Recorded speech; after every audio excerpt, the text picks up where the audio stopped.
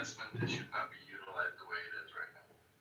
I understand, right? But I'm talking about the efforts of, like, regardless of our place, right? Sunday.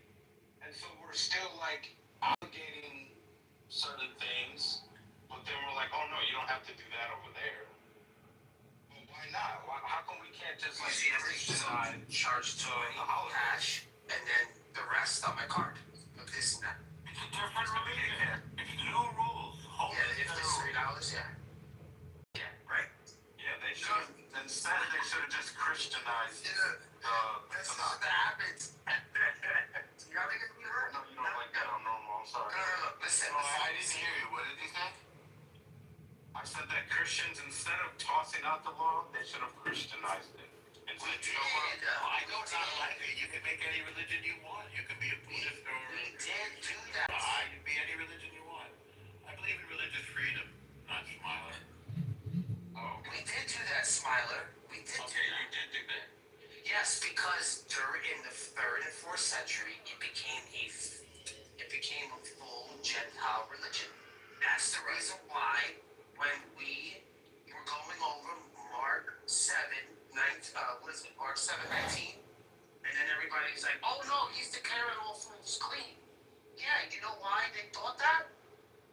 Because they didn't have Jews in their camp telling them that this was a Jewish idiom.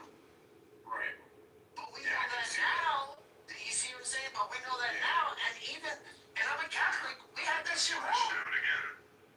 Like you said, we had him looking like a hypocrite. That's the reason why even some church fathers remove the verse. If you look at the NIV, the verse is not there. The verse is only there under the RSV. If you look at the NIV, it's not there. Because they've removed it because people were misquoting him, misrepresenting him, making him look like a hypocrite. They're like, wait a second, come on, we can't do this. But how are we going to explain it to them? They want deeper justification for not observing Torah. They're not going to just take Paul. They're going to want to take now and misrepresent what he's saying about all foods being clean with the hand wash. We went through this. Right. So that's what I'm trying to tell you, my brother. You can't, if you choose to observe the law, continue to observe the law. That's on you. You understand what I'm saying? That's on you. For me, I don't eat meat. Listen, I want to say I don't know. I don't like the word observing the law only because it's like, because I don't want it to seem like that's my main source. My main source is to look into Jesus and to follow his lead. And so what I do is I use the law as a reference point. So I'm like, okay, well, what does the law say? Because Jesus obviously didn't talk about everything. So I'm like, okay.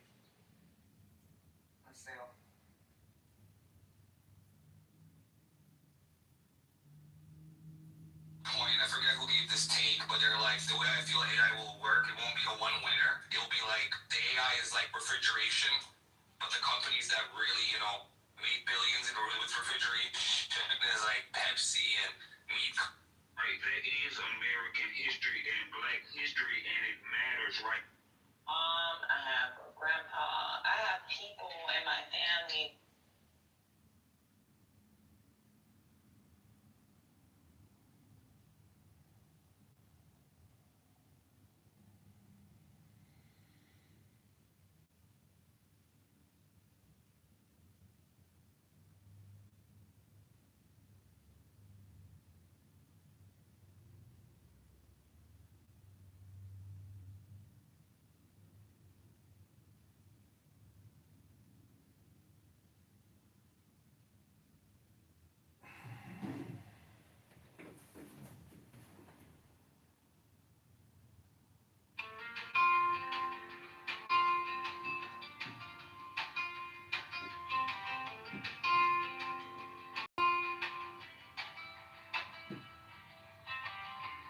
Crack a line of gray.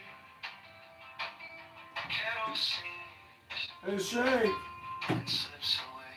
Shake, do you want to take a round-trip flight to Iran with a hangover layover in Palestine? or would you rather go to Iran with a hangover layover in Israel? Well, if you want, do you want to book a return flight ticket from Iran back to Israel with a layover in Palestine, or do you want to? Empty cup and quiet sink. I watch the steam before I drink. Deepest breath of the day. Let the hurry fall away. Hands around this little heat. Slowly waking, slowly free.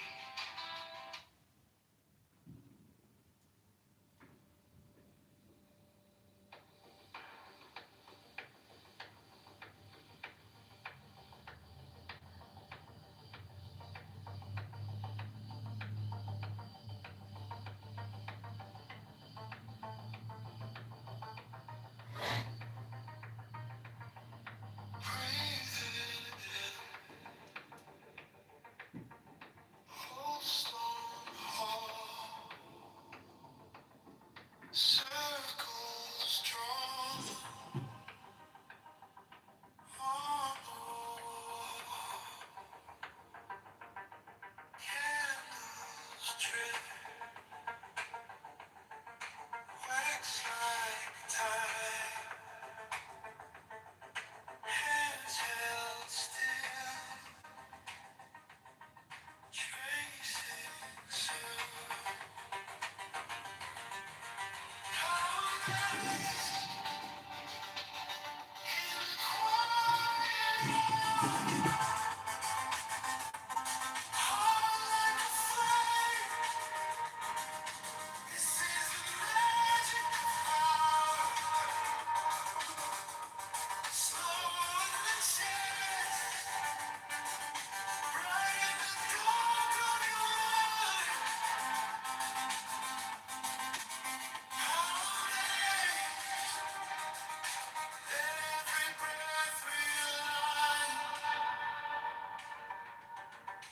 Eyes half closed, sparks inside. Name your fear, let it ride. Washington,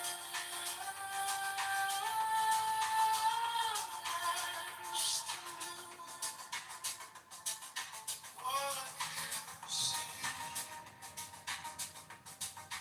lies in you. How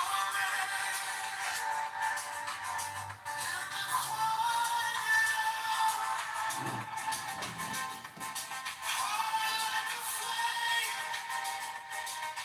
This is the magic of slow in the chest, right in the dark of your mind. How amazed, every breath realigned. Inhale the doubt, exhale the weight away. Feel how the ground keeps you here, keeps you safe.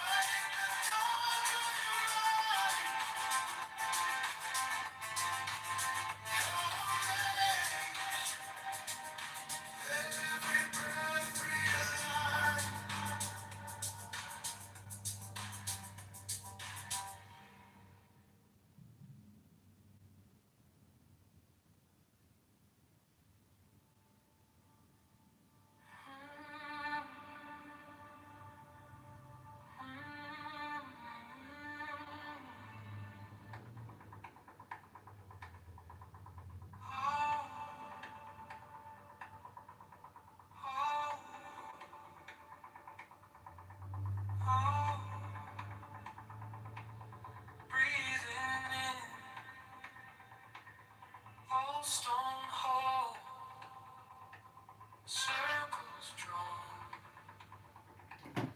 on the wall, candles drip, wax like time.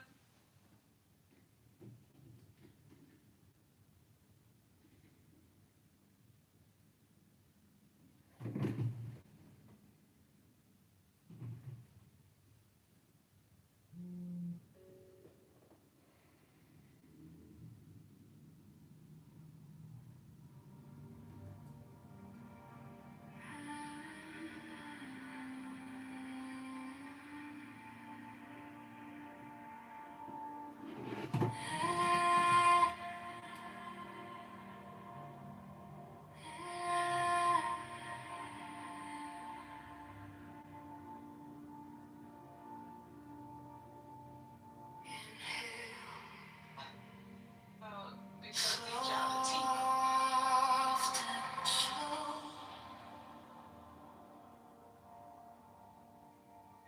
everything heavy.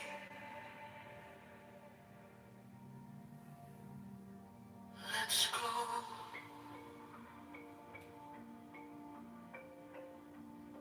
Lay your armor by the door. Every thought falls to the floor. Feel your ribs like opening doors. Gentle tide on inner shore.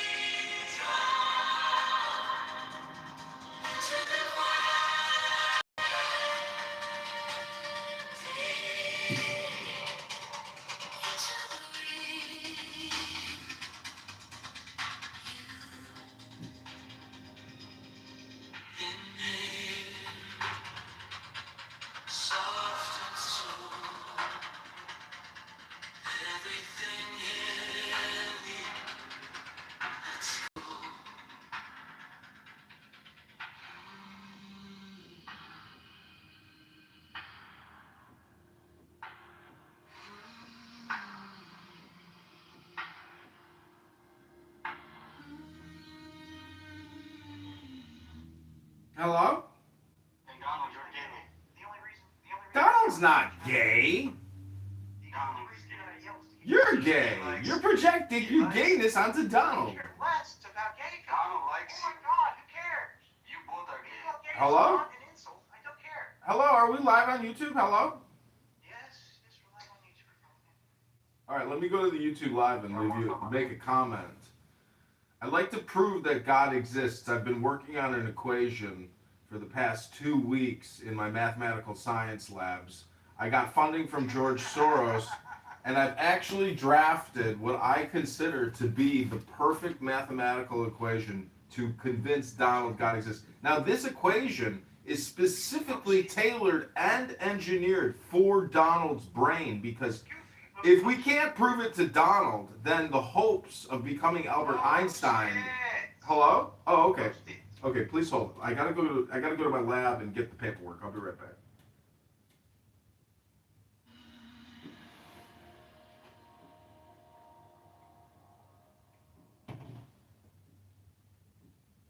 Actually, Donald, can I just leave? Can I just post the equation to your YouTube live so the world can see the brilliance of the equation?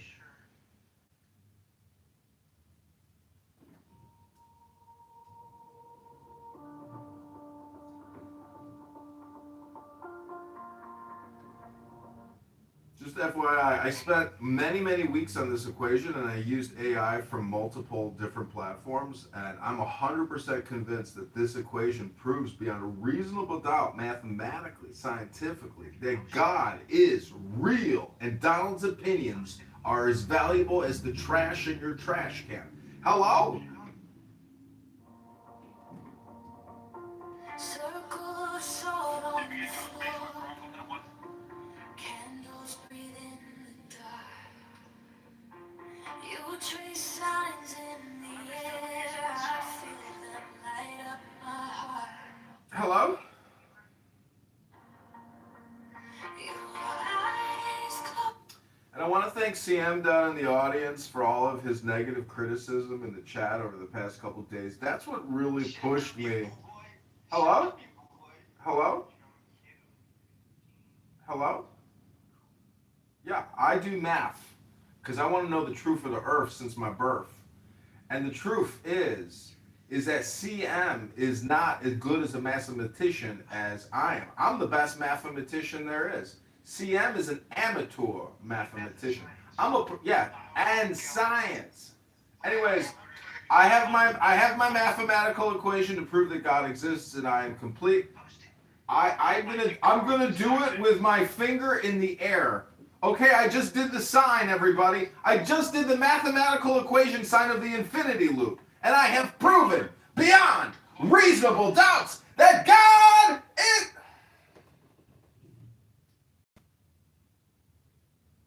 I know I got kicked out like everybody else. I mean, when you can't control yourself, I have control. Yeah, we should have kicked yourself out. Okay, no problem. Donald, please help yourself. You whisper power like I use my AAA card so that someone can get into his car.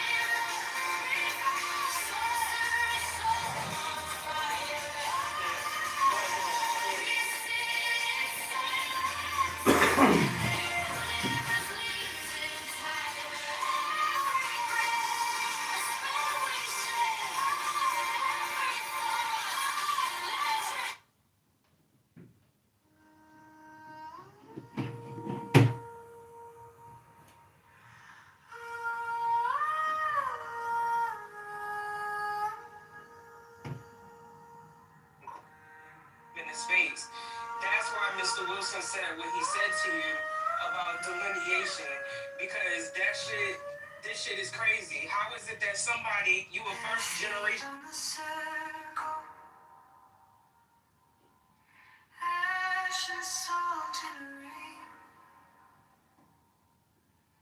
I breathe in the thunder. Exhale a silver stream. Eyes close to the chaos. Palms lit with steady glow. I call down the stillness from stars you used to know. This is my life, meditation, crown of quiet fire on my brow. I turn every shadow into soft golden brown.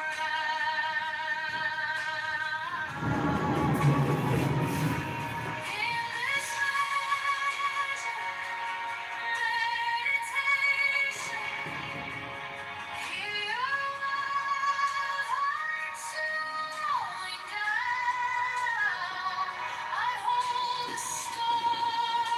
inside my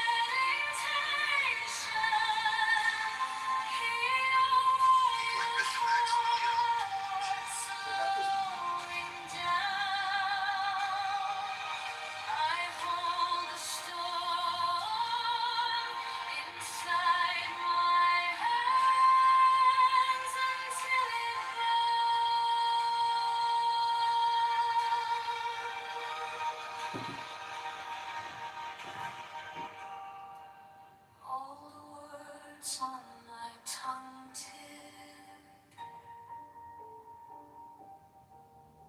soft as falling snow.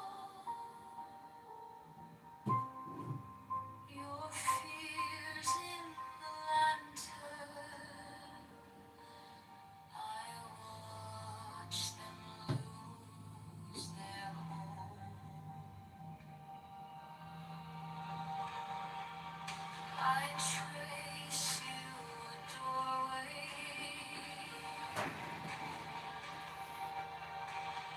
made of breath and light. Step through, leave your armor. You're safe in here tonight. In this my magic meditation, crown of quiet fire. I believe you just lied under oath. There is ample evidence in that statement. Don't you ever accuse me of a I believe you just lied under oath.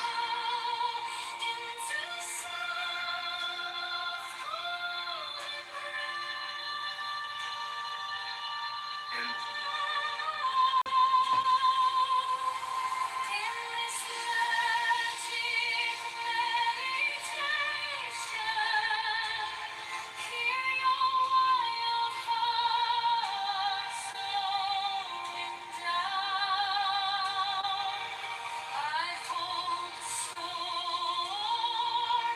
Inside my hands until it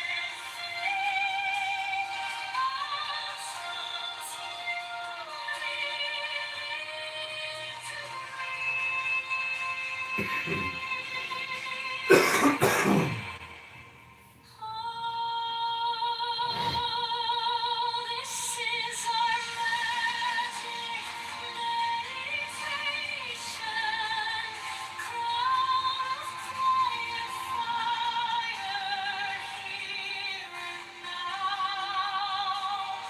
We turn every sorrow into song.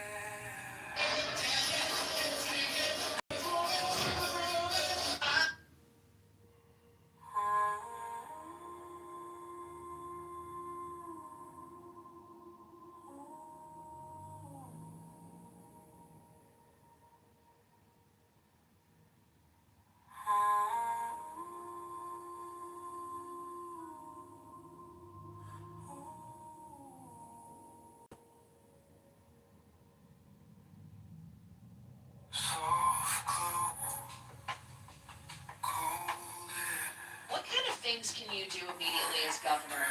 Even if you likely still have a supermajority of Democrats.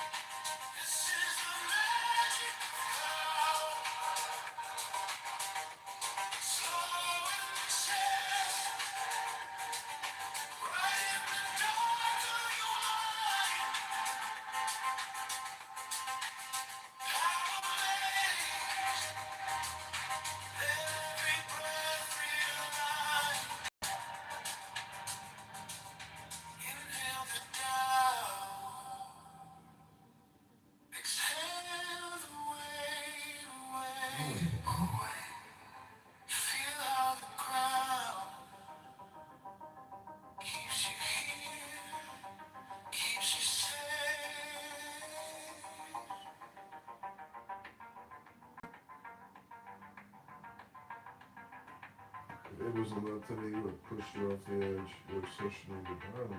How about you say some truths? Our capital.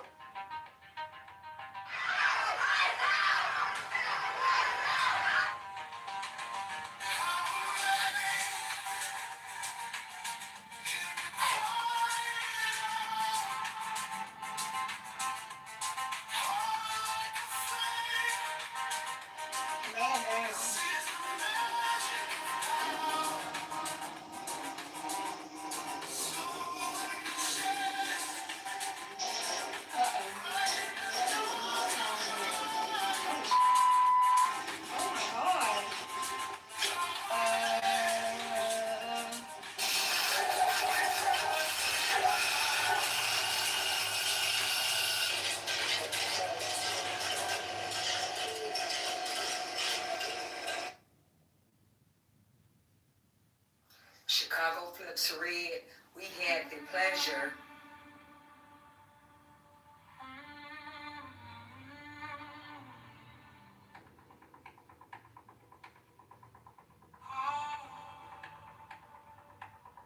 But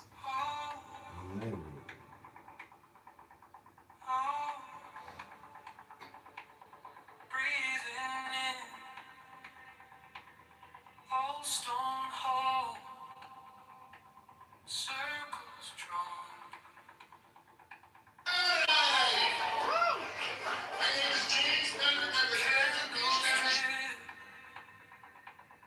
Wax like time, hands held still, tracing sign. Power range in the quiet hour, heart like a flame. This is the magic of power. Slow in the chest, bright in the dark of your mind. Power made, let every breath realign. Eyes half closed, sparks inside. Name your fear, let it rise. And neighborhood by neighborhood, ash and blue, what you see lives in you. Guess what? Power The made, leaders quiet hour, heart like a flame. plus This is the magic of power. Slow in the imagine that. chest, bright in the dark of your mind. Power made, let every breath realign. Imagine that.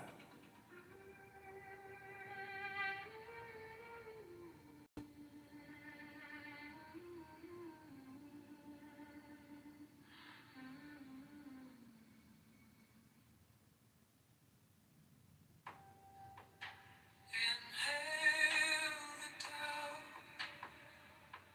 exhale the weight away. Feel how the ground keeps you here, keeps you safe.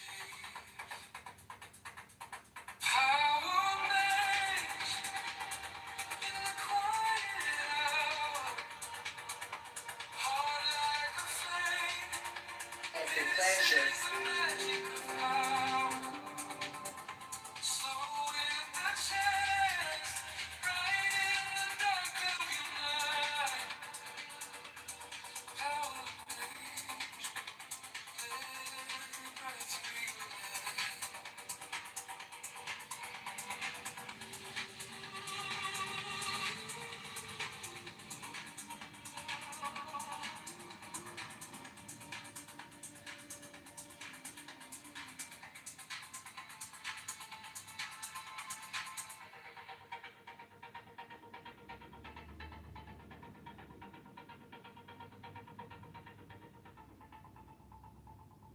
I grew up right here in Cook County.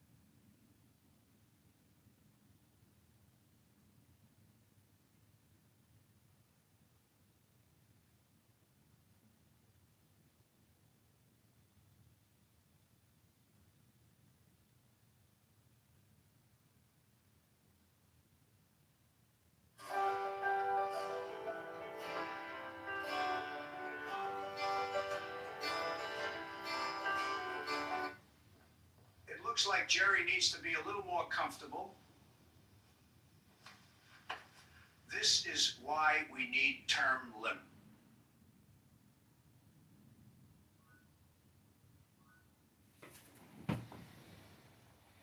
Danny?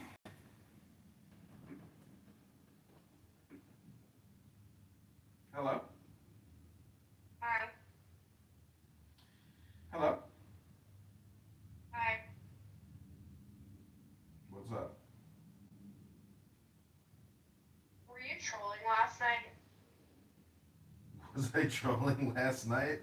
When am I not You're trolling? talking about penises. Were you trolling me? The penises, I can't remember, what was it? You were pretending to be a gay man. You did a great job. Thanks. Yeah. Yeah, that was comedy. Yeah, I thought it was so good. Did they kick you out? I think so, yeah. But I had other compliments too. I had other people message me last night saying I was very funny. I thought that was really good. But I still feel like it was a psyop. That was the psyop in the psyop. Okay. Becomes psyop slop. How many psyops are there? An infinite amount because every single thing is a psyop. Oh, okay. Mm-hmm. How do I know the difference between, like, entanglement and, like, people reading my mind? Everybody reads people's verbal and nonverbal cues. We're scanning creatures. And part of cognitive behavioral therapy is that mind reading is like people's fake problem, meaning that like, not a fake problem, meaning that like people that do mind reading are trying to like guess or infer when they shouldn't be doing that because it's almost like speaking. Like the more you think, the more you speak, the further from the truth you get. So if you do mind reading, you're like very far from the truth. You're using your imagination to create opinions, and opinions are what the problem is. That's why people are unhappy because they don't go with the flow. They're constantly giving an opinion on the flow as opposed to just merging with the flow. Hello? Yeah, like, so, like, the ocean. Yeah, unite, be one with the ocean. And the ocean is really a metaphor for the reservoir of subconscious emotions, which are infinite. So it's, just go with the flow. That's the whole thing. People on this app are actually trying to obstruct your flow. That's why it's called the, dark pit of despair. What is the dark pit of despair? Clubhouse. This is where souls come to die in eternity, trapped in a hell of fire. I don't know. Do you know who's back? It's just a joke. Who's back? Doc. Yeah, I talked to him last night. He was listening to me do my comedy last night. Oh, you do comedy? You didn't hear me last night? Are you talking about when you went in bathhouse? Were you in another room too? Yeah. With Doc? Yep. That was really good, I've had some weird shit happen in my life. Yeah, same here. I feel like Clubhouse. What do you say about the communication as hypnosis? And sometimes I wonder if I hypnotize people in the wrong way. Well, you hypnotize yourself when you hypnotize other people, so make sure it's a good performance. You don't want to suck, do you? I know, but I don't want to hurt people. Well, if you hurt people, you hurt yourself. Love thy neighbor means love thyself. Well, some people hurt people in order to help themselves. Manipulative people. become a president? How do you become a CEO? How do you like certain things? Like if you're going to be a billionaire, you have to have that type of mentality. Do you know? Not really. People promote and like the nice person. There are people out there that are just so authentic that they're unstoppable. And there's really a lot of CEOs like that that are extremely well developed. So much of life just comes down to showing up, not fucking up, being pleasant in all things. Like, if you're not pleasant in all things, you're not a very good leader because like I have, worked for this guy once, and we wasted 4 days on this like seminar, like this educational seminar. Total waste of time. Could have been compressed to like 2 hours. Instead we wasted 4 days at the government's expense. And then he has the gall to scream at all of us for wasting all of our time and making it a horrible event and screaming at us. And I'm like, bitch, you're the fucking leader. You're the one who organized all this, and you're screaming at us? We should be screaming at you, motherfucker! And we all looked at each other like, I can't believe he's screaming at us right now after he is the organizer and wasted all of our time. So, there's good people out there that won't waste your time. And, that's it. That's life.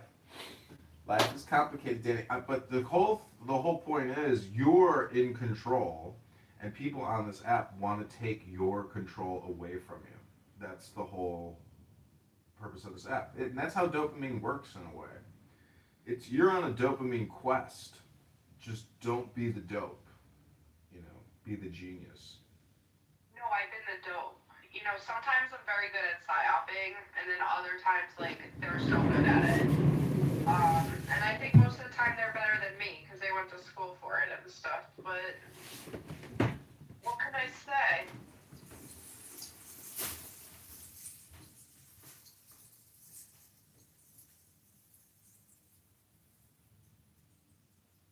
They're talking about religion in the other room. I feel like I've heard every single argument. At a specific point, maybe there is a point where there's nothing new to learn. Well, not on this app. Look at it as like a soup of words. Grace is here as well. Look at this as like a soup of words. And if you want the recipe, you got to open a book. People who wing the cooking without looking at the recipe and actually doing the measurements, their food sucks. That's what people are doing on this app. They are creating dreck, schlop. That's what. I feel like some people have it in them to really cook well by instinct alone. It's like one of those gifts that people have. How do I find the other room? It's the Church of Buttercup. Okay.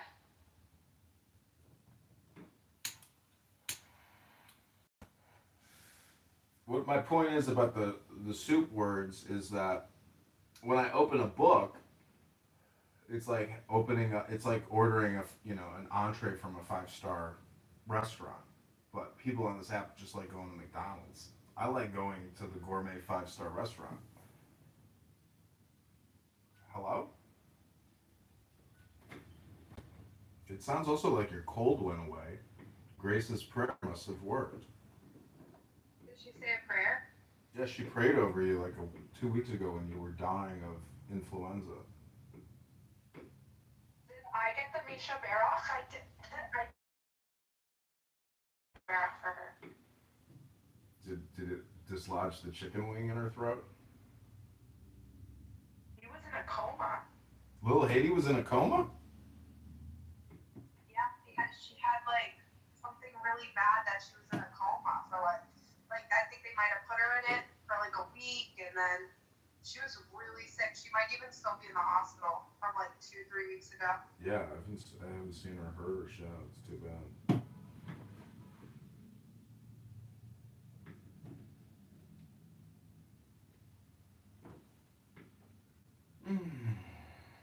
Well, I've just been playing music. I did a scan of the rooms this morning. I didn't find anything entertaining, so I went back to music.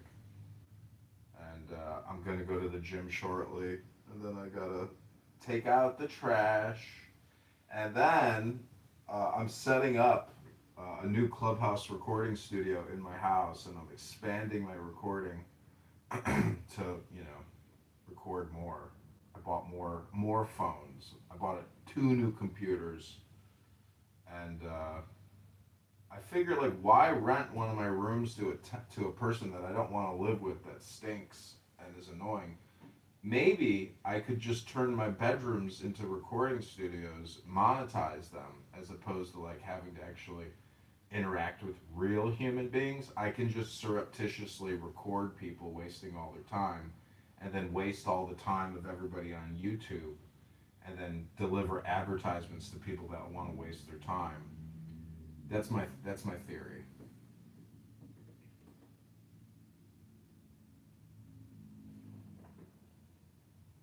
Hello? Oh, sorry, I'm just looking at a list. Grace, welcome. Hope all is well. Okay. How are you guys? I'm good. The weather finally is turning. They say we're going to get like a 70-degree Fahrenheit February. You know, I'm like, holy shit. You know, when they say the groundhog like saw a shadow, didn't see a shadow, it's always the opposite. When they say that we're going to have like a longer winter, you know, it's the opposite. That's the thing people don't realize about the groundhog. I have 4 feet of snow. I don't know what you're talking about. And it's just piling up. And I'm at the top of the mountain. That's where I live. So I have no idea what everybody else is experiencing. All that I know is that it is here to stay.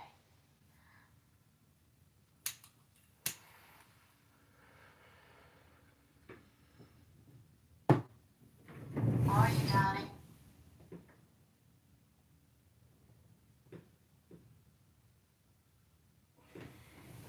Can I interrupt something? I'm looking at a list of Black Jewish celebrities for Black History Month.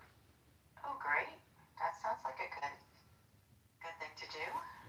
So someone said Doja Cat was anti-Semitic and to switch them with Adam Duritz, but Adam Duritz is just a Russian Jew. He's not black at all. He just has I know. I know. Everyone thinks he is.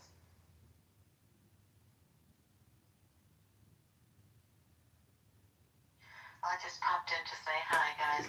I hope you all are well. And I hope to see you again. Likewise, Grace. I'm gonna read something from a book. People in Clubhouse. Danny, did you hear about my 1500 3000 theory? It basically says that we say 1500 words a day and we listen to 3000 words a day. And the people that pick and choose what they say and listen to are the ones who are actually in control of the 3000 and the 1500, which is yourself. So if you take ownership of what you're listening to and what you're saying, and you control that 1500, 3000, your life will be a lot better and you'll have less difficulty. That's what people in positions of power, prestige, and success have been doing for many, many years, is controlling the 1530 rule. Yeah, by not like consuming bullshit. Yeah, because it's spam. So your attention and your focus is all important, and if you're just consumed in spam, well, you know, you're just in a garbage can. It's too late for me. It's not too late for you because it's the 1530 law. And No, I'm just saying, like, I feel like I already fell into the shit. no, there's no, you can't fall into it because there's no such thing as past. There's only the now. The now is a compression of the past and the future. And if you increase your IQ, you increase your EQ. And the whole point of meditation and focus is to induce what they call genius with a capital G. And genius is a little bit like a time machine, meaning that you can go into the past or future with a time machine. But since time machines don't exist, what it really... Huh? They might. No, they don't. What it is a metaphor for the focused attention, is staying focused. Do And you have the clearance to know if we do or not? no, all my time as a top secret military intelligence officer, Danny, I never saw one secret or one intelligent thing ever. All I met was stupid black women. That was it. I met DEI hires. That was the intelligence that I found, was that we were so intelligent we were making DEI hires everywhere, and I was like, oh shit! Like, we're not intelligent? Oh shit! I don't get it. There's nothing to get. That's my point is, when they say military intelligence, it's just like an oxymoron. It's the opposite. Is there's no intelligence in the military. All the super smart people go into law, banking, and health, where all the money's at, and they make, Yeah. on average $500,000 a year. Wouldn't it be nice, Danny, if you and your husband both earned $400,000 a year, or even 1.2 million a year? Amazing, but you understand, like, my dad's a doctor, my stepmom's a doctor, she even is Ivy League educated, and I don't think they bring home that much money, unfortunately. No, I know. I'm just being facetious, saying, like, what if, like, how remarkable, because it would be mind. So I was reading the Reddit posts of, like, what people do to make that type of money, and, like, you're right on the money, like, certain types of doctors. Mhm. There was someone whose wife was some type of a lawyer, Mhm. and they said that she was like a partner, so she was making 600,000 a year. Mhm. Yeah. I worked with this Jewish woman at Smith Barney Citigroup, and as a financial advisor, I was a paid intern working for her and helping her, and she was like, John, don't go into financial advisory, don't become a wealth manager. She's like, my husband is an attorney, John, he's making over $1 million a year. It is a license to steal. And I'm like, your husband's stealing money? She's like, no, but it's legal. He's got a license to steal. I couldn't stop laughing. I was like, you're so funny. She was like the worst financial advisor in the office, the biggest klutz. But she was, fun and nice, and didn't have a bad attitude, even though she wasn't making great money. Her husband was fucking killing it. She had a couple kids. Like, she didn't need the money. She just needed to, like, stay busy, So she was a cool chick. So how do you know how to get the good financial planner? You know what I mean? It's like, how You do you can't. pick the right one? The right one is you. I really want to write a book and do like a website and call it like Fire Your Financial Advisor, and prove that your financial advisor is actually costing you money, and you are literally shaving off like your retirement, because if you're giving them 1 to 2% a year over 10 years, that's 20%, 10 to 20% of your total net worth. And if you're only getting, let's say, 4% to 7% over 10 to 2, so they're taking half of what you made with them. That's crazy. And they tell you it's 1 to 2% assets under management, but they're really taking half of whatever you gain over a long enough period of time. So fuck that. And you're trapped in there. And they don't even do anything for you. They literally sell you a mortgage, or I mean, they sell you a mutual fund from another company. But they don't do anything. They'll take your call, and like they'll return your call, and they'll mail you a check when you ask for a check. That's the biggest thing that's happening in these financial advisory firms. People just call in and say, "Hey, I need a check for $35,000," like, and they start cashing out.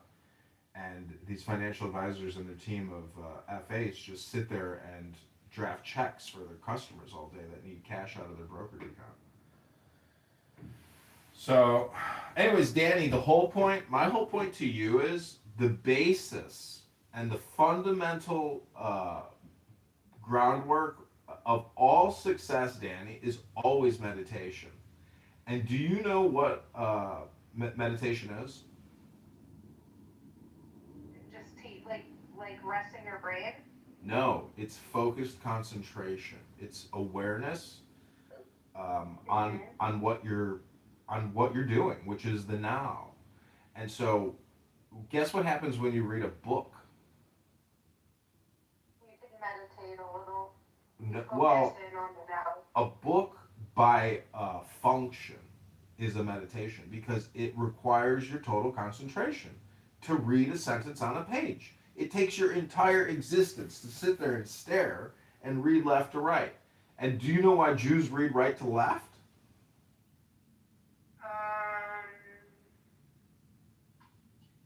No. I don't really know the answer to that question. I think it's just because like it's the Tao, meaning that they do it. Yeah, they do it different in order to be different. It could also it could also have to do with the actual language and the writing of it. You know, I'm not sure. We could Google it. We need like Grace or that other guy, the Israeli guy knows a lot. Yeah. The older guy. Yeah. He's from Chicago. I forget his name. Probably the same Eitan. guy. It's Eitan. Yeah. He knows a lot. Yeah, he loves talking. Oh, okay, so listen to this. Jews read right to left because Hebrew, like other ancient Semitic languages, Arabic or Aramaic, was originally carved into stone with chisels, making it easier for predominantly right-handed people to carve from right to left to avoid smudging or injury. This historical practice continued with quill and ink, but some languages eventually shifted to left to right for convenience on paper, while Hebrew maintained its right to left direction due to its religious texts and cultural continuity, with Kabbalistic tradition also linking the right side to positive attributes like kindness. I was like, holy shit, I was thinking that. I was like, because the right hand is the hand of God, we probably go right to left as opposed to left to right. Like, why start at the evil position to get to the good? Start at the good, then get to the evil. Don't they say that left-handed people are more likely to be serial killers? Well, Bill Clinton is left-handed, and see, I think that's also like a metaphor too, because if you follow the left-handed path is like like a pirate versus, the officer and the gentleman. So it's like cops and robbers. The left side is the robber, the right side is the cop. But it's together. It's when you clasp your hands, that's the union. And in Kabbalah, this is what a lot of people on Clubhouse don't understand. Like how when they're constantly saying, how can there be a God? When all there's is evil and all this death and horrible chaos, and that's because they don't realize God is a chaos agent. And God actually has evil attributes. And God is like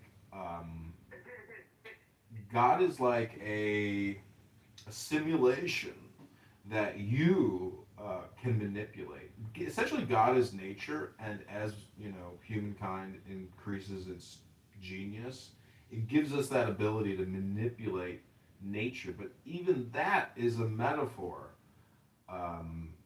for our own dispositions. Like you sound like a good person, like a nice person, and that's probably because of the input from your parents, from your family, from your friends. Maybe you've had some shortcomings, but nonetheless, most of your input is good. So you're mostly a good person. But imagine organized evil, parents and cultures or societies dedicated to creating, evil characteristics, controlled evil characteristics, meaning that you don't want to create a warrior that just randomly kills and commits crime. You want to create basically Dr. Evil as opposed to Dr. Good. Wait, so you're saying it's better to create a warrior than a good person? No, I'm saying some people end up becoming Dr. Evil as opposed to Dr. Like Bill Gates would be the example that like his parents, his conditioning, his experiences has produced Dr. Evil. Now you might say that Kennedy is the production of Dr. Good. So, there's just a lot of conditioning that goes into who we are. And the fact that we speak English is because we've been conditioned to speak English. If we chose, we could switch to a different language if we were competent in it, but we're not, because we haven't been conditioned with that. So, The point I is, think Bill Gates, his father is the reason he's the way that he is. yeah, probably. So, all communication is conditioning. All communication is hypnosis. All communication is projection. All communication is politics. All communication is spam. And, if you get spammed with a bunch of negative attributes, you can become Dr. Evil.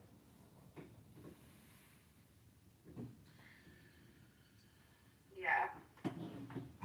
And so when you listen to people on Clubhouse, unfortunately, because all communication is projection, all communication is conditioning, all communication is hypnosis, all communication is political.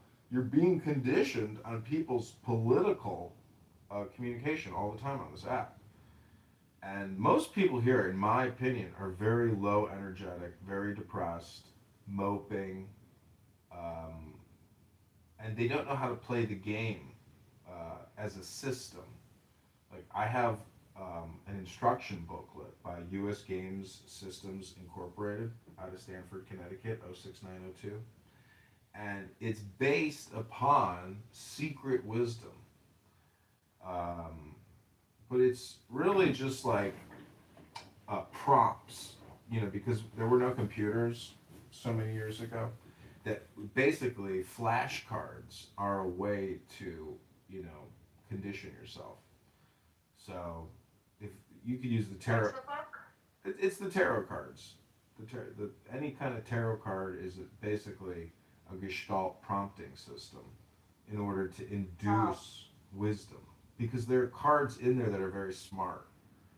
Like for example, tell me a tarot card in your memory. Do you have any tarot cards memorized? The Fool, the Hermit, Okay, so go with the Fool. What is the Fool to you in the tarot? I don't know. Okay, it's a cloaked individual, uh, dressed in rags, and that person is holding a staff and carrying a lantern, a lamp, a light source in the darkness. But that person underneath those rags is like a 5-star, Benz. It's like buying a car that looks like a piece of shit, but on the inside it's all luxury. That's and the hermit is also like a crab or a cancer, meaning that it burrows, it goes within. So the whole secret is within. And that's what meditation is. Again, it's just a focus. But tarot is like a way of interpretation. But again, it's almost like a pre-computer system. It's basically AI itself, because you can use it to hypnotize yourself and others. But it's all the secret symbols which are there, which always go back to go in. Within is where the mystery is living. Within you, you are the secret. And so when the saying in Zen poetry is, the more you think, the more you speak, the further from the truth you're going to get. So when you come on this app and you talk, or you listen to people talking, you're listening to sounds outside of the silence. The silence is the secret. Silence is where it's at, which is peace, peaceful disposition. The moon light reflecting off of a perfectly harmonized and balanced lake. That's what you want your emotional state to be, is always in a state of bliss. So people on this app do not talk about the theory of joy. Do you know what the theory of joy is, Donnie? No. It's a psyop. It's a psyop. But it's like riding a bicycle though. Once you ride that bicycle of joy, you can always get back on it and ride it without having to figure it out again, because now you understand, balance. That's why riding As above, so below. exactly 50-50. Not too much of this, not too much of that. Ich en jach. I don't want to die. You've probably died a million times already. That's the things you don't want. But the truth is, it's not about what you want. The truth is always about your opinion, and your opinion is that you die. But the truth is, you probably don't die.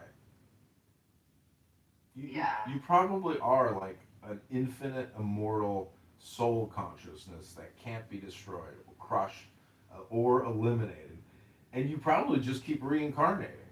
That's probably what's happening. And when you wake up every single day, when you wake up in the morning, people don't go, oh, "It's a miracle! I'm alive!" They don't say that, do they? They just get up, they take a dump, and they make a cup of coffee. But they're never like, "Oh my God, look, I came back to life!" Like, so every day. Well, sometimes, I mean, I am very happy and grateful, and I'll sit with my son, and I wasn't raised that Jewish, I only knew the Shema with my mom, but, well, there's a couple more prayers. But, like, I put on the Modeh Ani for my son, because I think that's the prayer that you're actually praying to God, that you're thankful for the day. And it's really beautiful. Yeah, that's all you need. Yeah, that's all you need is a kindling, which is a little fire to start the blaze. I know a lot of Jews that have never been to Israel. They've never gone on a birthright trip for free. I'm like, why not? Why haven't you go to Israel for 2 weeks for free? All expenses paid. Go. You're gonna meet so many amazing people. It's like going to summer camp. Fucking in Israel for free. What the fuck? Go. What are you waiting for? You know what? It was 2 levels for me. It was okay. I'm afraid, like, I feel like when I was growing up, like, the local newspaper was always showing all the dead kids in Israel for, like, propaganda. Like, it would be, like, dead Palestinian kids, dead Israeli kids, and they would be, like, stoning each other to death, like, every week. And so I was just, like, afraid to go. I just thought that there was always, like that it wasn't safe. But they say it's the safest place in the world for the Jewish people. I mean, that's what the people in Israel say. That's what they say. I think it's a beautiful thing. I would love to see it. And I also wanted to read about the history to figure out all these things, because they say so many things. And now that I know the history, it's just like, it must be God's way, I think. It's the only thing I can think. Well, God is everything. So, you know what I don't like though, as an American, I know that like everything is a drama, meaning that all these foreign countries just want to keep like causing drama to just like get our fucking money, our attention, our resources.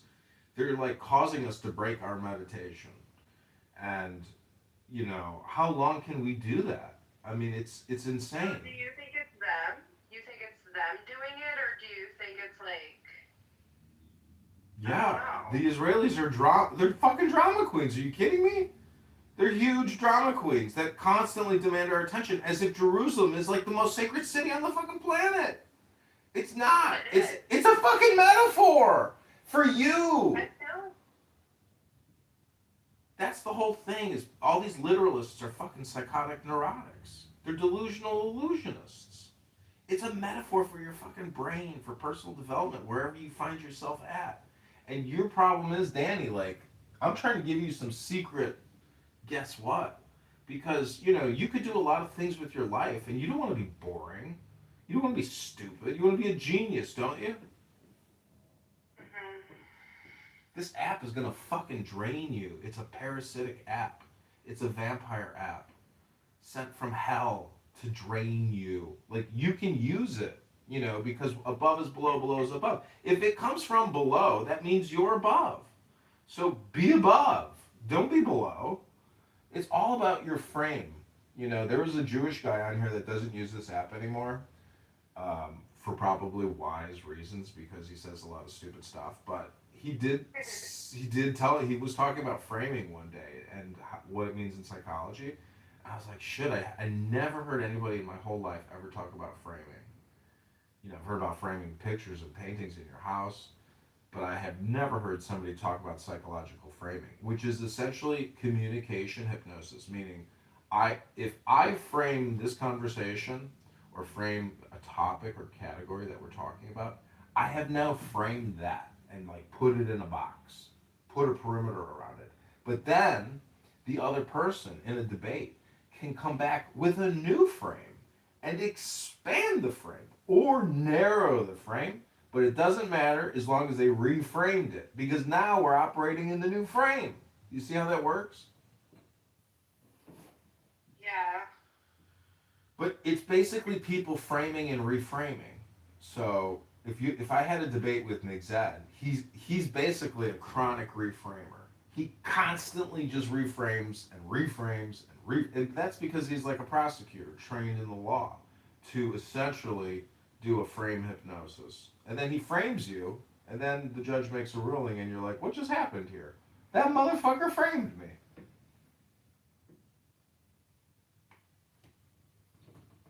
Yeah, that's scary. Well, you have that same power. It's not like the power of a certificate from a college. Anybody can frame anything. Like, you ever see the movie Cecil B. DeMille with the Ten Commandments with Moses? No. Well, the whole thing is a framing. And literally in the most real sense of the word, because it's a movie and they have to shoot a frame. But the script is essentially Moses framing. And then people come up to Moses and they frame. And then an Egyptian soldier will frame. So it's just like one frame after the next. And it's a little bit like, that's what a film is, basically. It's a progression of a story by framing. And that's what's happening in the real world. Like if you want to go buy a car, and you talk to the car salesman, and you're looking at a car on the lobby of the dealership, you're trying to frame up the situation, and then he's trying to reframe you, and then finally you get a meeting of the minds, and you strike a deal, you sign the contract, and you transact the currency and get the keys. So this app is just like neurotic framers. You want to hear a sample? I can just prove to you my theory just by going to any random clubhouse.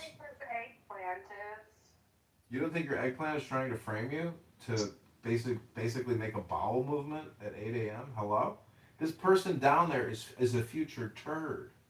They're here because they want the dopamine, but they're probably not even listening to what I'm saying. It's not even making sense to them because they're sitting here like probably doing something else. Anyways, Danny, do you have any other questions, concerns, ideas, or opinions? Is it weird that someone else is anoning you? No. If I anon other people, obviously I'm gonna be anoned as well because they're looking for some type of tidbit to frame me. You see what I'm saying, Danny? That's what anon is. It's a snitch hotline for framers. Don't get framed, Danny. You're always being typecast. Do you know what typecast means in the pictures business, in the theater business? But how do I reframe it? I feel like I might be in too deep, like that. Well, there you did it. By saying how do I reframe it? You just reframed it with the question. You see what I'm saying? You can't help yourself. You're already a serial framer. The trick is, Danny, don't get framed by other people. Frame other people, but don't get framed yourself. I am the president of the Framers Society here in Chicago. I frame as many pictures as I can. And I've been doing it for many years, successfully. I have a huge framing production business. I don't know if you know this, but, I'm big into framing. You're nervous? Yeah. Well, that's you just framing the situation. Congratulations. I would suggest you do a different frame, but everyone has their preference on how they want to frame things. I don't frame shit. Well, you just frame shit by saying you don't frame shit.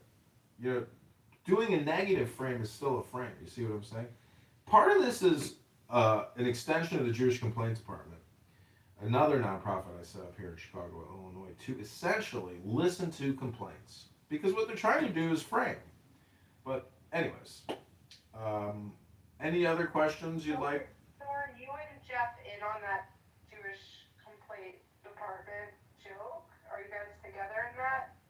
No, I started JCD. I'm the founder. Actually, it was me and Grace that started JCD because we were listening to a Jew hate room put on by Amir and his group of terrorists.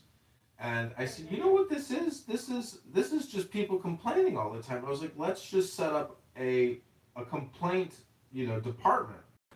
Uh, and so we did. We set up the Jewish complaint department, and it's the thing is, it was founded by a Jew. It's not for Jews. It's not by us for us. It's just the Jewish complaint department. Because there's so many Jewish complaints all the time. I was like, we need to essentially set up like a ticketing system for Jewish complaints. Whether it's Jews complaining or people complaining about Jews, I want to be at the center of all Jewish complaints. And so we set up the JCD. We come up with a brand called Jew Fu Boo. JFU, Jewish for us bias, JFUBU. Well, do you know what NFFN is? No. Nigga faggot faggot. No. But when I was a kid, I had FUBU gloves, and I think that was not okay, because it's for us bias, but that's for the black people. JFUBU. So it was like embarrassing that I wore FUBU gloves, because I didn't realize it was that guy from Shark Tank brand for us bias. FUBU. What do we call it? How do we get Zubu, Zionists, Zionists for us by Zfubus, Zionists for us by Zionists. Zubu. Zfubus. All right. Well, I'm gonna make another cup of coffee, Danny. You know what's better than a cup of coffee? A cup of Water. no, a cup of espresso. Because an espresso is like a very expensive coffee, and it's a little bit like cannabis versus tobacco. People that choose tobacco choose tobacco because it's cheaper. Cannabis is very expensive, but it's essentially the same. I don't know. I feel like cannabis is cheaper than Cigarettes? yeah. That's possible at this point. Yeah, if you could get like an ounce for under 100. Yeah. And cigarettes are like $20 a pack.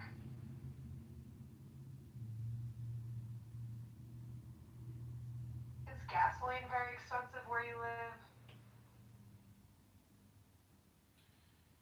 Everything is expensive, That's the frame. People who say, "Oh, I could never live there. The cost of living is so expensive." It's like, oh, you don't like to live. You don't like to have a high cost of living, and it's just the opposite of that. Is I like to have a high income. It's like. Yeah. I would like to have a high income, but I don't even know where to start. I started at Google. That was my highest paying job ever. I was making 120,000 plus a year. When you get a paycheck for 10K a month, you're like, oh my God, I can't believe it. Rabboni Shalom. What a miracle. You should be able to make more than that. It's not really just about how much you make. It's about your comfortability at that, organization. Like if you go to that organization and it just causes you massive amounts of stress, pain and suffering, is it worth it? And the truth is, your birth wasn't about whether or not it was worth it. The truth of the earth really is all about the frame. you know, because when you're getting psyoped when you go work at a major organization all the time. They're constantly psyoping employees. You know, all communication systems, whether internal, external, are completely independent and categorical, and every organization is, which is so funny. Most organizations should be spending all their time spamming people on the outside, but most organizations spend all their time spamming people on the inside of that organization, and that's so stupid. It's such a huge waste of time.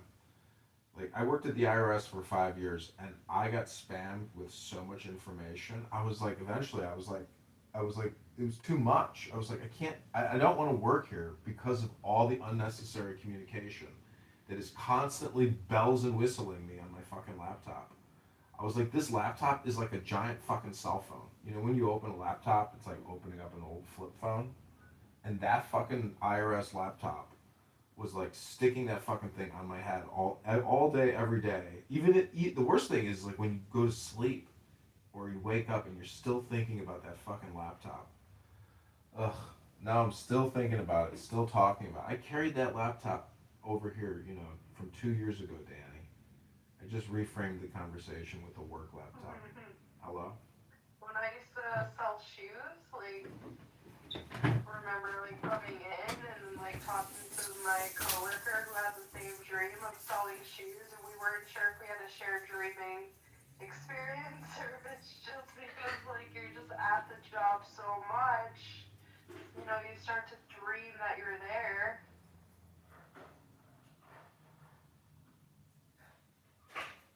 But it was so weird to have like the same dream the same night, you know?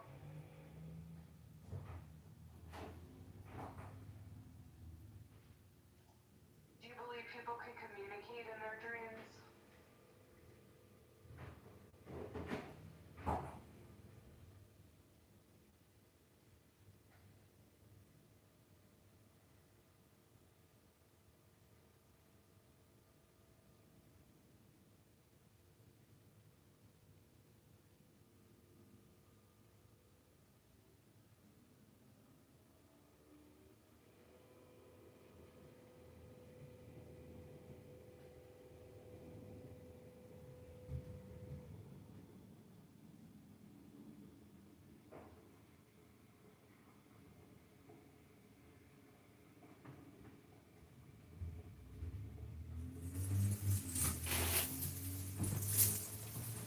Hello?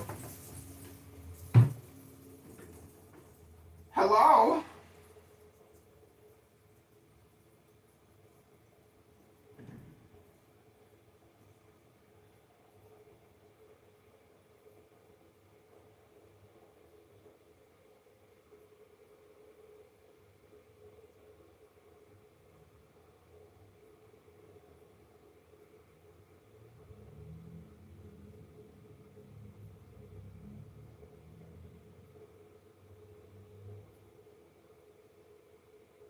He didn't actually make any critique of my argument, so you're lying.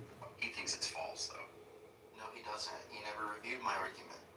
He's never seen this argument. He left before I posted it. You're lying. How are you guys on the same page? Hello? We're on the same length in terms of our spatial IQ. You brain dead side character. Stop unmuting yourself. Hello? What's up, Laura? Hello, moderators. I would like to give you my opinion on the problem of evil. Well, let's see how long it takes me to kick you. Go ahead, my friend. So, I was wondering, why do Jews write right to left as opposed to left to right? And it's because of the problem of evil. Originally, before the quill and the paper, man had to use a chisel on a stone and did that right to left, because that's obviously the logical place to start on a block of stone. And so it's really a meta, or a metaphor. Some people on Clownhouse are so literal that they don't understand the psychological, the cognitive, the neuro-linguistic, psychological development. We tried. I'm sorry. I'm sorry. Oh, boy. Welcome, Melissa. Good to see you, my friend. Jordy, sorry for the abuse you endured there. Pluro is he's an unusual character. He's back.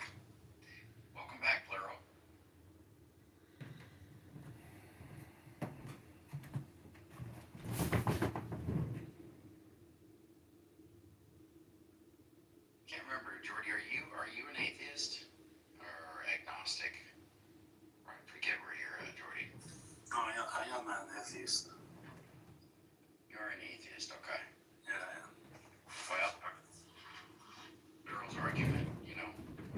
Yeah, Andrew, let's get your best argument for God's existence. Give it to Jordan. Would be the best argument I've ever heard. Clara, I don't think I'd want to get behind any of my own arguments. I'd probably stop yours. Yeah, how does it feel to not understand entry-level logic? You're a brain-dead side character. No one in the community takes you seriously, Andrew. I want you to internal. Thank you. Well, it's hard for me internally. Yeah, I have a verbal IQ of 179 and listen to Mozart every morning in my chambers. Alright, Garth here. Yeah, I'm NASA certified. I'm formally published in metaphysics. He has chambers. Yeah, I can represent abstract relations clearly in my mind. My spatial IQ is 192. I'm formally trained in higher order metaphysics. I'm published. Well, why are you afraid of these atheists that you say you're on the same wavelength with? Why are you afraid Yeah, I of them? think you're projecting, Andrew. I'm not afraid of them. I'm published with them. Sully and I are published under Brian Cutter and Josh Rashmies. Oh, you guys publish under them? Yeah, I'm formally trained under Robert Branham from the University of Pittsburgh. I'm a Hegel. Yeah. Well, I think Piper's a better Hegelian than you are. I mean, Piper is the Hegel slow. speaks for itself. Exactly. You're my order. I don't know you. Laura, why don't you accept biblicism? Like my friend Biblis is super reformed holds to. Why don't you accept it? Go ahead. Sorry, what's the argument that I should answer this question? Go on. What's the argument that I should answer your question or give an Yeah, argument? nice stutter, nice blunder. What's the argument that I should answer that? Go. Bye. What's the argument that I should answer that? Go. Thank you. That's gonna be a dodge, nice concession. I appreciate you, Clara. You're face down, ass up right now. Thank you for that. What's the thing about going both ways? What did you say, Clara? Okay, welcome, Biblicist. How are you, buddy? I'm fine by the grace of God. Nice. Can we convert these panentheists/atheists? Can you got some good reasons for people to accept Christianity, Biblicist? Not the Holy Spirit. I cannot convert anyone. I don't know the Holy Spirit work. Yes, but you think Christianity is reasonable, right? Yes, of course. Yeah. So there's good reasons for somebody who's honest to accept it, right? Biblicist, are you there, buddy? Did I lose you? Biblicist, are you there? All right, we need a chance, bub. Come on back. Jordy, did you pretty much? Are you a panentheist now? Christianity is fundamentally a religion of truth and honesty. Jesus said, "I am the way, the truth, and the Right. Yes. So why should somebody accept those statements as being true? Why should somebody accept those statements as being true? No, all are fallen. They are quite evil. Why should somebody accept that we are all fallen? Because of this sin nature. Why should somebody accept that we have the sin nature? Nobody accepts that they have sin nature. No, boy. Okay, so it's not reasonable for somebody to believe that?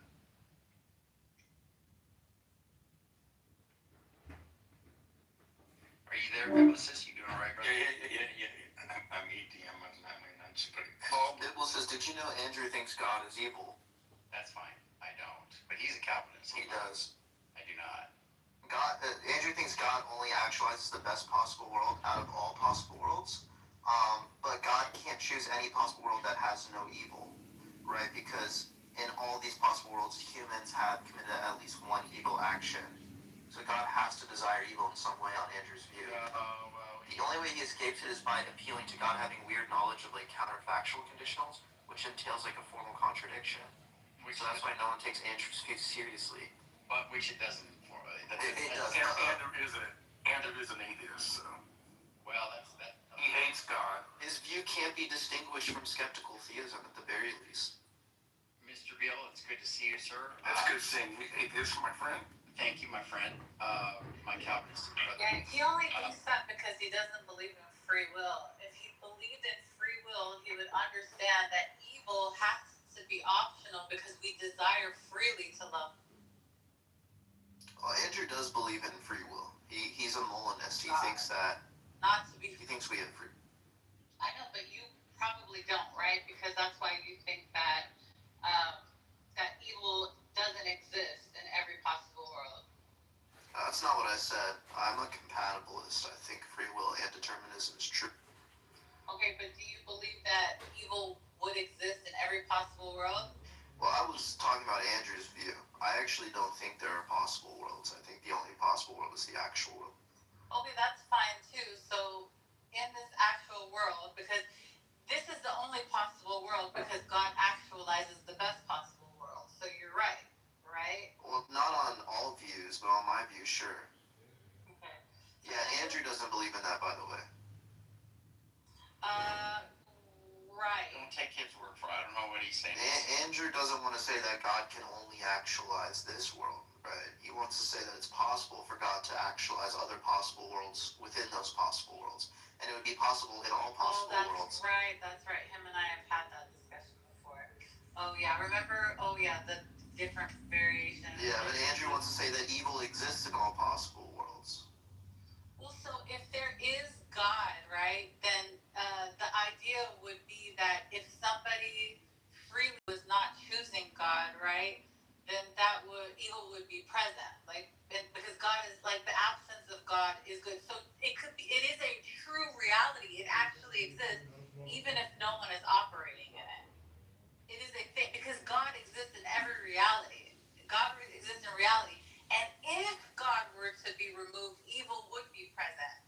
And if there is free will, then that is optional. It has to be optional because we're all choosing God freely. Right? Am I wrong? Yeah, no, God already knows what you're going to do, so you don't actually have control. Oh, here we go. Andrew, is that true that you believe that evil exists in every possible world?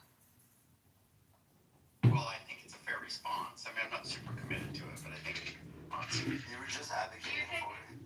Yeah. Do you think that God creates in every possible world? No. I think there's worlds where God does not create. And in those worlds, there is still evil, even though it's just God? No. Right, so it can't be every possible world. Every possible world in which God creates. Well, you didn't say that before, that's why I asked you. I mean, homosexuality was considered some sort of psychotic deviation in the DSM-5 for some 17 years.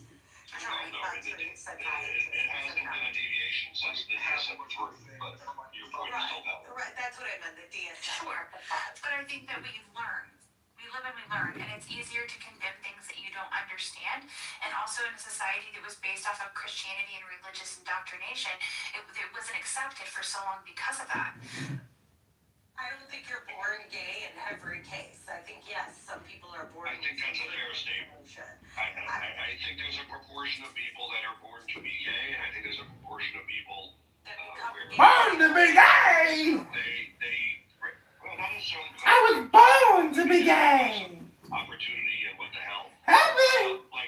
But Not happy. Continuum and Hello? to understand the Hello? process of where that may be. But also, I think, like, the actual teaching on homosexual acts, which is where the Jews are in this, right, is the act itself that's the problem. Like, they're pretty clear. It's not illegal to be fabulous! Like, if you want people to be around and see the value. No, John. It is illegal to suck a dick. Don't fuck a dude in the ass. Or fuck a man in his asshole. There are a ton of things in faith and religion that, priests and rabbis can focus on. That's probably at the bottom of the list. Yeah, rabbis don't really want to talk about your anal sex practices. Hello? Rabbi, is it illegal to be fabulous? Or is it illegal to fuck a man in the ass? Hello? I get that, at least in traditional mainline Protestantism and Catholicism, that's not the case.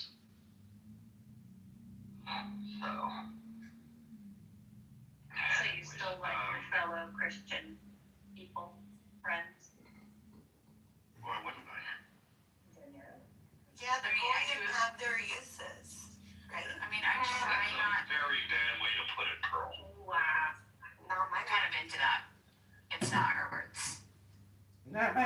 even though I just said them. So funny. Is it funny, Bliss? You think it's funny? This is my ex-wife, by the way.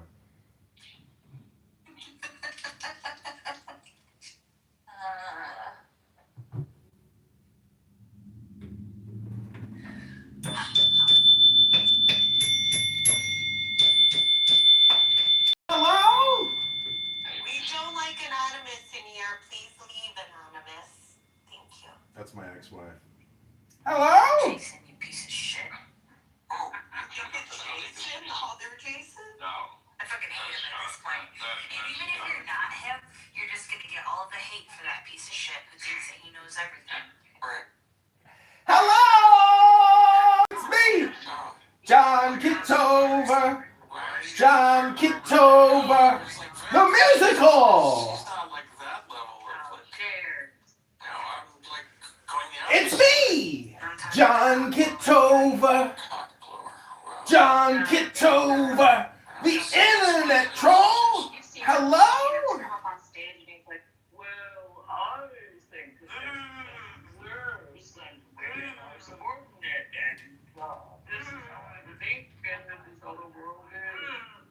Oh.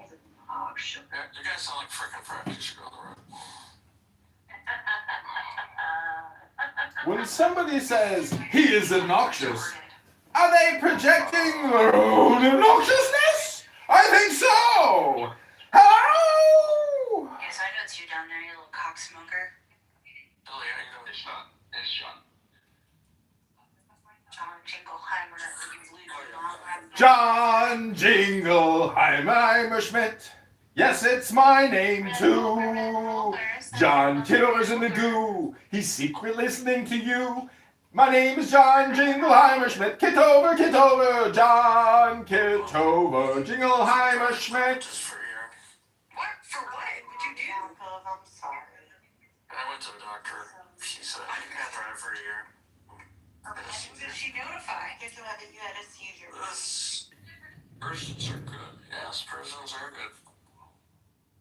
I had a person doctor when I was in Boston. My favorite person doctor is Dr. Now. And then she got Now? Dr. Okay, wow. He's the one on my 600-pound life. Not on my 600-pound life. He's the one I heard of it. My 600-pound. And he's actually fat, which is crazy. Like, and you can't tell he's fat because the people he gets with are 600 pounds. But that doctor is overweight. Yeah, he's overweight, but like he's fat. He's so fucking fat. Not to be a fat doctor. I love Dr. Now. He's so epic. Gosh,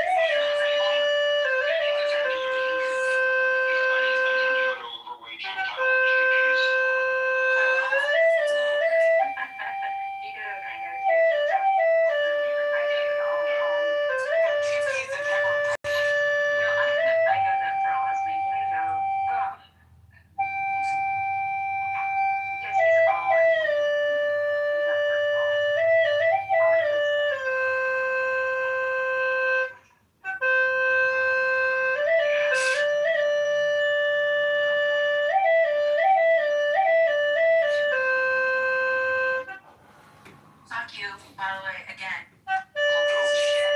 I hope your whole entire headset breaks down, your phone falls into the sewer, and you get hit by a bus.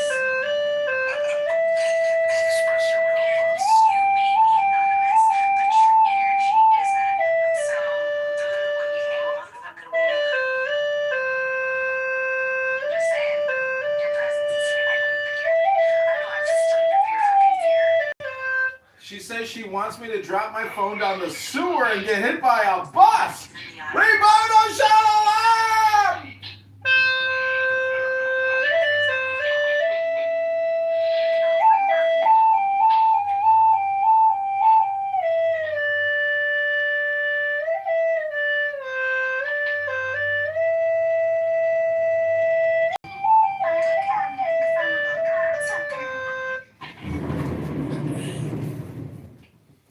Hey, let's not disparage the cocksuckers.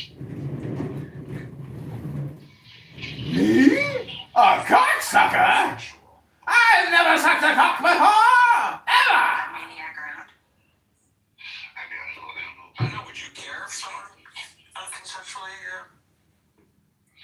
What? I mean, to the extent that that's a thing, I would care, but I don't know that that's really a thing. I've never heard of that being a thing. Being raped me orally.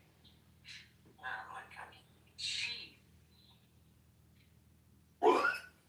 No, I don't know that. I don't think that's a thing either. Because worst case scenario, I just had a lapse in judgment. I mean, am I really gonna blame her?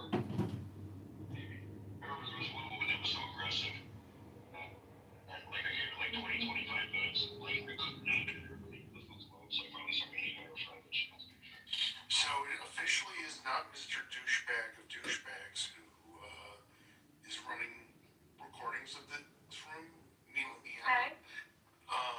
I did a scrub, but I did in the scrub notice something of who that douchebag is on live with right now, talking about quote unquote psyops. who's it, Danny? Yeah. Busted! Daddy's busted! How am I live right now? You were on live with him. It's kind of Must have been a couple live days ago. video with him talking about psyops. I swear to God, I'll send the fucking link. This is so funny! Hey Jeff, do you want to hear something funny? No, yes. Fine. No, go ahead. I want to amuse me. Okay, so I kind of have a twin. If she's willing to come up here and say a few words, and it's kind of weird. Okay. Do you want to come up and say hi to her? You're live now. She's kind of shy sometimes. You're live now. She may not want to. I'm just saying. I'm You're sorry. alive! But I just think it's really funny. You're alive! Cool, twin. Have to post a link if she's live. Are you? No, I mean like. I'm talking. There's crosstalk. Okay. So I'm telling Seth to post the link because he's saying that Danny's live and Danny's in the room and he's like, no, she's still live right now. I said, okay, post the link. And she's not talking. And, I mean, she can't talk in both places at the same time. So, Danny. No, this is us live right now. Is she recording?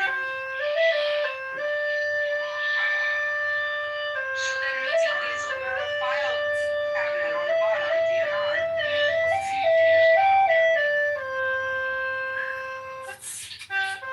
Which means if he's here, he's following you into the room.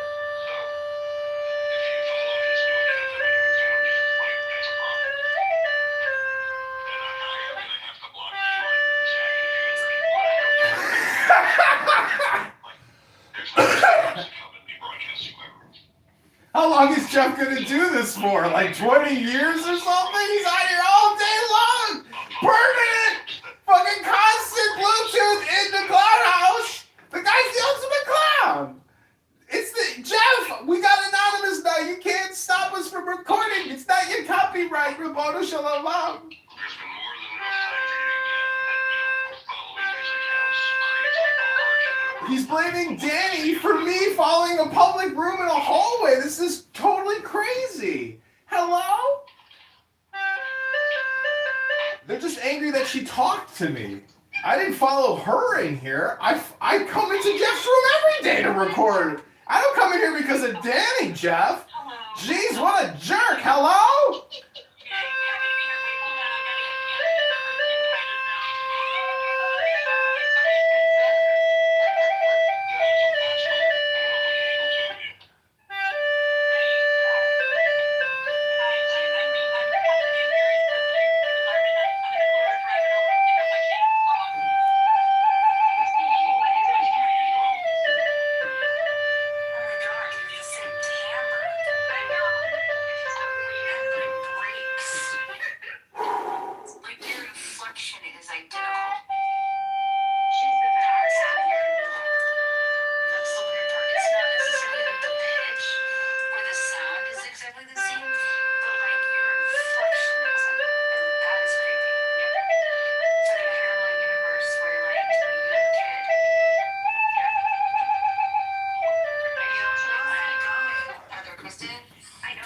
If John Kitover didn't make these people something, if John Kitover didn't make these people angry, somebody else would. I assure you of that. It's not a John Kitover problem.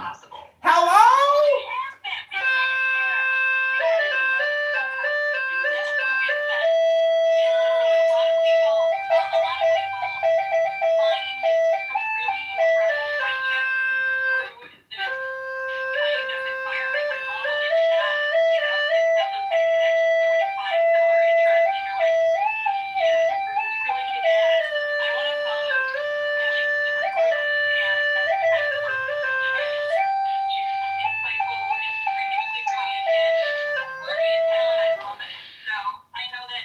Jeff's little protective bubble.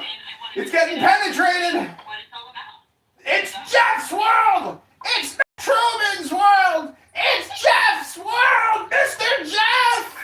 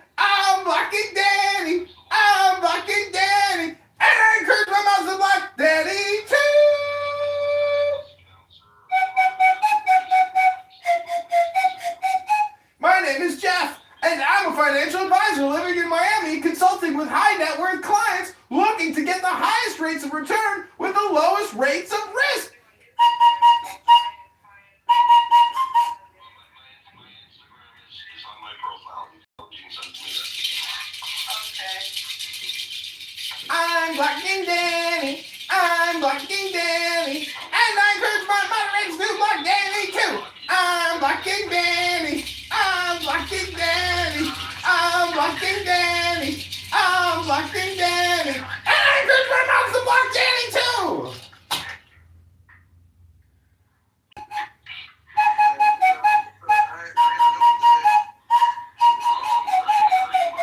I'm Algerian. I'm not white. I'm an Algerian. And I'm a Jew.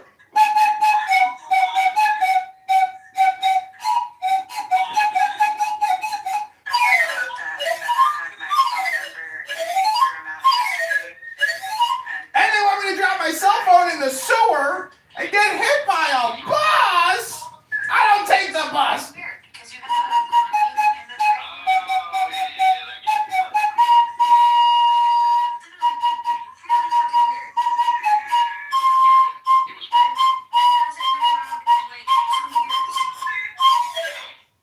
Hello?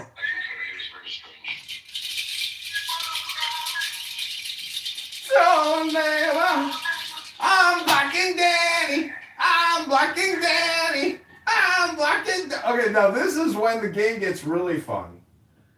Now watch what's gonna happen. I turn the volume down on my burner phone, okay? I'm gonna sit in the room, but I'm not gonna leave the room. And so they're gonna think, unless they're watching the live stream and somebody says something from the live stream to the room, says, he turned the volume down, Jeff, but he's still in the room. Then we will know. Now watch, as you're saying that. That's fine. We'll come back.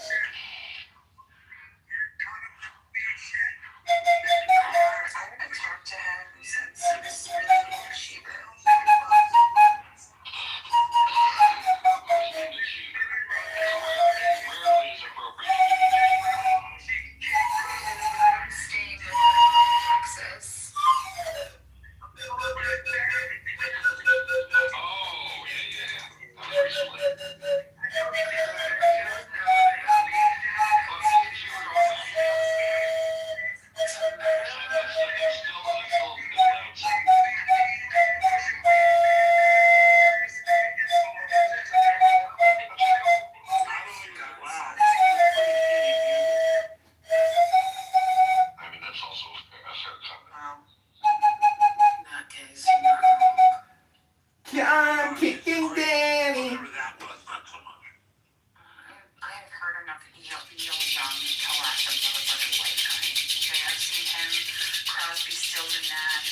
But have you seen the John Kitover band? We're putting the band back together! Y'all have been around for 60 years. Of course we heard a lot of them. He's the real deal. The fact that I've seen him in concert as many times as I have, because he would like tag on to every fucking champion show, the Allman Brothers and fucking Friends, you know?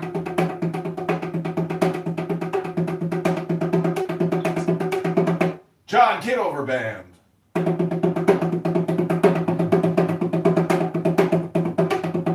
The John Kitover experience.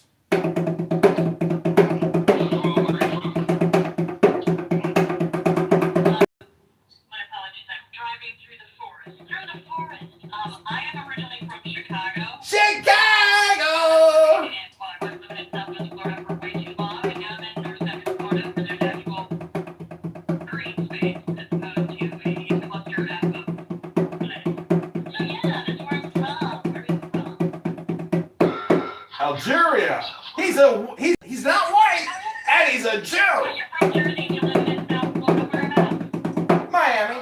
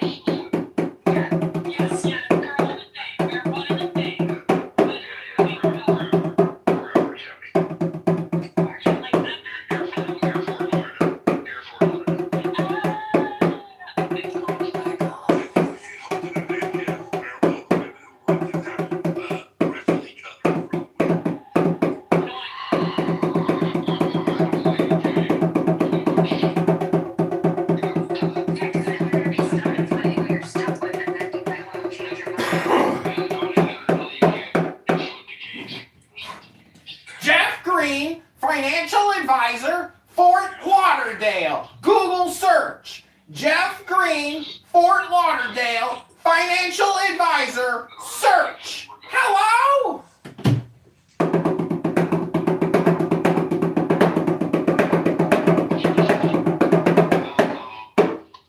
I'm kicking Danny. I'm kicking Danny.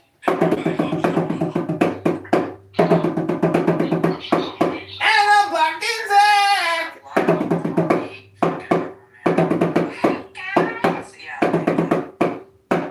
I'm kicking Danny. I'm blocking Zach. I'm a financial advisor living in Fort Lauderdale. My name is Jeff Green. I'm kicking Danny. I'm blocking Zach. I'm kicking Danny. I'm blocking Zach. People got really confused. If you hear rumors that I was really pissed off at Jason, it's true. It's just not you. And that other guy can die. And I've said crazy things all morning about that. Exercise the demon from the soul, bitch. Exercise the demon from the soul, bitch. And I don't care to know. All I said is Hey, look, I have no shame in my game, and I'll admit my own fucking guilt, but if you make my bread go up, hey, what? I'm just letting you know that if somebody comes to you and is like, oh, was it talking shit, was it you? It was literally this piece of shit that I fucking encountered this morning. Gotcha. You are the good Jason, and he is the bad Jason, and by being a bad Jason, he makes you better. Jason is Dusek. Jason Dusek. Yeah, fucking ball sack. Jason ball sack. Oh, Bliss, you're leaving it on the table. His name is Dusek. Douchebag. Yeah, people usually don't tell me there's a problem unless they want to gossip about other shit, so no one tells me that I'm mad at you or you're mad at me unless they got other shit to tell me. I just watch those people. I'm like, alright, thanks for letting me know. Yeah, it's funny as much as I hold so many spaces, there's some, like, I get everything secondhand. Like, I rarely have someone coming to me and going, I'm really mad at Jason. But what I will have come to me is someone come and say, these three people are mad at Jason. Or whatever. Like it's never direct. Like, hey, that person's annoying me. Can you help me? It's never happened. Oh, I get rumors about myself all the time. I'll put that on my list today, Bliss. I'll make a rumor up soon. Not today, People but will soon. tell me things about myself that I've done or said that I didn't do or say. They're like, oh, I heard you X, Y, and I'm like, no, what are you talking about? And then I'll hear it from quite a few people. I feel like with gossip, everything gets back to me. You think I'm dead, or at least it didn't. What are you talking about? You're not famous enough for ChatGPT to care about your death. Well, I didn't say care. I said I thought I was dead. How did you even care? Billy, do I give permission to take your likeness and create something on Sora about you being dead? A parody? Why? No, it's just doing a lot of actually dead. But why? That's what he meant. Oh. I thought you meant now about him being dead. And they said you were after it. Okay. This is Jewish guy. Let's go. We're all gonna monetize Billy's life after his death. I love that. How about a strain of weed named for Billy? Sunshine, Billy Sunshine, yeah, that's a great train of weed. I'm gonna call it Dead Daisies with Billy. There you go.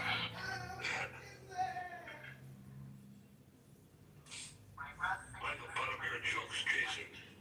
The bud of his jokes, Billy. There you go. Thank you, Norm. You're welcome. I will tell you after that, Jason, earlier today, like the battery for fucking stupidity and jackassery is now low. Fucking retard. Green sunshine? I don't get off of this. I'm just workshopping it. Green sunshine?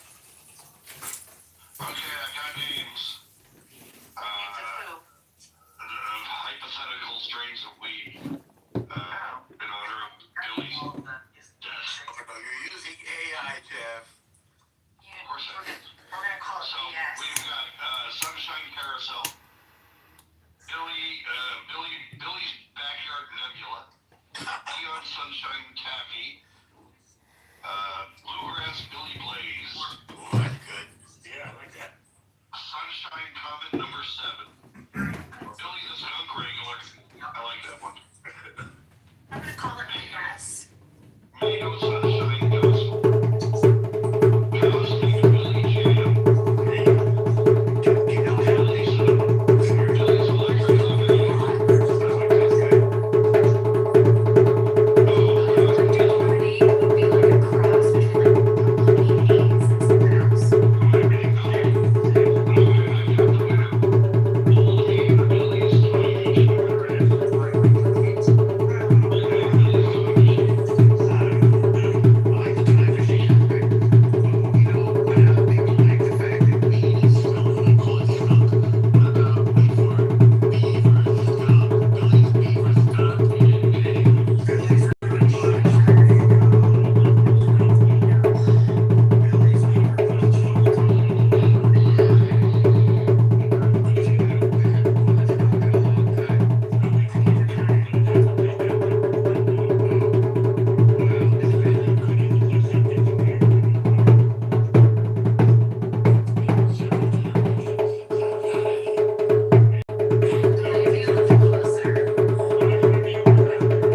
Pachinko!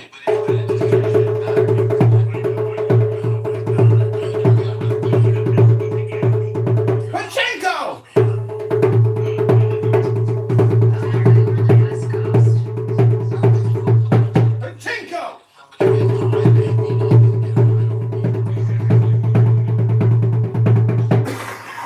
Naturally stoned at this point. I don't know what I am naturally at this point. Aren't you in California, Billy? Yeah. Are you in California? That's what I thought. You should be able to get stuff that's not Pachinko!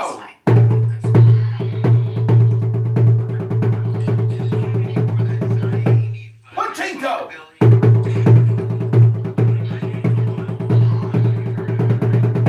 Pachinko! I went to clubs in 80, back in the year, I don't even involved in it so long ago. Maybe you've heard of it. Bingo! Well, it's Santa Cruz. And it was the Mighty Ducks were playing, featuring Bingo! 12 people in the audience. I had to see what it's about. Is that what this was? Pachinko! Top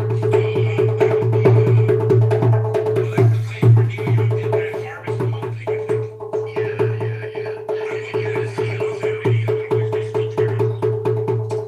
You can hear the seagulls now if you go outside. It's weird, unless I'm just tripping completely.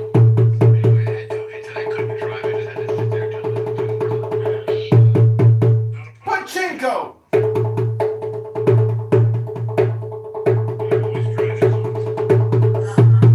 Pachinko!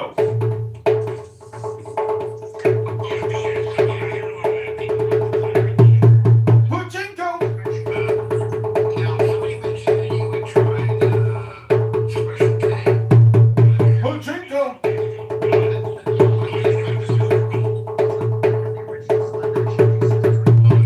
Pachinko! Or like, but did like what? Like, Or recreational.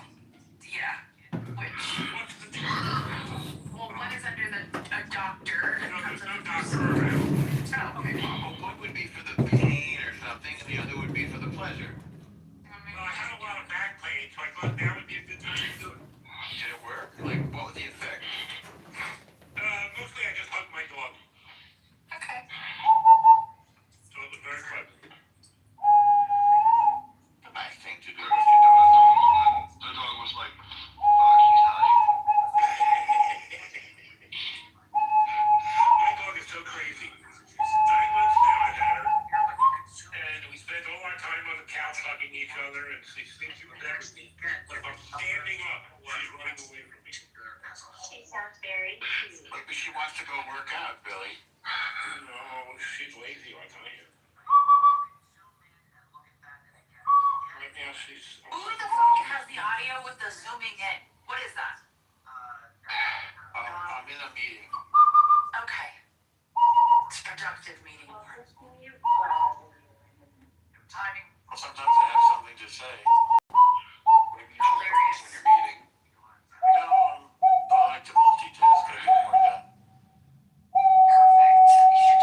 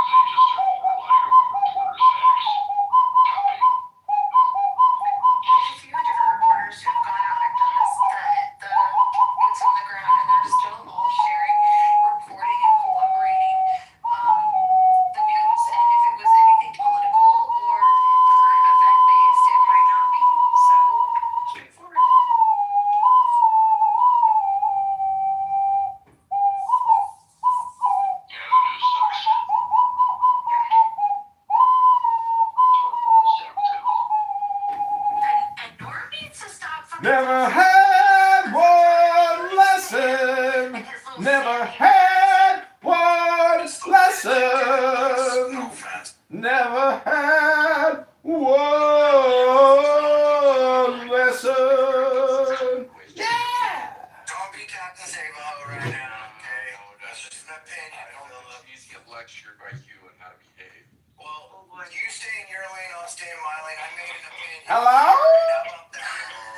Hello? Hello?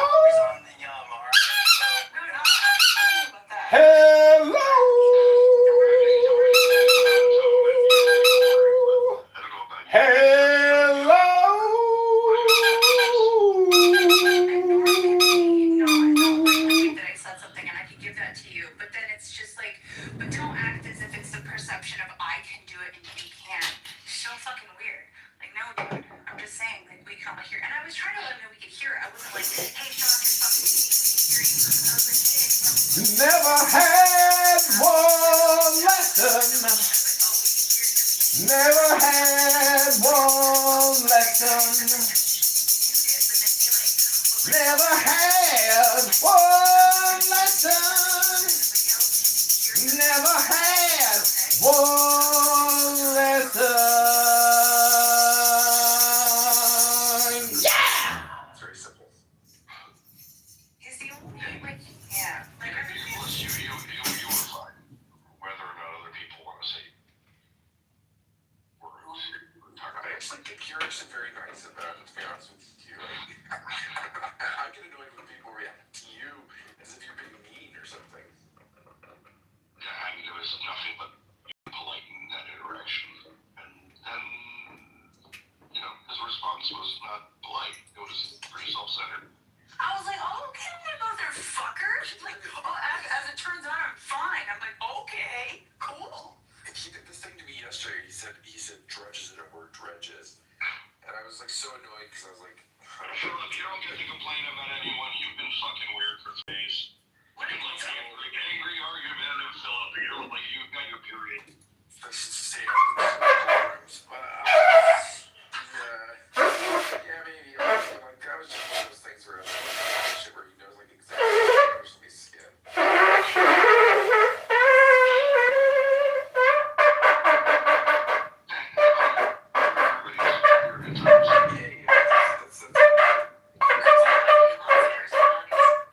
Lots of personalities.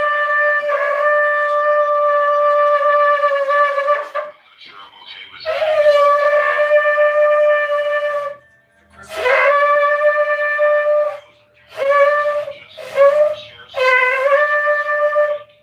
Oh my gosh, I was like, wow. Yes, sir! my niece's room. Yeah. Yeah, that was actually. That was actually Chris. Okay. Kristen is very opinionated. You've been around. Like, yeah. Ribono Shalom. I was just very surprised. Ribono Shalom. Let's see what happens. Ribono Shalom. Ribono Shalom. An orange cat, a redhead. Ribono Shalom. See, Kristen, this is why we don't work. Ribono Shalom. They're the gingers of the Ribono Shalom. Achievers and like, Ribono Shalom. I'm sorry, you made a claim. Can you provide some evidence to suggest they get along better than other breeds? no, I just meant like if they grow up together. Ribono Shalom. But your claim seems to be that they get along better than other Ribono Shalom.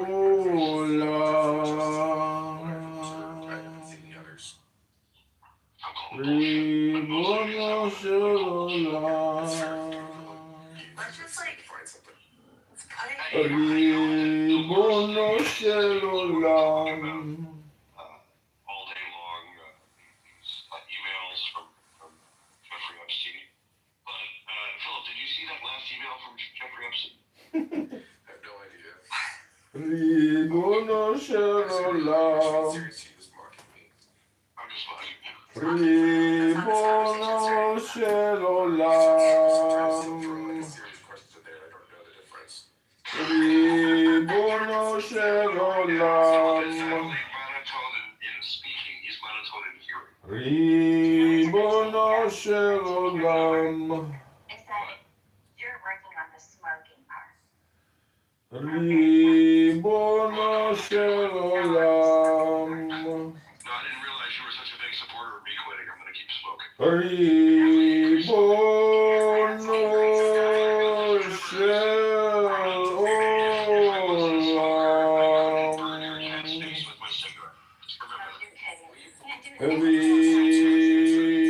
Ribono shel olam. What was the word? Ribono shel olam. And the weed. Ribono shel Oh, I saw olam. this one. Yeah, that's his cat. Ribono shel olam. Golden retrievers are the common denominator there, and they're known for empathetic patient temperament, making them the top breed to live with cats. Ribono. Playful, complimenting the dog's energy without excessive Ribono conflict. shel olam. Ribono shel olam. Which is a great question because I missed her as well, and she made me laugh for the half hour I was around her. But she's still doing very great. And she lives here for work, I think.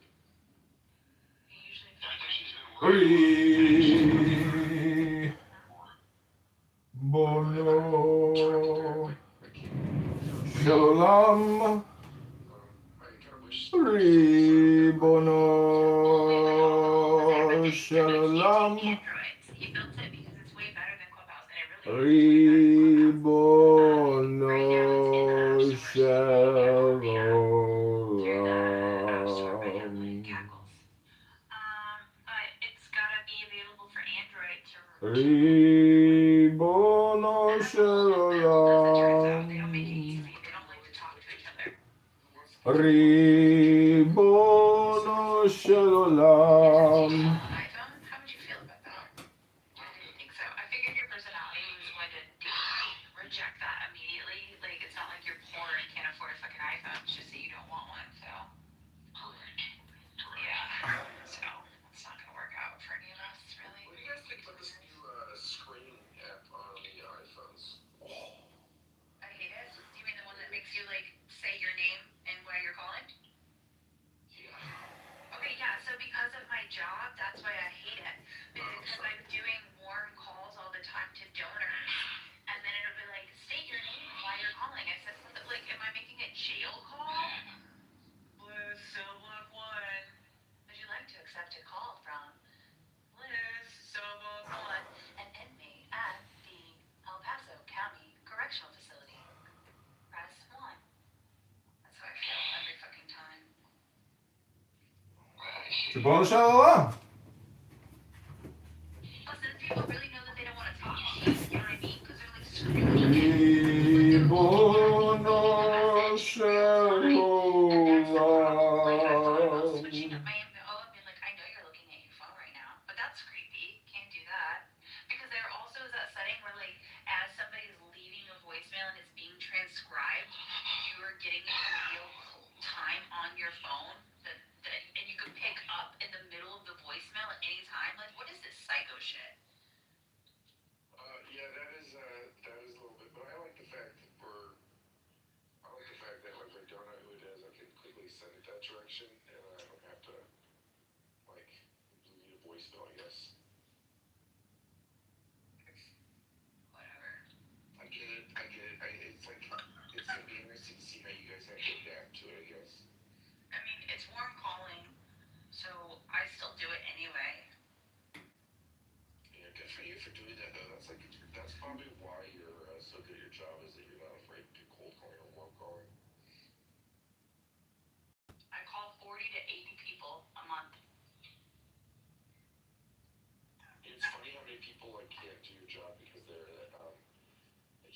themselves.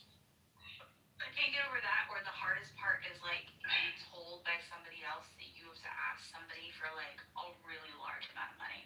Sometimes it'll be like you will have done a wealth assessment and realize that this person doesn't have what you're being pushed to ask for, and you can either push back and be like, oh, and adjust it, or you could just go balls to the wall. Most of the time, I don't give a fuck. I'll ask somebody for crazy amounts of money. Because what are you gonna do? You're gonna say no? It doesn't affect my life. We're not friends. You know what I mean? Like, I'm doing a job here. So it's like you hate me, and nobody hates somebody for asking them for money. They just say no. Or it's just, here's the other thing I've learned, is it's so awkward for people, like the conversation of money. Even when you owe somebody money, I find people have a hard time. So like, it's interesting because if somebody does have that kind of uncomfortable relationship to the conversation, it makes it 10 times easier for me to push you into a space where you're uncomfortable saying no, because you're not comfortable talking about money, so you're less likely to tell me no. There's also a weird dynamic if you ask for too much that they're actually Yeah, Jeff, where is my plane ticket to Miami? Oh, Kristen, stop it. It's annoying. Thank you. I didn't sign up for daily harassment. Are you sure? Because you're on this app, Jeff. As much as I was gonna let that slide. Oh, God. Why can't I joke with you? Why can't I joke with you? Because I don't No, I get it. I'm not arguing. I get it. I'm just kidding with I find it uncomfortable. And I I think if you understand. were a man and I was a woman, every woman on the stage would agree with me. Are there any women on the scene? I agree with you. I agree with you, and that's why I'm saying I'm just not gonna mention it anymore. I'm just saying that I was just being funny, and I won't be doing it anymore. Hi, Leslie. You missed Oh my God, I missed you. Jason from the room.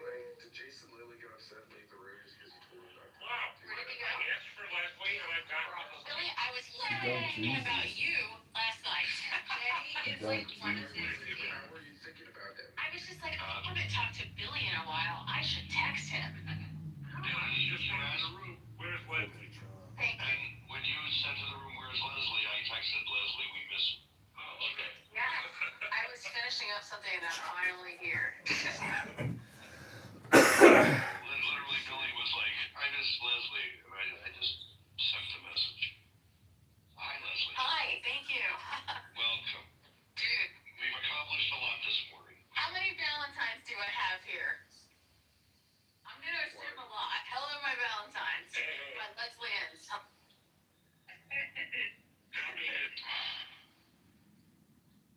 Real talk, I just got a phone call and at the end this girl was like, and by the way, happy Valentine's Day. And I was like, oh.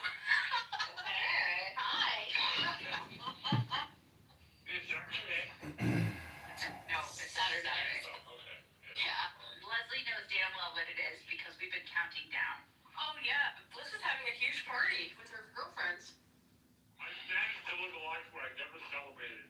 Because tomorrow is Valentine's. Hello? Right. Hello? Friday, the 13th. Hello? Thursday, that's right, I'm sorry. Wait, what's today? Thursday. Today or tomorrow? It's Valentine's, you're right. Let's hear it for the girls. So my friends are coming over tonight to help me make my balloon arches. Hello? Slave labor and inflate. Hello? Hello? Hello? This same group of girls will do this because after one time, people will never do it again. Nice. Which is fine because I have enough friends to continue to rotate through Hello? for eternity. And Hello? blowing up balloons. So, what about hospitals? Hello? What about the hospitals? You have trouble blowing them up too, or? I never have any trouble finding people to help me blow up balloons, and I come Hello? Good. Maybe my timing is off. Hello? I'm just not always aware. It's okay. What's happening? Hello? So walk out of the traffic first, and you'll get it. I think I'm gonna have to change my nose ring again. Oh, here. This thing has been a fucking problem.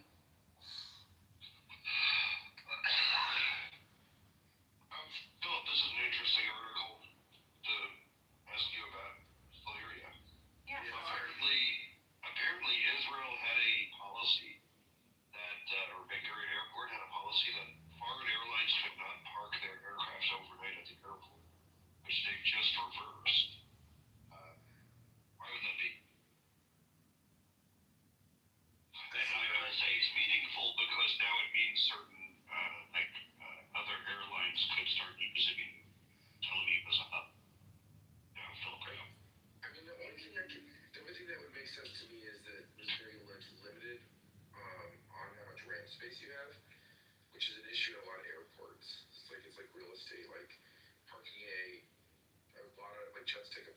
estate. So the more real estate they take up, so it may have just been literally something where they just wanted Israeli aircraft to basically have the real estate there. That's literally just a guess because other than that, I don't know why the government would impose that. I mean, the United States doesn't have. Hello? We like literally sell our RAM space off to airlines. They're up to something. Is the Israeli airports, are they considered military airports as well? Hello? Okay.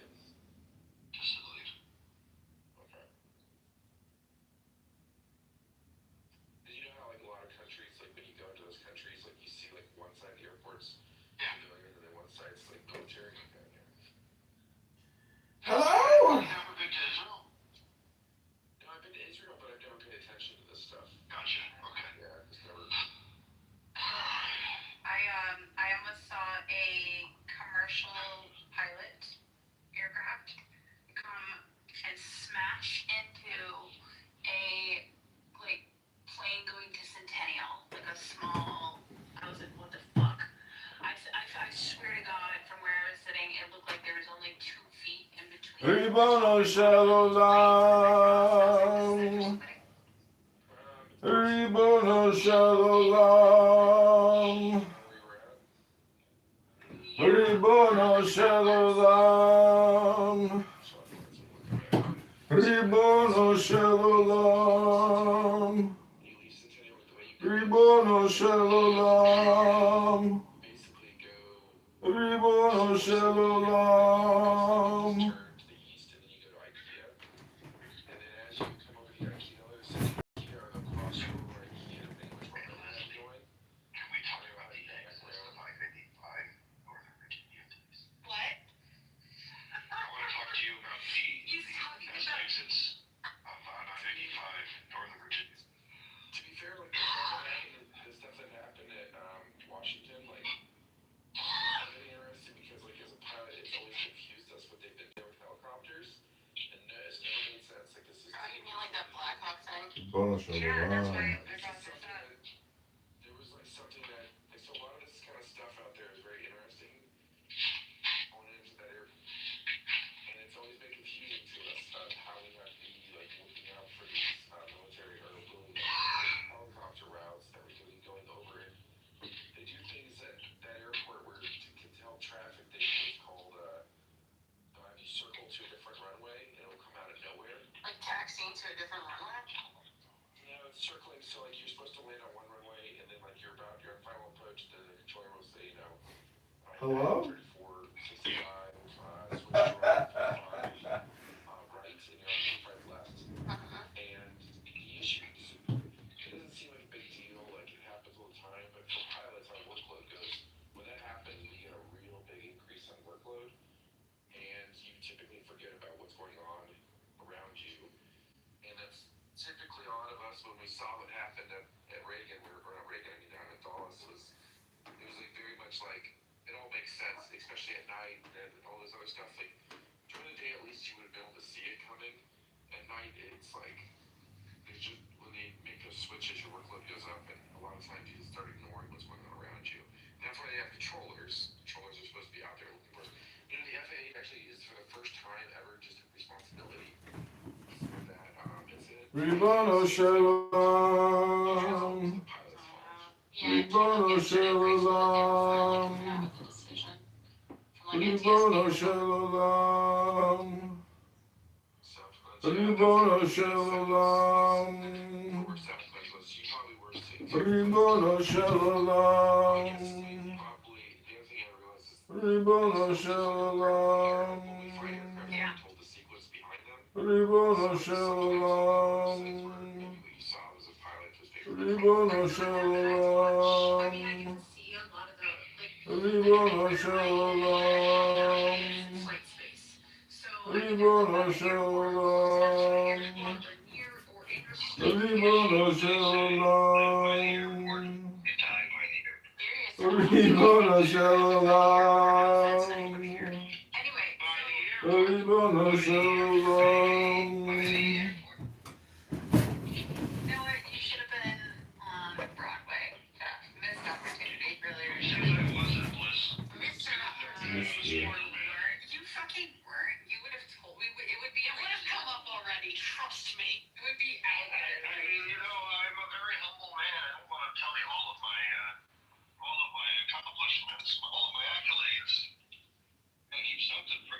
something for the Holy Spirit. Right.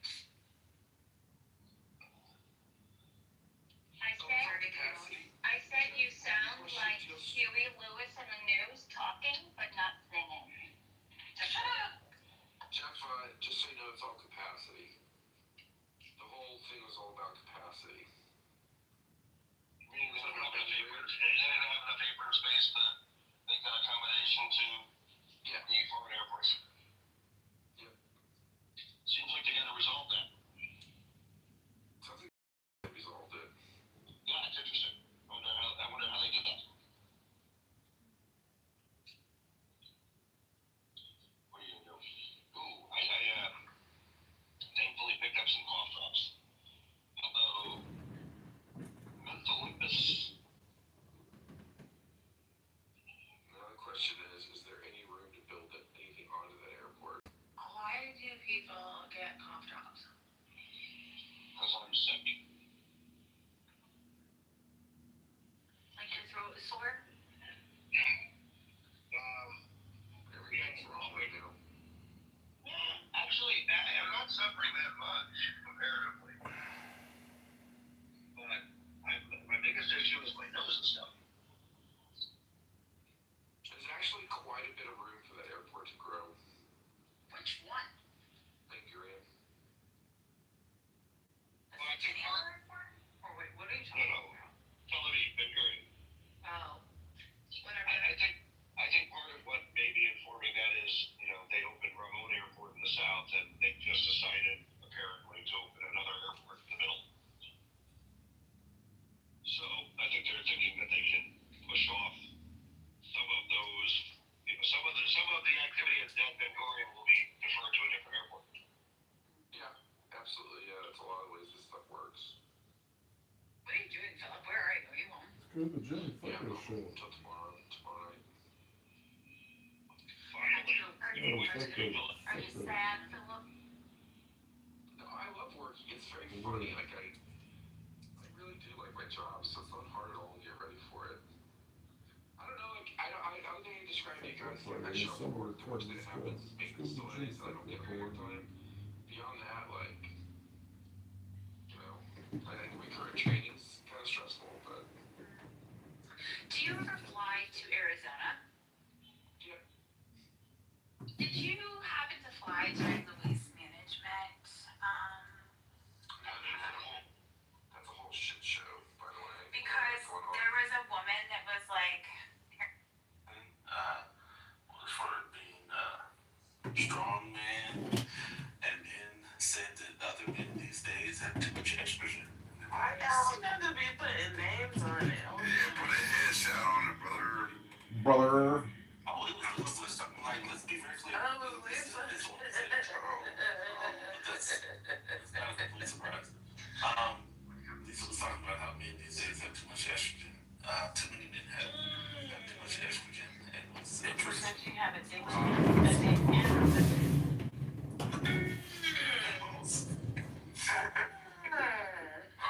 Y'all keep forgetting the balls. I'm gonna be honest with y'all. This is what happened, Melissa. Y'all That's said what y'all I'm saying. she get a little young. So, That's what Muhammad can be a prophet, but he's not a prophet to the Jews. He's a prophet to his own people.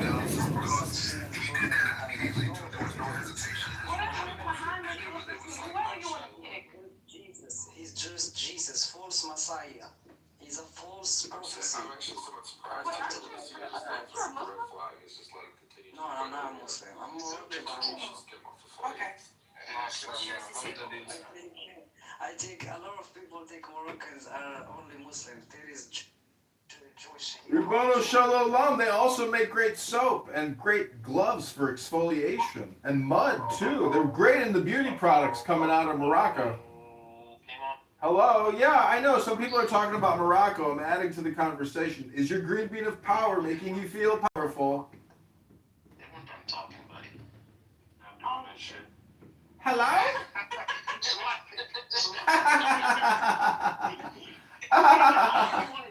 Hello?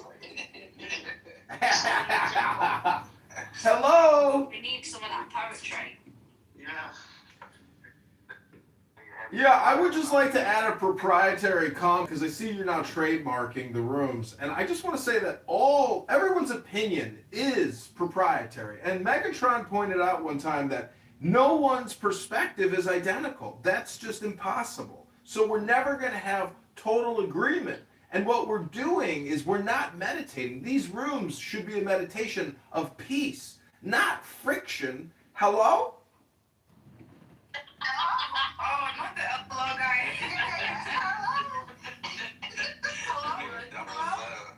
Hello? The funny thing is I've been doing that at my job for like 5 years, and this nigga Hello? So now I know where Megatron gets it from. Bro is wild, bro. It's Well, the philosophy of God is that the more you think, the more you speak, the further from the truth you're going to get. So if you want to know the truth of the earth and find out what's going on from the point of your birth, you got to know that the more you think, the more you speak, the further from the truth you're going to get. I tell you what the truth is. Go outside and do some grounding. I don't think you're looking for the Septuagint. I think you're looking for rabbinic sources that say he was a comforter. No, I gotta find it. No, it's a Septuagint. Cause this No, the Septuagint said that Job was the Edomite. Not only that. Yeah, Job. Yeah. Okay, I knew. Okay. See, this is what happens to you smiling without eating a bit of pork now and again. Right. I agree, Job was Edomite. Pork puts worms in your brain, and worms is part of the reason why people have seizures. So, keep eating that pork, baby. I just want to let everybody know that I'm about to go have a delicious ham sandwich. It's the biggest Jewish dilemma, a free ham sandwich.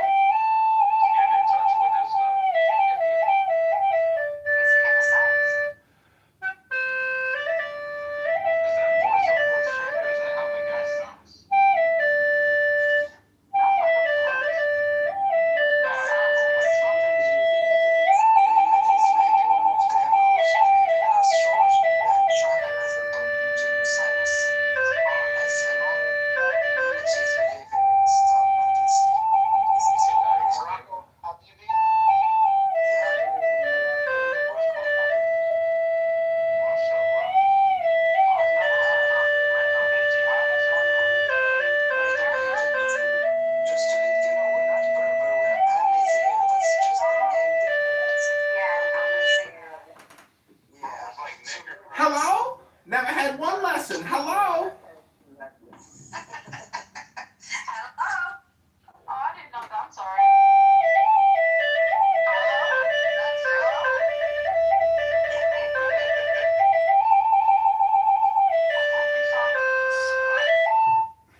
Hello? Never had one lesson. Hello? Has anybody ever been to like a live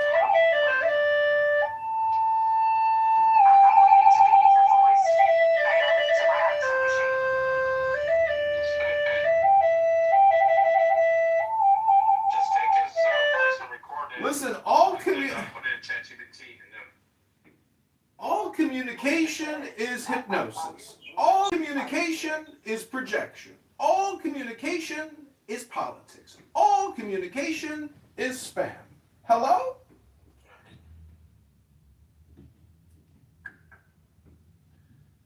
Kicked him down. Hey, I have a question. Are you Jewish?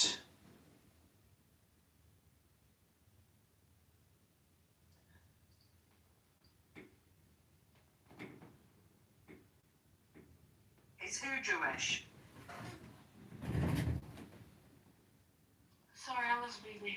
No, I'm not Jewish. Like, if you're asking my ethnicity, no, I'm not Jewish. Yeah, because we have a lot of Jewish cities in Morocco, and it's part of our identities and culture as well, because there is a lot of Jewish people in Morocco. Yeah, that's true. In cheated.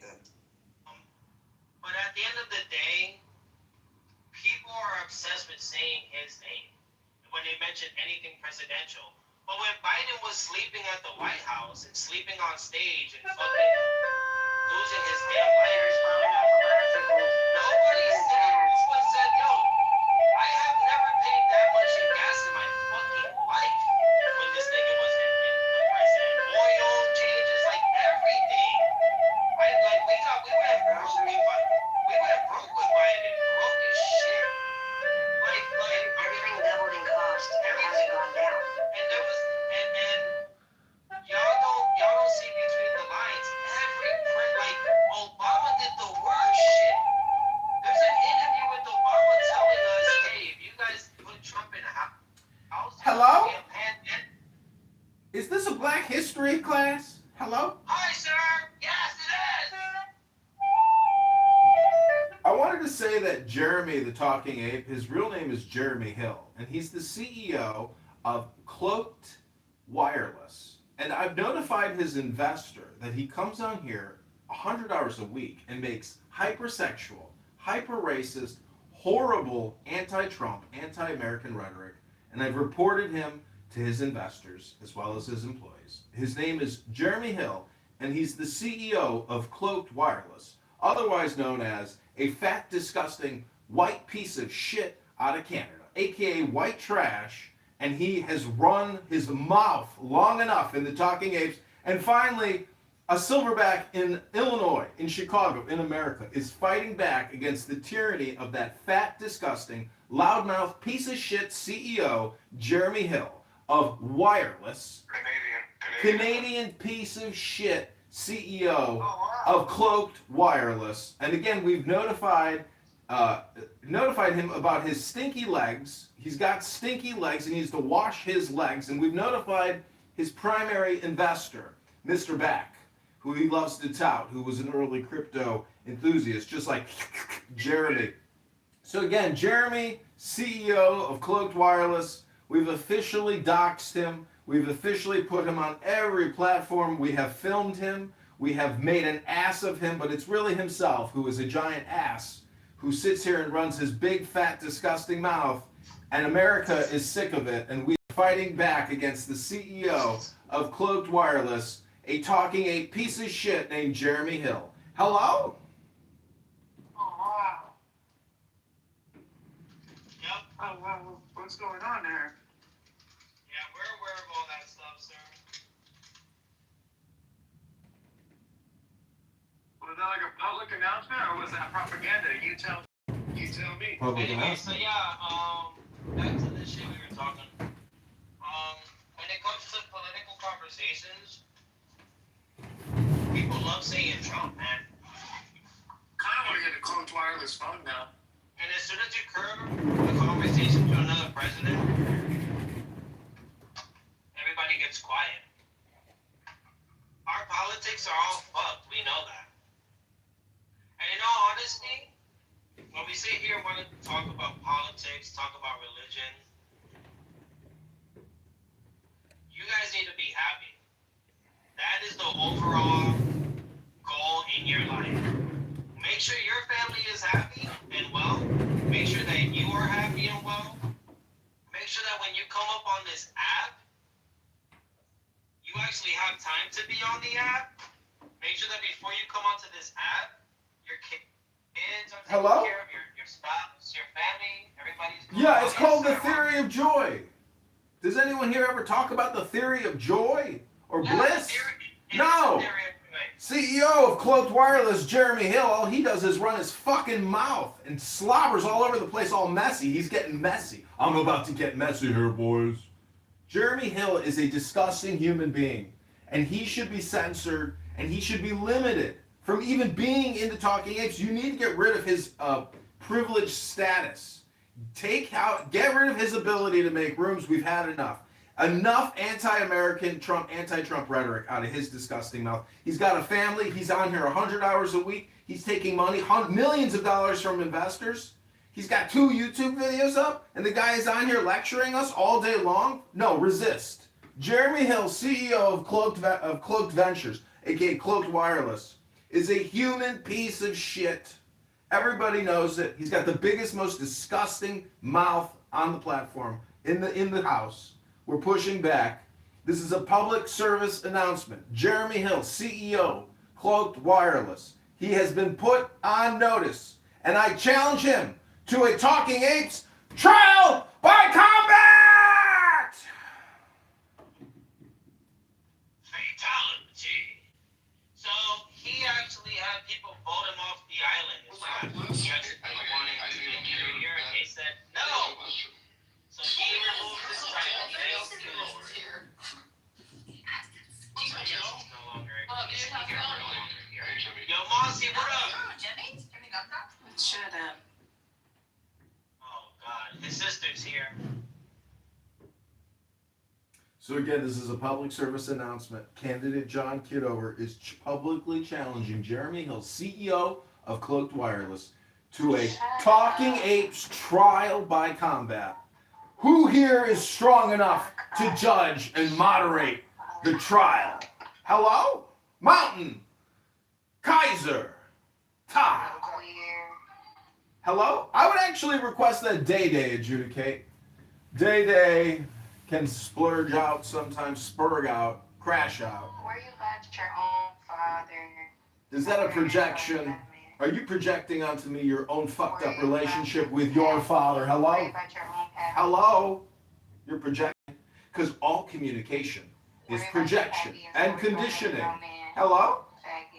Ooh, are you bisexual? Hello? I knew it. Hello? All communication is conditioning. Anybody else want money? Hello? Because I'm Kitover. All communication is projection, conditioning, propaganda, You know what I'm politics, saying. hypnosis. Hello? I got earplugs in. I can't hear you, Mossy. Hello? What the fuck is going on? Hello?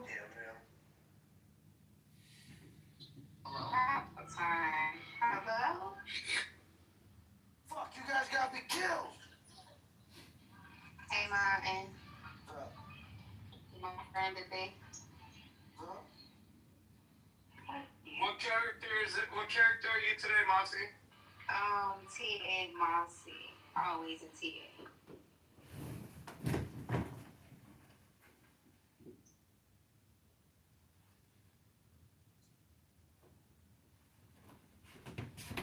Are you gonna be dating today? You've already gotten out, man.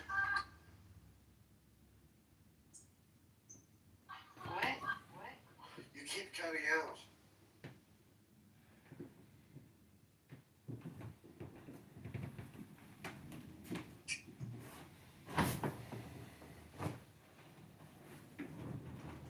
Who was that individual that came on here saying that about Jeremy? That was John Kitover. He's in the goo. He gave his name. Well, I think you should have had a chance.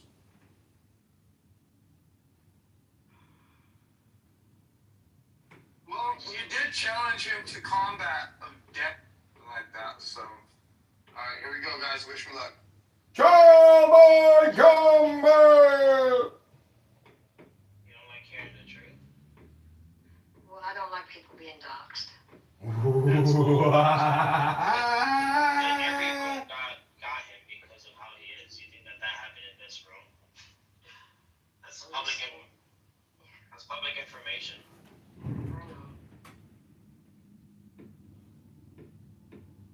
Regardless if he's a good person or a bad person, I think we're not supposed to be listening to people being doxxed, even if it's already happened, if it's gonna happen, or if it's happening. Well, as a fucking green bean here, you fucked up. Yeah. Exactly. I noticed that too, honey. I was like, oh wow, he really looks getting doxed out right now, and then, you know what I mean? It is what it is. But it's not, I mean, don't get me wrong, it's not something that we all didn't know already, you know what I'm saying? But it didn't make it right. I'm just saying, it's not like we didn't know all of that anyways. Yeah, both of y'all sound like some losers right now. I guess I'm a loser then. I I have a heart for people. I don't give a fuck. But you know, whether you like me or you hate me, I still care about you. I'm just that kind of person. Y'all been part of my life now for over a year, so I tend to Don't give him all that extra, Tony. Yo, Juju's over here saying that to cover his ass, but he don't got a green bean, so he's good. You got a green bean. Yeah, that's what I'm saying. You got it to the goose, so you did it, and it happened. So there you go. There's no point in backpedaling to the fact that it was allowed. Why give me a green bean now? What the fuck? Well, I think God would be a fucking asshole. It was allowed to be done. Hold that up. Ooh. Yeah, you know what? Well, because you want to give me a green bean? Jeremy got doxxed right now again. Honey was upset that he put out information everyone already knows. Oh yeah, that's right. It wasn't new information. I just don't like to hear it. And I was trying to move him to the audience, but I didn't have the option to move him down. I moved him a couple times, but he ain't saying nothing new. We already. Yeah, exactly. We already I heard all didn't even hear that. what he said. I didn't even hear what he said. So. Yeah, everybody is I always tune him out because he always kind of says the same shit. So I like John, but he just. You can't say you can do this nigga out here fucking getting beef everywhere he goes and shit. Right. That's in every room. That's When John does, yeah, I will. Yeah.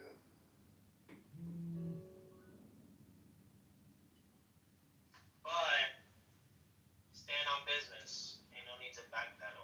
Yeah, there ain't no backpedaling. CEO of Cloaked Wireless, Jeremy Hill, is on notice. That big, loud, disgusting mouth of his. I'm challenging it. Oh, you dropped them? I was gonna drop them too. Nobody wants to hear that shit, bro. You gotta repeat yourself 10 times, bro. We allowed you to do it a few times now. You know what I'm saying? Like, we got it. Oh, you just want to hang out with me, man. You just want to hang out with me. I get it. You just want to hang out? Hello? Yep. For the, you know, what does he call that fuck, dude? He says the same shit as does. For the impression, kid, fuck. That team was acting like a straight bitch this morning, bro. Those are the two dictators of the talking age, Jeremy and Taz. Do me a favor, dog. Anybody who has a green bean, give me one when Taz is your I'll straight kick his ass from the room. I don't care if you guys block me for whatever the fuck. I don't care. Fuck that, dude. I He's was going to if he was, because he kept on kicking me down. I was just waiting for somebody to give it to me, and I was gonna fucking boot that bitch. I didn't care. I was tired of it. Yo, man, what's up? Welcome. The way you let him rock, because this is shit. Yeah, he was being a bitch to Sabrina, too. He blew the room. That's your, you see how it gets, bro? That God complex be affecting motherfuckers. Oh, my issues. God. You really did send the whole room hostage, dude, for 6 fucking hours. Money, we gave That's you crazy. Alright. So did you know that there were Black Americans a long time ago in the Dominican Republic? I'm sorry, can you repeat that? There's some Black Americans that I forgot the history, but they went to Dominican Republic a long time ago. You do realize that Haiti is pretty much Dominican Republic, right? Of course, Hispaniola, but Yeah. but it was Haitian first. Obviously, Poppy. We have a Dominican here if you want confirmation. His name is Kaiser. Okay, well, I don't know much about it. I mean, what I'm saying was Hispaniola first, and then I lived in Indiana. They probably would have been far more interested. Right, exactly. When anybody brings up Real Housewives, I'm like, oh God, pull me out.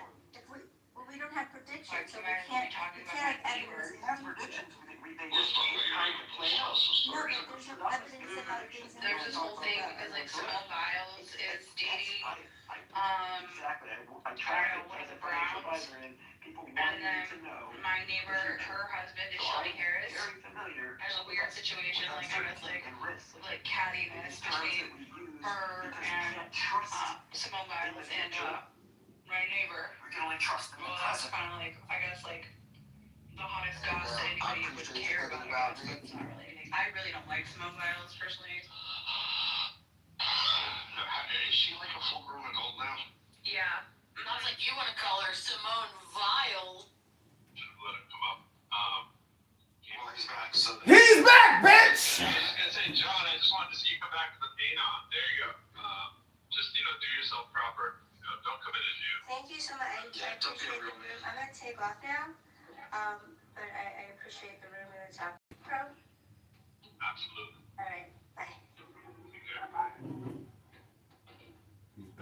jump down to Intellectual and theological. I think that's your microphone or something, bro. Hello?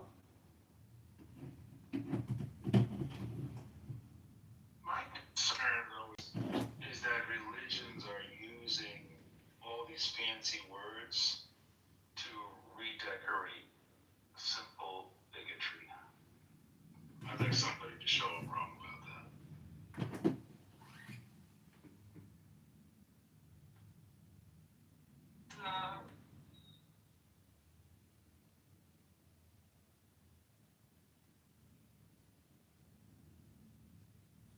Yeah, well, I think that the God of the gaps should have been shrinking over time because we need faith to explain fewer phenomena over time.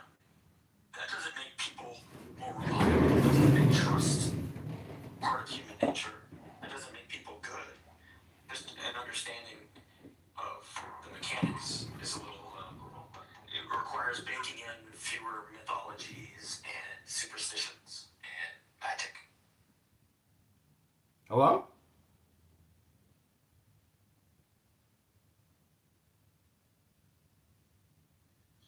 People gravitate to spiritual religions to explain the unexplainable.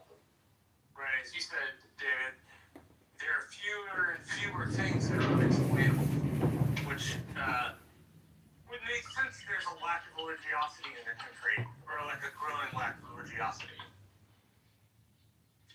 Well, I think the faith sucks up the rest of the oxygen in the room when people don't understand statistics and probability, and something low probability happens. They want to believe. Maybe they fear. Hello? Fear other bad outcomes. So Hello? The most convenient architecture to them might be that they were told to have faith that Hello? God's got a plan for them, and it continues to fuel the egoistic society. Hello?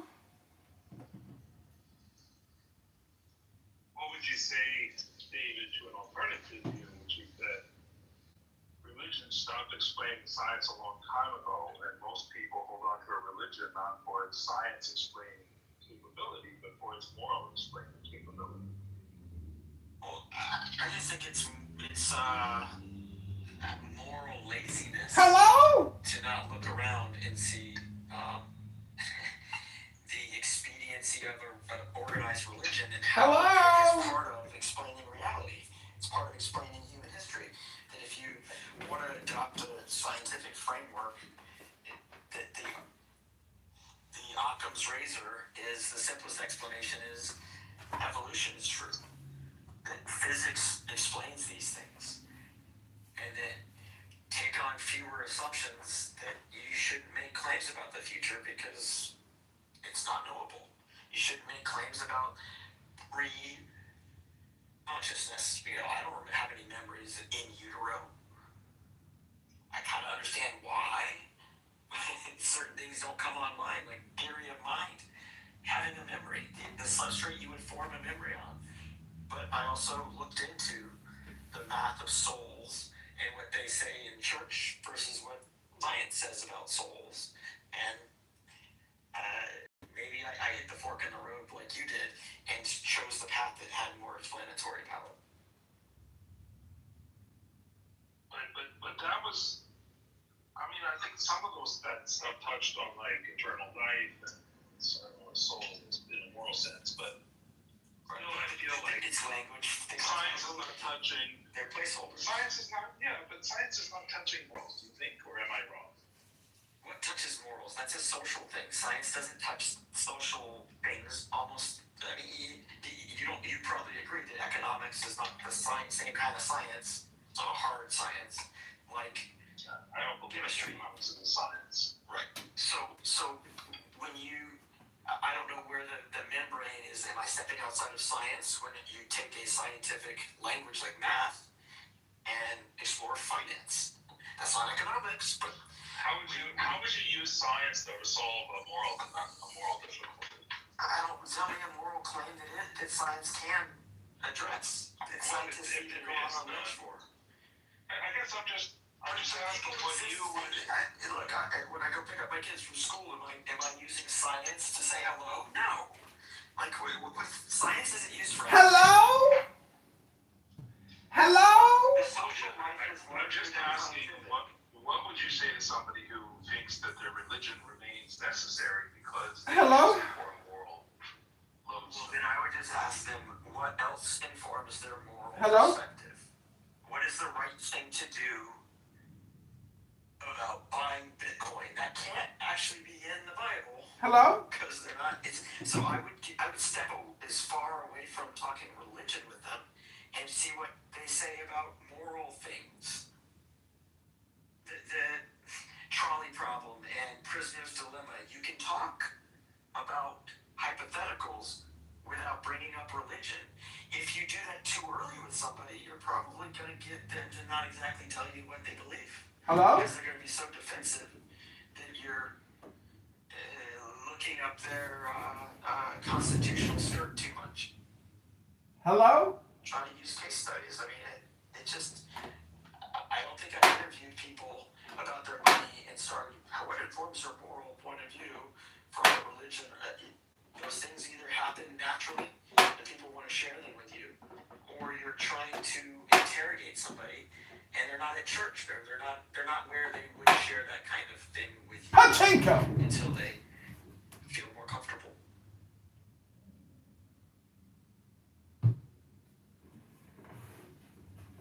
Hello? Now you're running the room now. So I don't know. I don't know what informs people's moral. I gotta get to the gym. This grown man has gotta leave. We finally found the perfect content for you. I hope you enjoy. I hope it brings you contentment. They're talking about they're skirting around the concept of God. That's all an atheist does is they swirl like a turd.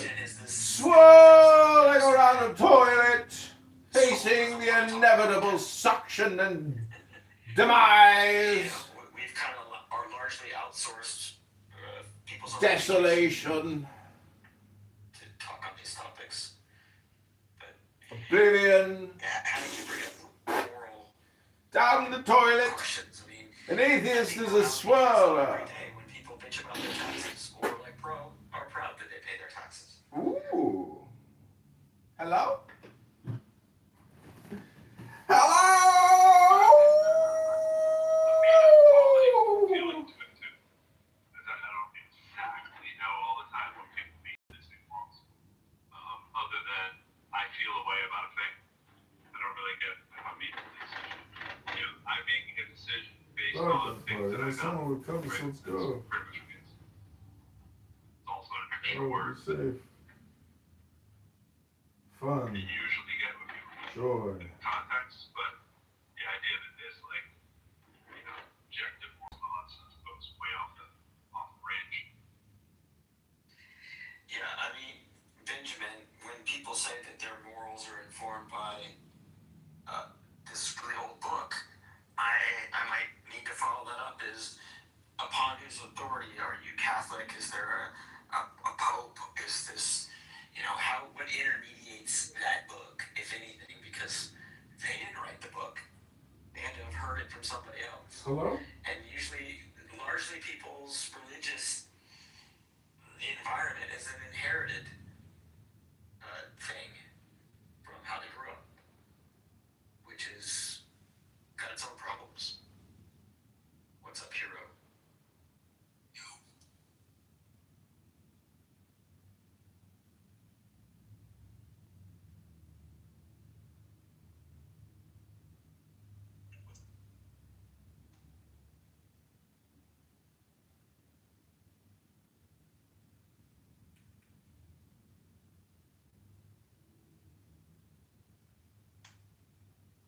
What's up, Kevin?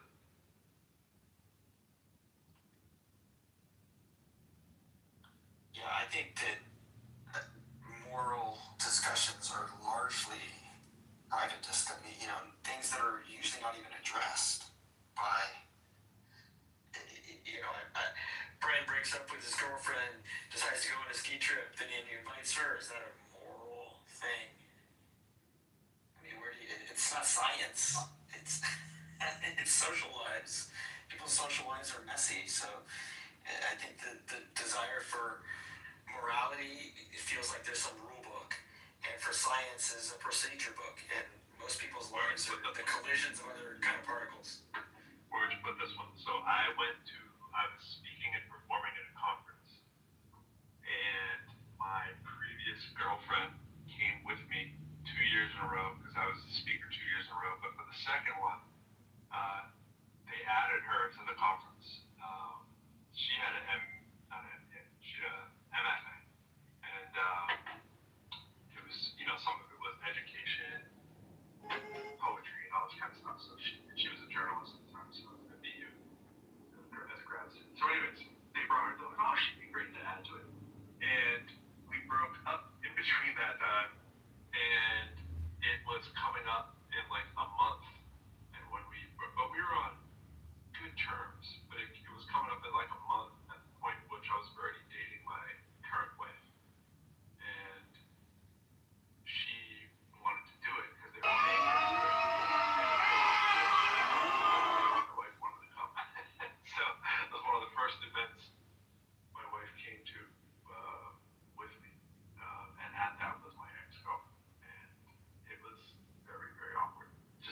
And my morals were, I wanted to take that money. And I couldn't tell the other person not to go. And I wasn't really all that upset that she was going, because I didn't think there'd be that much overlap.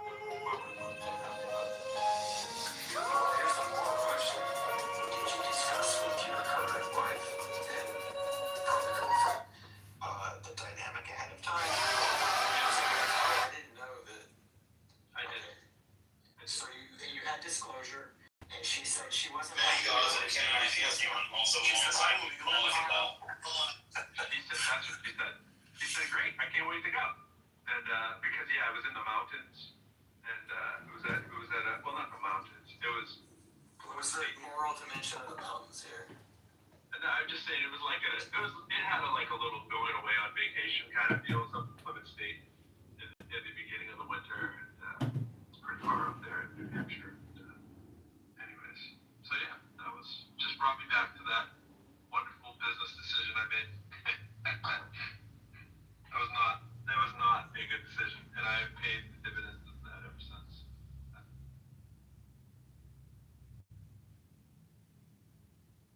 12 produce 70 that go to Egypt and leave as like 2 million, right? So that group that occupies the land of Israel, that era you'd want to put at like 1,000 or something BCE.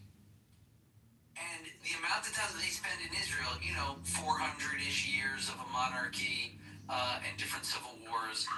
Then they get expelled 70 years. They come back roughly, another 400 years until you're at the year 0 with the final expulsion, right? So that's about 1,000 years. Okay? 1,000 years of history for the Jews that we're talking about that I'm saying I descend from. Then, about 2,000 years of those same people living in Europe, in eastern Italy, northern Italy, the Germanic region, then blossoming into the Ukrainian, Hungarian, Austrian, Lithuanian regions, right? All blooming up from Italy and France, right? We can't ignore France. France is also right there in the middle of the German Ashkenaz region.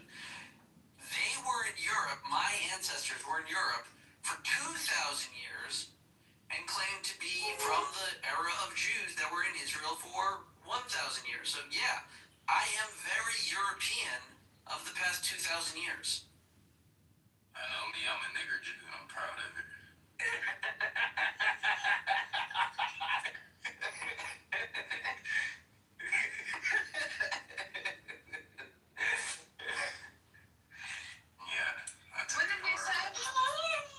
My ancestors were Zoroastrian, and Benjamin yesterday read a paper on how we are all Zoroastrians, we're all Jews. So, by association, I am Jew too. You know what I mean? How'd you do it? You got it. I'm on it. You're not a Jew till you know. Guys, I'm just joking. I'm not Really want. Batman saved the black man in the animated You series. black. No, because black people don't need a savior. We good. You black nigga. How people think like you Listen, the word bro, I'm just like we took the word and we made it what it is. Like how the hell is that person hurt me? I'm gonna use it on you. because the N-word is We use it the best. in black people. Yeah, nigga, boy, we use it the best. I'm sorry. You know the average was a 115? Don't nobody cuss nigga ass. So 115 we had. There you go. Thanks so much. Have a good day.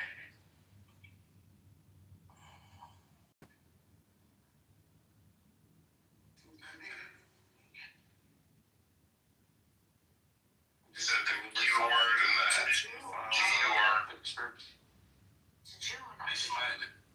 That is the question. What kind of shoes this nigga boy got on in this picture? What kind of shoes is that? You definitely those at the market. He was supposed to put a picture up of his run without a shirt. They don't earn But I think any he's a little shy. What the hell is it? What kind of shoes are those, nigga? You gonna hike it? The fuck? Oh my god, aside. Yeah, shoes. No wonder why he's mad at you. Then the motherfucker don't earn his pants. Outside he dress up that Morocco, y'all ain't got no style, bro. What's in his earphone, his earpods? Under his phone. This nigga still got wired AirPods. Hey, it's all about what's underneath them clothes, man. Man, we scared him out.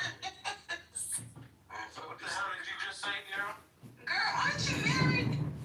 I'm a little sick. I like to look, but not touch.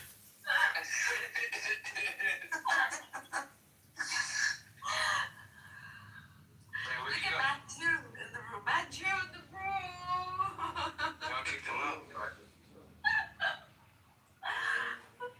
Oh, nah, I didn't kick him. I didn't kick. You did? No, I said I didn't. Oh. Who took you? There's a really cool area along. If you go to Rome today, there's Chestavia River. Okay. That's the oldest settlement of the Jews in Europe ever. It's around 200 BC. Yeah. That's the guy that looks like everybody. Look up Broyer Greens on YouTube. This guy looks exactly like me. Here, I'll put it down. Hey, Sagan, sorry, I'm in the cafe. It's kind of loud here. My apologies. Yeah. I'm gonna put his page up. This guy looks just like this guy. The oldest settlement of the Jews in Mexico. Excited. Are you familiar with that? The Trastevere River. It's beautiful. It's really, really nice. Yeah, I've been to the Roman ghetto many times. Oh no! This is before the Roman ghetto. This is before the Roman Don't look ghetto. like Matt. I swear. Look at the link at the top. They'll look just like Matt. That's your brother, Matt. It's a handsome-looking guy, I must say. There you go. This is the guy, Grow Your Greens. He's all about gardening. I used to watch him. Who's this guy? Oh man, I'm doing some gardening today. But yeah, if any fuckers think the Rome, it's so beautiful. Rome is so beautiful. What are you playing? What am I planning? Oh, okay. So along my fence, I'm gonna do some hops. You guys know hops that you make the beer with? Wait, before you go, what kind of fence do you have? You have a picket fence, traditional fence, what kind of fence? Well, I'm in Calgary. No black people get Oh shit, smiling. No, I'm in Calgary. I'm in like quote unquote the most dangerous neighborhood in Calgary, but it's beautiful. It's no problem whatsoever, bro. It's a nice place. Alright, so what kind of fence? Yeah, actually white fence, yeah. My neighbor's Vietnamese. Okay. Well, all the folks in my town here are either Vietnamese or Ethiopian or Sudanese or Eritrean. So what kind of grass you got? Is it fescue?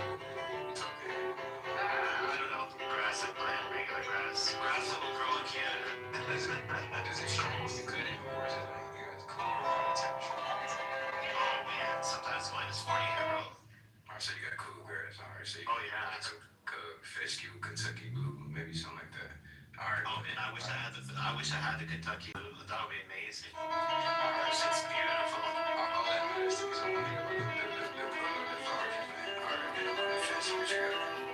Yeah, so that's why I would do some planting here, but yeah. What kind of you got? What you got? Go do something. Okay. So I'm gonna grow some scarlet runner beans. You know what those are? Scarlet what beans? No. Runner beans. Runner beans? No. Okay, so they can grow like 12 feet tall along a fence. And they're like little red flowers, but you can also eat the beans. Okay, cool. And then we're gonna throw in some morning glories. You know, they grow everywhere.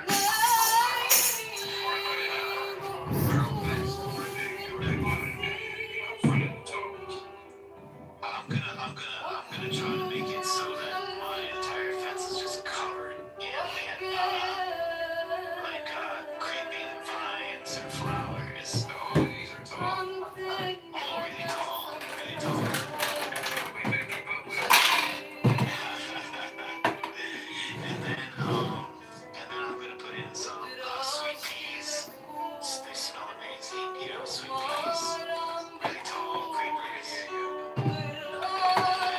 But the hops I'm the most excited for because the hops can grow like 9 feet in 1 year. The hops, if you cut all these spaces in it. No, I don't have much space. It's small. I'm in a neighborhood, but It's big enough. yeah, it's big enough. It's big enough, yeah. Big enough, you know. Gotta try to make whatever you have around you beautiful. That's my I give a nice trench, bro. Get you a nice deep trench. Maybe probably put somebody, you got a white fence and put probably somebody around it. So,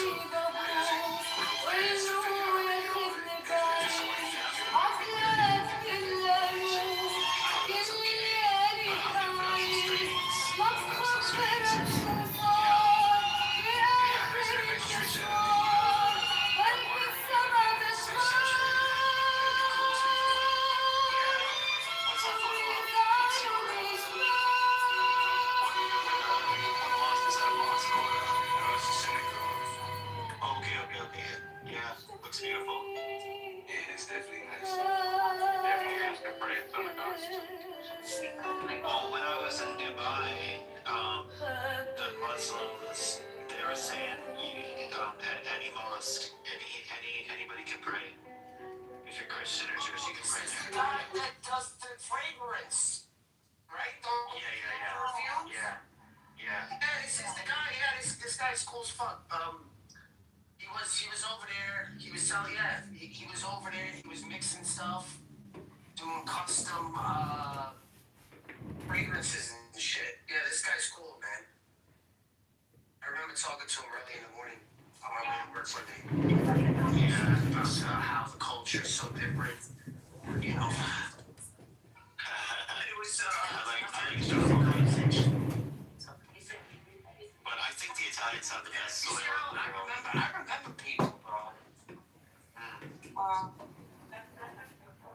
Yeah, sweet peas. I'm excited for that. I really hope to grow them well. Yeah, I don't know. I guess you can say that. Yeah. In August in LA, it's hard to grow stuff, eh? It's really dry and hot. Listen, What can you grow? around your location, like the only thing we have is an olive tree. And like it depends. If you go up to Ramona on the suburbs of San Diego, we do grow really good grapes. There's a lot of wineries there. Okay. So grapes do really well. Avocados do excellent in full bloom. Okay. I was thinking of purchasing like one of these avocado farms where ROI is fantastic on it, but it's extremely hard to freaking maintain it. So they're very delicate sort of fruits or vegetables, whatever they are. Eaten very often. You need like a good crew to maintain your farm, etc. So it's a very tedious kind of investment. Although the aroma is good on it.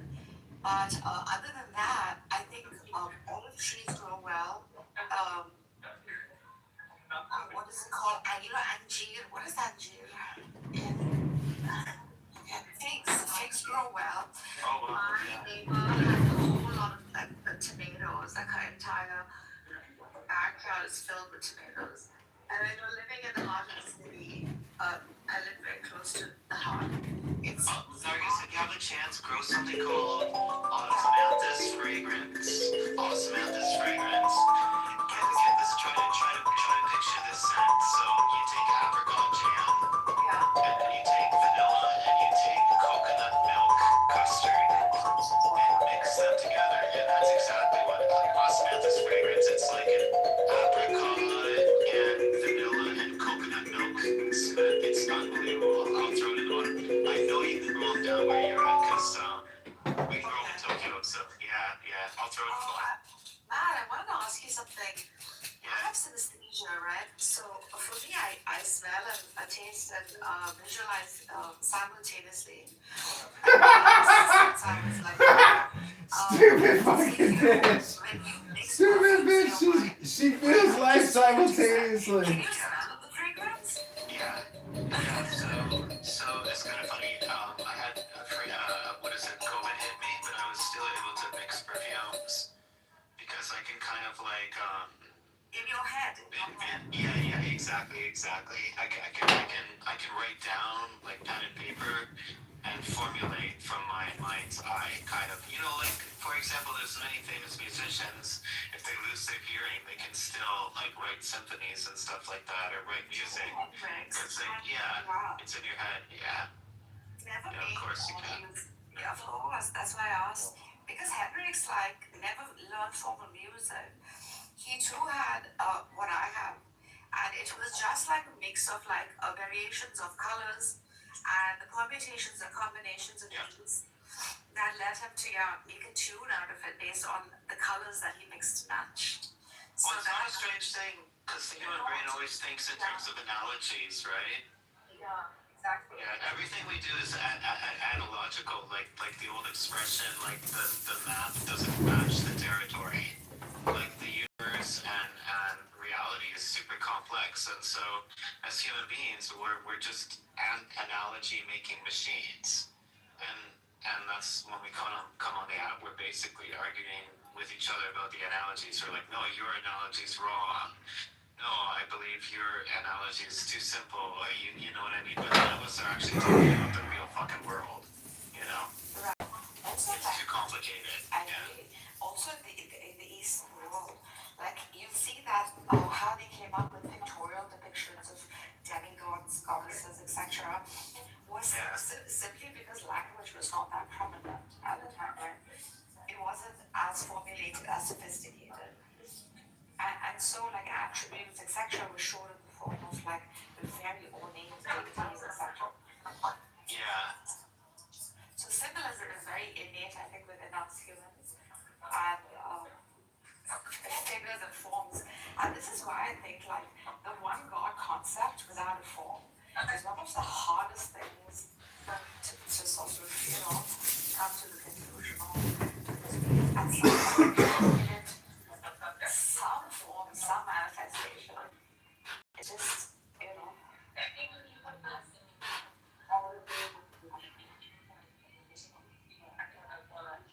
Yeah, I threw that flower down there, guys. If any of you guys like live in a place that's kind of warm or hot, you have to check out this flower. I swear to God, it smells like better than anything in the world. It's like so creamy, like milky coconut, but then also like a beautiful, like overripe apricots. Anyways. Bro, it's amazing. Anyways, guys, I have to fuck off. I gotta go get some work done. I'll talk to you later. Alright, have a nice day. Later, man. Sorry, agree. You can't grow a damn thing. That is one interesting ass dude. Didn't hear you talking about something. Jen. He just travels places and makes people custom like fragrances. Perfumes.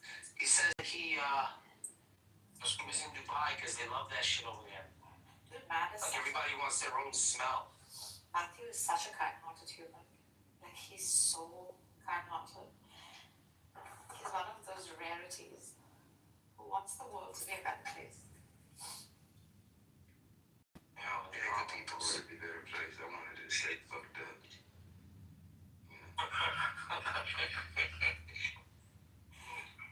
Look at this Jew boy.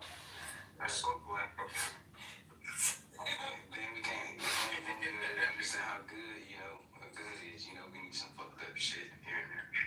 Yeah, that's true.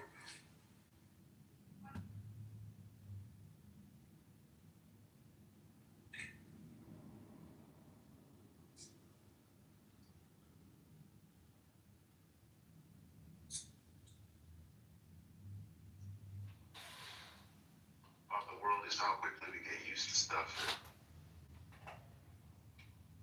I got the drone delivery now. The first time I did a drone delivery, I went out with my son. We were like, wow, this is so convenient. We just ordered it. It only took 5 minutes. And I'm like, man, where are my pretzels, man? Ridiculous, man. It took 5 minutes, 30 seconds. The drone delivery, how do I appreciate what? How did I approve delivery? That's an option, or did they just do it in the neighborhood? Man, we in Texas, man. Wait, hold on. Wait, what is this? Drone delivery. Like you got a drone and you pick the shit up with a drone and you deliver it to us. What that be? So, depending on the state you live, Like the drone delivers it? yeah, the drone delivers it straight to your house. Wait, so welcome to this. You wake up in the morning, you brush your teeth, pray and shit. You say, in the name of Jesus and our Father who art in heaven. You finish the prayer, then you say, good morning, son. You give him some cereal, then you do what? Like this. Oh man, I forgot to get eggs. Oh shit. I forgot eggs. I got the So fucking I eggs. drive it for 30 minutes. Alright. I press the button and it comes to me in 5. Which one would you do?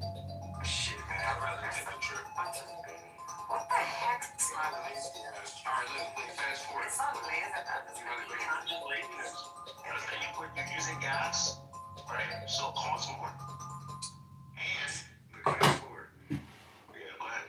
You do all that shit, get the eggs or whatever, get the pancakes or whatever, and then you go to work.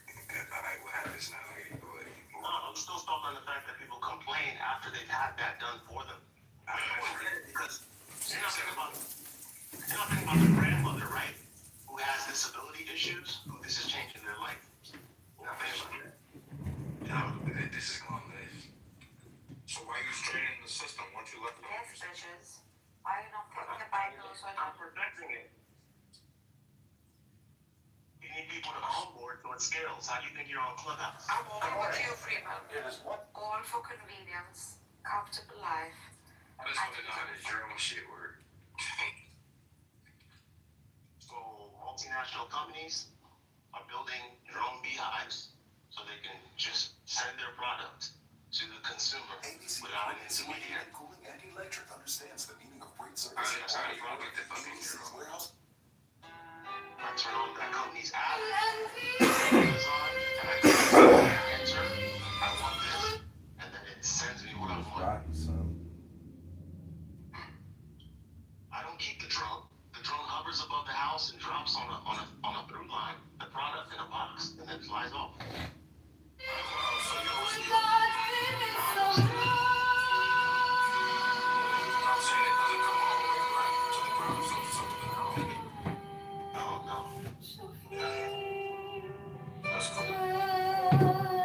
It's coming to a city near you.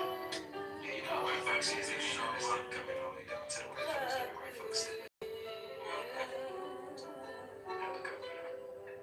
Now, how many?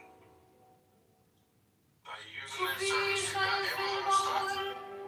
I got Amazon stock, man. I got Google stock. I got Simplex stock.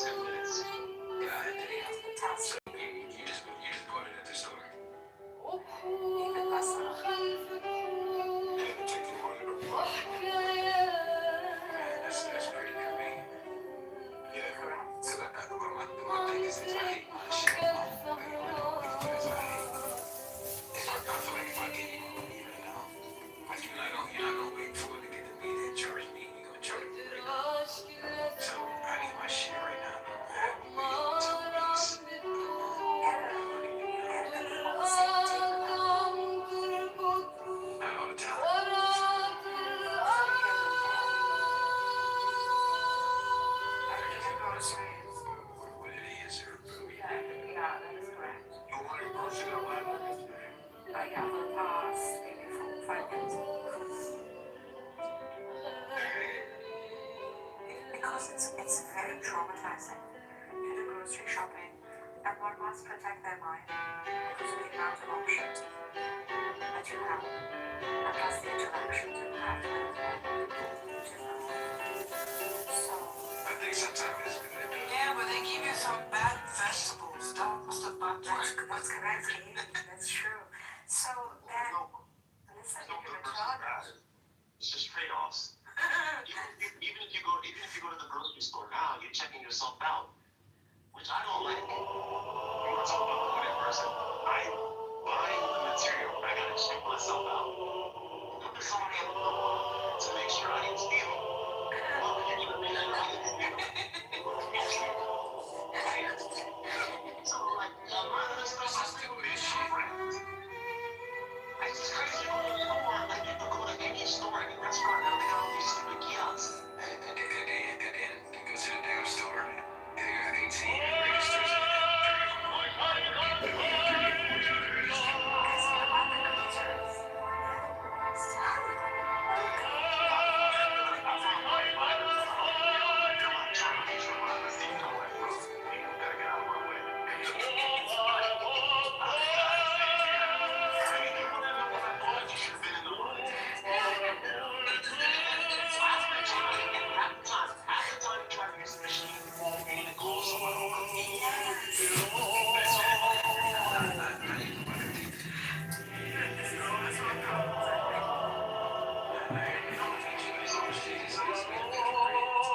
But there's some things these companies are greedy. Like I do like the drone thing because I was a delivery driver for years. I know how dangerous it is to like almost get hit by a car and you're like, man, I'm taking food to someone's house. I almost just died, you know? Right. So they can eliminate people on the road, that's great. But some of the technologies That's all like being a mailman. I'm walking in the neighborhood. I'm on the sidewalk. You know, everything. You should have USPS. I think drone delivery would be great for USPS. What if they drop it in different people's homes? Oh, there's all sorts of horrible things can happen. I mean, it's an FAA. It takes a lot of coordination. That's why it's not in every state. Because it takes a lot of coordination if you have these things in the air. What if the drone dies and falls on someone's head? What if you ordered something super expensive? Right. I'll run right under that motherfucker and give me a loss. The technology exists right now for a lot of people. With my son and I got hit by a drone.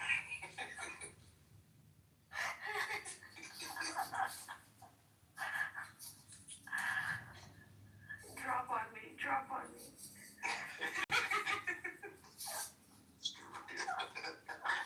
You know people doing that shit. Oh God, imagine death by droning. Literally. How your dad died? You know, he got hit by a drone. I got hit by Was that a war? Oh man, Amazon, man.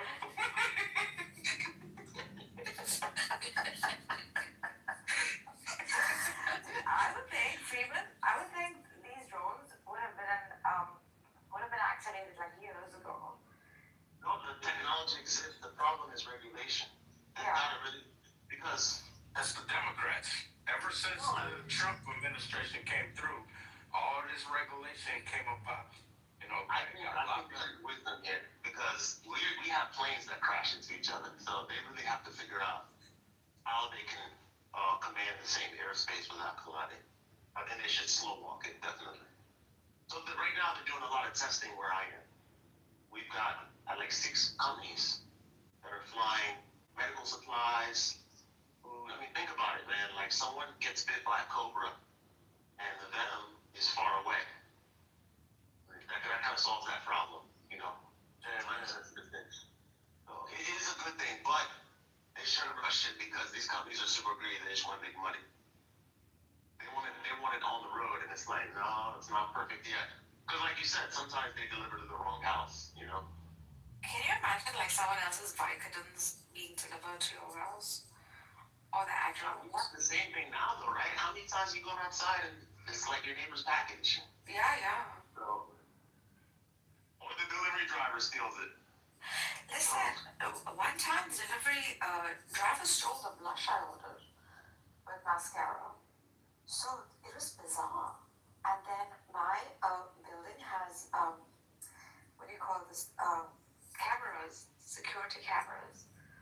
So when I went and watched it with the management, the chick she's opened it, she's tested it on her hand. Okay? Like, who would do that? And then she's she's just conveniently walked away with the package. She's seen the shade, like, look nice on her skin tone. She took the freaking package and scooted in a freaking Amazon van. Can you imagine? Yes. I mean, like I said, I did delivery for years. Delivery people, they eat your food. They do all sorts of stuff, man. So. Bro, my mom and dad had just arrived. I ordered a whole lot of like meat, their meat eaters, and all kinds of Middle Eastern food, Mediterranean. This restaurant has like all three varieties. And they had just arrived, and I was like, okay, let's have a feast. And they're tired. They flew for whatever 12 hours. Freaking that thing never arrived. Again, went to the management, looked at the security camera. The ladies come all the way to my doorstep and walked away with the food. Just taken and gone. So she made the effort to come to the door. She's taken a picture, right? Hasn't rang the bell. And that was done with something bucks of food. Picks it up and goes. Just like that. And then I felt bad. I didn't complain because I think she really looked very skinny. And I thought maybe she had her eyes. I don't like that. No, that's when you just went left. No compassion. Because you got a family to feed too. Yeah, maybe she had. I don't know. Maybe it's I grew up in the city, but like I'm kind of hard, and I drive by a homeless person. You gotta just think like, hey, some of them aren't their job. Some of them that's their job because they're begging. And I didn't call it. How's it going today? I'll make it money for you. I have somebody go do it. Like, if you grew up around it, you gotta know like, it's not everybody suffering. Some people are just in that situation because they choose to be. That's the truth. For me, because it's food, right, Freeman? Like, yeah. Maybe she was hungry. Like, who does that? Maybe it was for her children. I didn't call. My parents said, don't call. It's okay. It's okay. She's taking for children. She's taking. A whole story was built around how she needed the food and how I shouldn't complain and stuff. But I mean, it happens, right? Like drones can also like whatever drop wrong food and different or wrong items.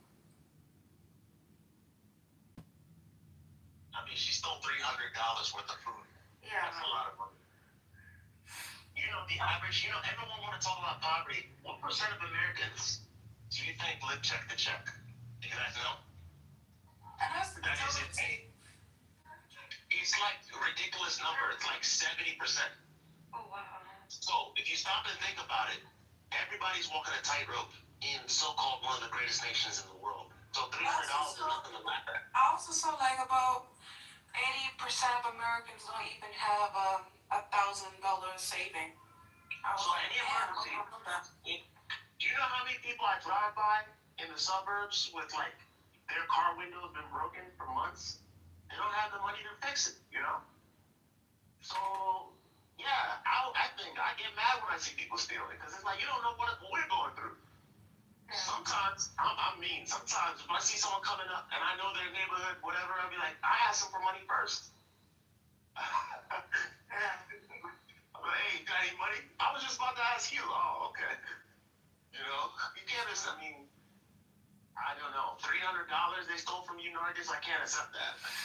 I called my family friends, this and that. Like, I thought they had just arrived, so maybe, like, we could have a feast. And, yeah, she drops the food, takes the picture, and just picks up the whole package and walks away. I mean, doesn't realize that there are cameras all over the place. Kind of felt bad. And that's why I thought maybe maybe she was just ignorant about the cameras, or she was really maybe in need, or the smell of the food might have.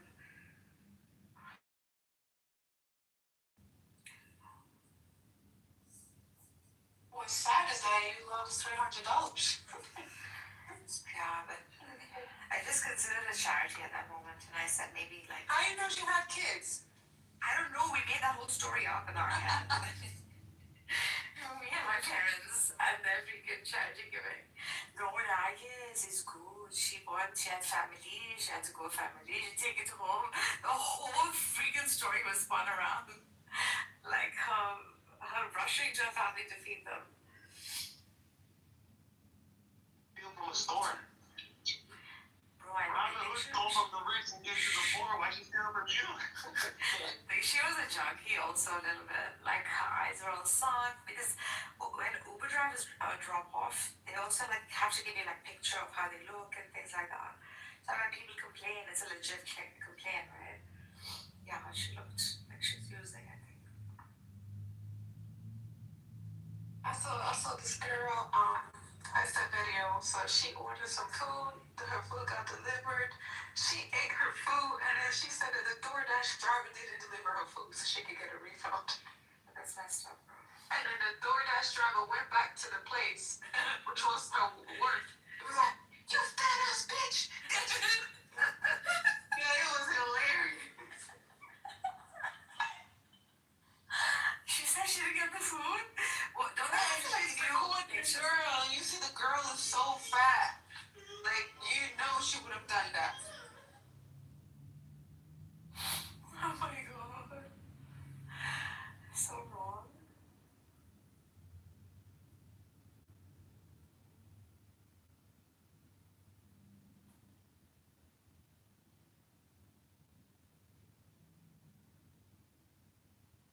Best in the DoorDash driver driving back to freaking complain about it. Yeah, she was really mad because you know, that will give them like a bad review. Yeah. She was like, this is my job. You're over here lying so your fat bitch can't eat. Did they have this on video? Is this real? Yeah, I'm gonna put the video in the chat. Hold on, I'm gonna see it. Let me just because my daughter crashing out.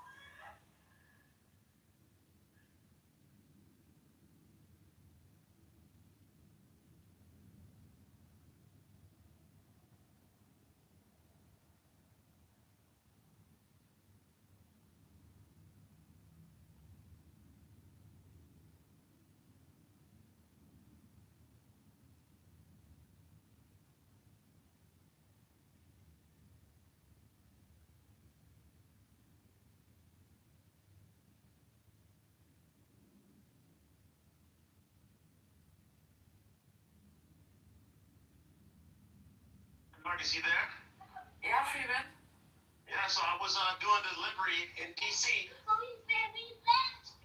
Yeah, I'm going fast. I just finished doing the delivery, is getting back on my scooter. Someone grabbed my shoulder, pulled me off, put a gun in my ribs, robbed me for my phone and my wallet. Now let me ask you, what story do I need to construct in my mind for why he needed to do that? You know what I'm saying? Because the good thing is, you know, I was able to cancel the credit cards. I called to cancel the credit cards before I called the police. I'll tell you why in a second. I called to cancel my credit cards and debit cards because I know that's what he wants, right? The charges he tried to place on the credit cards were all from a company called Burberry. $600 worth. Well, Burberry, he was freaking buying Burberry? Can you imagine? This dude put a gun in my ribs and threatened my life so he could buy a Burberry scarf or whatever for $600. Oh, I know he was mad when he got his stupid computer. I know, and I grew up in that same city, so I know what the game is. I didn't even waste my time calling the police first. I called to get my cards canceled. Dude, he wants to kill a father for freaking Burberry? What the fuck? So when someone says, it's not even a good brand. There's like a thin line between stealing and killing. If you steal, you kill. It's the truth. So, like, my mind is like, yeah, you know, you're in dire straits, but stuff like that, I could give you so many more stories. These things happen, and there's people who comply with people who do that and get killed. You know, so this is the world we live in. It's hard for me to build sympathy for someone who's willing to do that. You know, and then you're stealing from people you don't know what situation they're in. You know, like growing up, you see people crying because they come outside, their car's been broken into, and that car is their one lifeline to get to work. You know, we're supposed to worry about the person who did it. Nah. So I think I'm scarred. That's what that is. I don't like, you know, you go through those experiences, you'd be like, no, I have no sympathy for someone who does that because they know they're wrong. Yeah. You know, they know they're wrong. Yeah, exactly. They know they're wrong, and still they do it. Still they do it. Some people do it, they don't know they're wrong. That's all they were taught. Like young kids, I've seen young kids stealing. I get that. But you're a grown person, either you're on drugs or something. Yeah. You know, you're not doing it because you're bad. Because look, this is America too. There's so many homeless shelters and food giveaways, and even okay, like one thing I give credit to the Muslims in my area, all the mosques, they give tons of food every Friday. Every Friday without fail. And you see the line going off the property, they're giving food. So people know where to get food, man. Yeah. Yeah.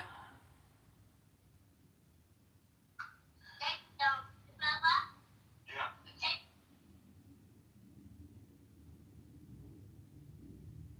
They'd be so mad, Darkest like he did all that. Had me terrified. From Burberry. You know what I'm saying? And here's the thing, I can't even afford a Burberry scarf. From Burberry. Good lord, for a piece of like cloth or a bag or a jacket. Let me finish the story. I had all that information. I called the police like 3 days later. I said, here's what happened. Here's the street it happened on. Here are the transactions. Here's where you try to withdraw the money. You know what I'm saying? And they're like, oh, you didn't die? No, we're not going to waste time on this case. Like, so the criteria is, do you die? You know, well, how are they going to help me if I die or get shot? You know what I'm saying? Oh my god. So, long story short, like, you tell me someone's going. No, that wasn't the point. I only gave it to the police because I was interested to see. As I told you, I was interested to see what they would do. I didn't call them first. You know what I'm saying? You should have got a lawyer and sued the fucking cops. Well, no, the thing is this. Police, they deal with crimes on a sliding scale. So, like, heartbreaking, they might not even come out. They might just tell you, you know, call your insurance. Where I live. You know, where I lived, I should say. It's not the same exactly. There's less car break-ins here because then everyone's got a gun. There's less robberies and, you know. Someone's supposed to protect you, right? So this is why, like, you get a hold of the bigger part. So who's the one who's supposed to protect you under these conditions? Because the guy obviously has nothing. That's why he's stealing, the motherfucker, and he's probably doing it to a whole lot of other people. A bunch of people. He gets a thrill out of it, obviously. I mean, now you also get a glimpse into his mind. Why is he stealing? Is it something that he needs? You know, like, and not everyone is stealing because you know, it's like, okay. And guess what? He's stealing someone who food delivery. You know what I'm saying? Yeah. This is not, like, this was years ago, but it's not, if you were looking and saying, okay, let me rob this Mercedes, they can afford it, you know, that kind of, no, that's not the thinking that's going on. So you can't assume you can enter the mind of the person, that's the point I'm saying, who stole 300 from you. You can't. All you know is that they stole they don't even know how much the food was. They just saw an opportunity. It was a crime of opportunity. Yeah. Like, it's here. But, you know, they wouldn't have done it if it wasn't there. So that lets you know who they are. Sadly. You know? You can't sue Burberry, obviously, because he's probably bought the product online. And if you got to the store, what they'd probably ask for his ID. Do you notice that, to make it spiritual, do you notice the Ten Commandments just says, do not steal? Yeah. It doesn't give any ounce. It doesn't give any, you know what I'm saying? It's like, don't do it. Because there's no amount of the condition you're in can justify the act that you take that harm somebody else in that way. At the end of the day, there's poor people everywhere. Tons of them in all countries all over the world that aren't stealing. There's people in Iran who don't know where they're, or Nigeria, or wherever, they don't know where their next meal's coming from, you know? Literally. So, in countries, so I always used to think that something happened to me some time ago, and I'm still like, wait a minute, I'm not Nigerian, okay? So, I totally understand the punishment. Oh, no, I know you're not. Freeman, the punishment for stealing in Middle Eastern countries is basically the loss of hand, right? But it starts with, like, in Iran at least, it starts with the tip of your pinky, which they paralyze. So that the second time a person does it, it's just, they take the fingers off, and the third time your hand is out. So that you don't do it again, right? In Dubai, during the time that the year that we lived there, you could basically buy an entire store, leave the product in the middle of the mall, right? Walk away, come back in a month, and pick it up exactly from the same location. That's very true.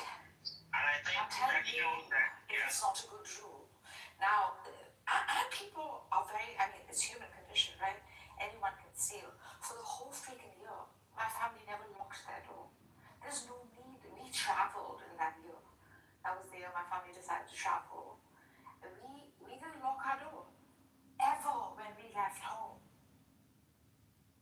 Nobody dared come in. It just doesn't happen. and that's definitely, whenever there's a punishment that's that much, you really, if someone is stealing in that condition and they know that's what's at stake, either they're insane or they truly think they'll get away with a crime. So that makes sense.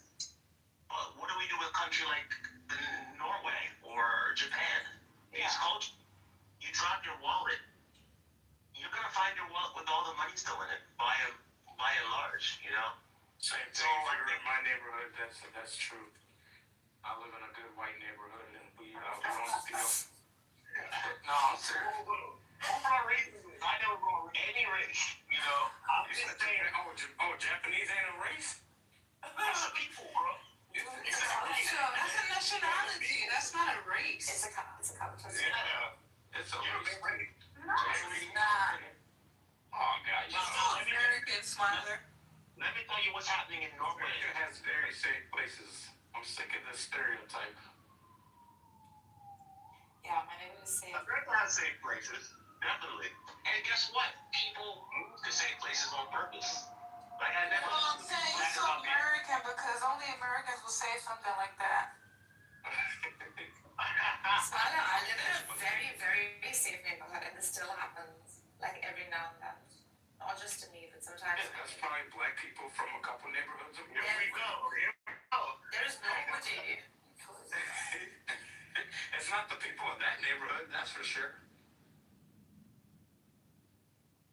Such a racist.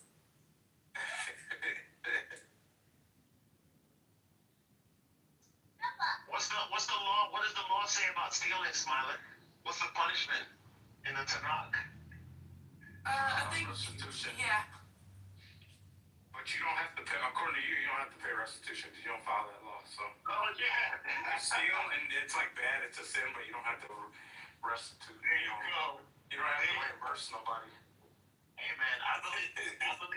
Check this out. I believe the New Testament says very clearly the government has been given the sword not in vain. So I wish I could have called the police that they actually prosecuted crime. One of the reasons criminals are emboldened in the U.S. is that if it's not a felony, they're gonna be out in like what, half a day? If that. There's literally I literally knew people growing up who made sure to know those laws. Like, oh, I'll make sure I steal under $500. How crazy is that? Oh yeah. People be tripping. But in the song, it's the same thing. I mean, they have. Listen, in countries like Morocco and Egypt. No, but in countries like Morocco and Egypt, you think it's safe, although like they still comply with the whole stealing laws and stuff like that, which I'm assuming. Fucking, you get ripped the moment like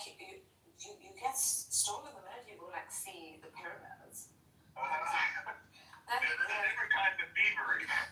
It's a different kind of thievery. Shoes or something or the other is freaking laws. Now, it doesn't mean a thievery doesn't exist, although there is that kind of Sharia law. The Bible just implements it. Well, because of the bigger pot that people, live in, that hold bigger amounts of money, it can't afford as a country to go through that sort of fear of economic loss. Margo, that's one of the reasons I don't like going to Nigeria. I tell people straight out, like, oh, I don't like it because, no, man, like, the police will stop you and be like, oh, God, hey, come on for some money. Like, what is going on, yo? I'm not paying you money to drive on the road. They will set up roadblocks and they're like, oh, we haven't been paying. I'm like, yo, this is insane, And my family be like, you just gotta keep a little money. You gotta break them off a little something. I'm like, in principle, this is insane. Yes. I'm driving down the road, In India, Saturday night, when we go like clubbing or we go to a concert, on the way back, if there's a freaking, if anyone's drunk, they just stop people to get the alcohol from them, these cops. They say, what are you drinking? What kind of cigarettes do you have? And that's how bad it is. And you basically give him whatever, your drink, and then he lets you go. It's like a cop tool to move around Nigeria. So, I don't like that at all. That's for me, that's stealing also, That's stealing. That's bribery and stealing. Kidding me? Yeah. That's stealing life of a person that this fucking drunkard is gonna hit and die.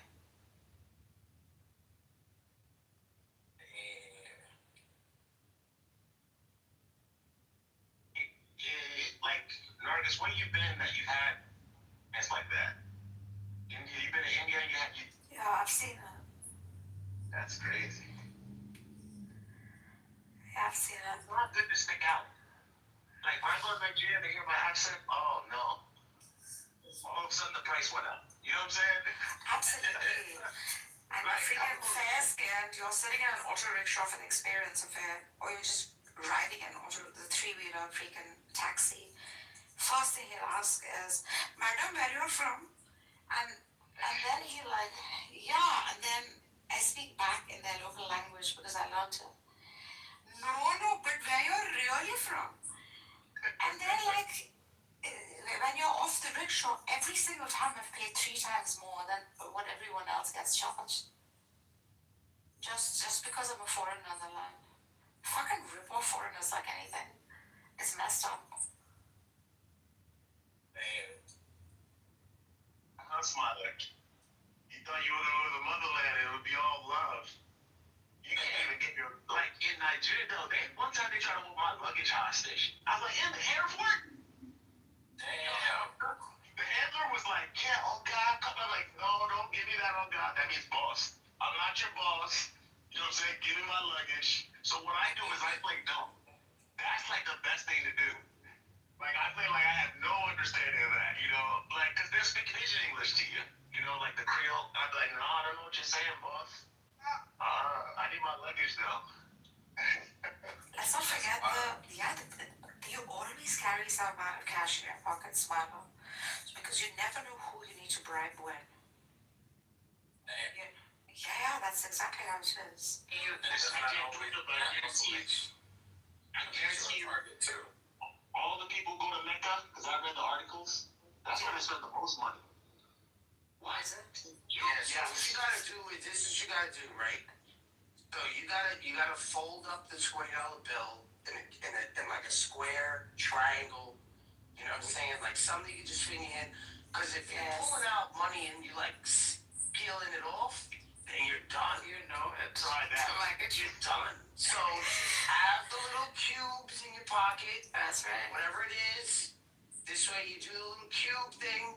You just give them, like a drug exchange or whatever it is. Yes. Thank you so much. Thank you so much. Nobody sees anything. You put your hand on the shoulder. Nobody sees anything. Exactly. You put your hand on the Don't try to peel off money trying to be cool guy, because then you're gonna get fucking ripped off. Yeah. How do you know this shit? I was goes under. Yeah, you. Because I travel. What do you want? What? So this is what it is. The money in the belt. Of course I do. Of course I do. Yeah, they can rob you, but you got the money folded up in the leather belt with the. That's right. That's right. Yeah, they don't know about that in Argus. I don't know. You sometimes you fold it like a rocket, right? The thing is, you put your hand on the shoulder. We still do that in the jewelry trade. It's all like just a handshake. So you put your hand on the shoulder, you get close to the man. Yeah, then people want to be nice to you. You know what I'm saying? That's when people want to be nice to you. But if you're trying to be cool guy, peel off money like that, they're like, oh, no, fuck this guy. Always lay low. Always lay low. I would give them some funny hadiths instead, and they'll find it for funny. They're not gonna know them. They're gonna be like, what the fuck are you talking about? They don't know these hadiths. They don't know these hadiths, bro. What hadith? They're gonna look at you like the people in the back. They don't know intellectual discourse. No one knows this because of the information age. And freaking the biggest downfall I think that happened to the Hadith corpus was information age. It was everything being on the internet. People just type it in and it pops. They didn't know they had this shit for the longest time. Margaret, where did Matthew Amir Richardson go, man? I want to hear his Khomainism now. I want to hear what he... Bro, Freeman, they are on TikTok. They're still like... Oh, they're on TikTok still preaching it? Still Wow. preaching it. They're bold. They're doing very well too. They've developed a fan following.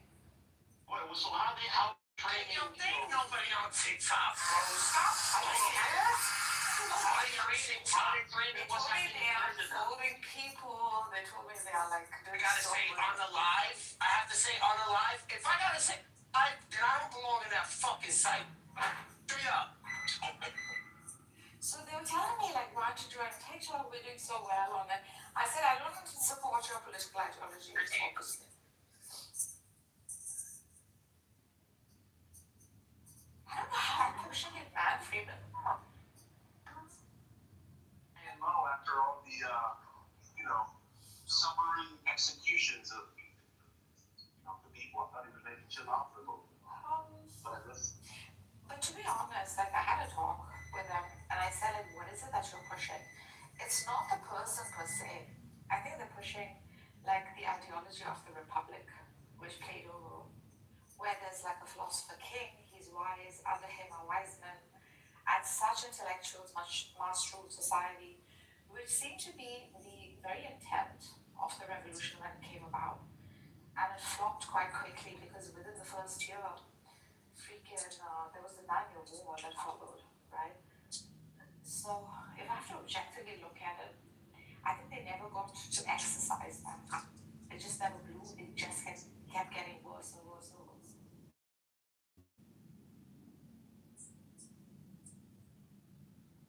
So, Yeah. you work for it. Think about it, like idealism and politics, democracy and politics.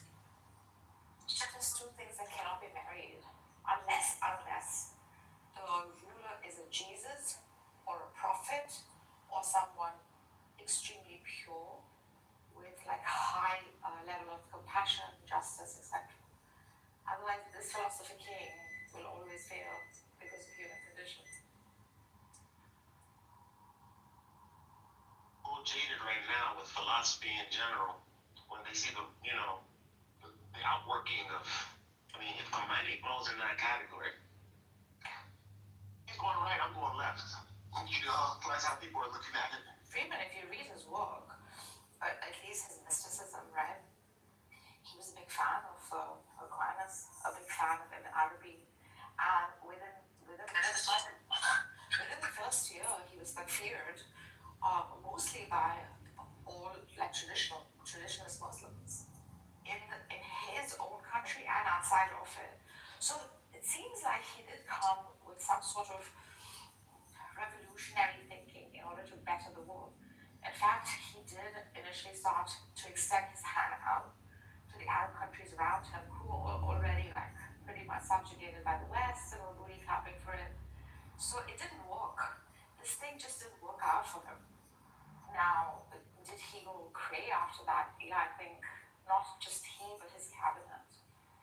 It was something that never ever came to fruition for whatever reason, right? But I think the brethren are saying that he intended for such a thing, and such a thing is possible, and it's called a democracy. So this system of democracy is what they hold to, like, politically. Now, whether it works or not, bro. Yeah, I think the biggest part, I can't speak, Persians have to speak for themselves, but I don't like the idea of, who I am being swallowed by an ideology that maybe is not necessarily foundational. You know what I'm saying? There was something called Persia before there was Islam. I'm not saying that religion or truth doesn't speak to even who you are. It does. I'm just saying it doesn't destroy it either. I agree. It's hard to see Persians today. They don't even use the word anymore, right? Maybe they do in passing. We do, very much we do. Like, we use it in California a lot. Like, I introduce myself as a Persian. I don't introduce myself as an Iranian for the longest time, right? Simply because I don't want to show that solidarity with the freaking government. However, like, if you look at our history from the very beginning, whoever came and invaded and overtook us, we embraced it. Like, there was a very interesting girl on one of these Iranian rooms that I go to, who was saying we took everyone's culture, religions, philosophies, we eat it up, we chew it up, and what we spit out is something that looks highly creative and a new version of that thing. And it's true. This sort of inclusivity allowed for the Persian Empire to expand the way it did. Because including language, like here the Afghans speak Dari, which is the original Farsi, and here like someone like me or Stella, for example, speak Farsi. It sounds Frenchy, it sounds German, and it's simply because of the inclusivity and the freaking intake, which we don't have any. Yeah, that's a good thing, but you meant the final boss. Islam is the final boss that, right, yields the least amount of ground. So, look, let me give a concrete example. My Persian friend, who was my best man in my wedding, right? He told me one time, oh, yeah, God is Khuda, Khuda, But he said, now, when he travels to Iran, he said he slowly noticed over time people would be like, Greek with Allah instead of Khuda. It never was an issue when he was younger, It's so, there's and me also speaking another language, I don't think God, yes, we know who the name of God is in Christianity, but people are going to call out to God from within a cultural context, Correct. Like in Yoruba, the creator of the universe is known as Eleka, and we had no problem when Christianity came. In fact, the missionaries were very careful to say that creator is, Hashem. Right? So, it's not removing from where people are. Whereas I feel as though, there's an imposition being made on the Persians right now that, they kind of have to decide what direction they want to go. And they are deciding, because you see a lot of, Persian. Yeah, and religion has become such a crass thing now to even adopt or talk about simply because of the policing, But the Ottoman rule didn't do well for Persia simply because of the black and whites. There was no art of freedom in that, which is the very vein of a Persian. I was telling Daniel this a couple of days ago. So even then, Islam was taken, chewed up, and spat out as Shia Islam, right? That which allows for imagery and color, allows for music and whatnot. So, and Sufism, and all of these mystical traditions that arose from Persia, even that was transformed into something else. What the regime basically was to subjugate in terms of policing, which I think we should have. Do you think if Saladin met Sam Shamoun or Sam Shamoun went through time, do you think he would change his ways? Yo, what? That man didn't Saladin. He's trying to storm the walls of Jerusalem, and Saddam Shimon brings like a mega speaker back in time, and he starts reading these funny hadiths to him. Did he get it in English? I think there'd be a language barrier there. Saddam Shimon can speak Arabic. Yeah, he can. Yep. That makes it interesting. Okay. Yeah, I think he would be. Chance would probably be slain in under like 30 seconds. Saladin really didn't play that much. You know what I'm saying? We got a nice, gentle image of Saladin. He didn't play that much. But coming back to Persia for a second, Vargas, I 100% agree with you. Let me get now we're talking about hadiths, right? I think, correct me if I'm wrong here, I have a question. Was Farsi a written language when Islam came? Or did they have a writing system? Yeah, I think so. It's hard to know, right? It's hard to know. And I know the Shia Muslims, their hadiths.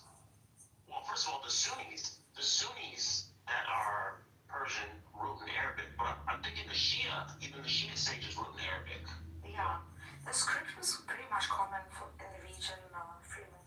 Like even Farsi is written in the Arabic script. However, we have more letters like je, pe, ge. These are words that do not exist in Arabic. Like Pepsi is written as Pepsi. Yeah. What do you think about the fact that King Cyrus is written in the Bible and it's kind of extolled? Is that like a point of pride? Is that like a passing thing? No, of course. Christians are well embraced and very loved within Iran, including the Jews. It's a system in which the coexistence has been a very strong factor because we are nationalists, we're not tribalists like the Arabs. So you will never find a Persian ever tell you, or an Iranian ever tell you, I am just a Kurd. He will first introduce himself as an Iranian. And then if you pick up on his accent in Farsi, he might tell you, oh yeah, I'm from that region where the Kurds came and were dwelling. So in that way, we've always had an upper hand in the Middle East so far as a oneness sort of theme, an ummah of Iranians versus how the ummah system, I think, sort of failed within the Middle East, although I think it was a very great thing that they tried the pan-Arabism, but it's too tribal, man, Freeman. It's so built on who your fathers was, similar to, I think, the Jewish community. It's not that different. I got a good question. Do you think there's a possibility start making AI-generated videos of Sam Shimon doing his evangelical work with the mega speaker back in time with Saladin being outside the Jerusalem walls? Like Sam Shimon's out there with a megaphone. Do you think there would be following for that? Man, you're gonna have such a group of people flock to you who are like you. It's gonna be amazing. But Marcus, the tribality, man, I don't know, man. I think we're designed to be tribal. Agreed. As human beings. Yeah. We don't talk about that enough. Yeah, I agree. Right. In fact, tribe succeeds simply because we take care of our communities, etc. But I think, although we're designed to be that, we're also designed to kill. We're also designed to steal. It's not that we don't have it within us, the potential, right? We choose not to. So in doing so, we're ascending from our flesh. Yes.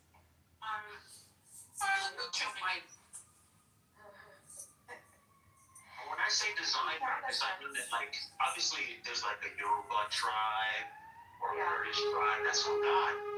There's no doubt about it, you know? The question is, what do we do with it? How do we live amongst each other?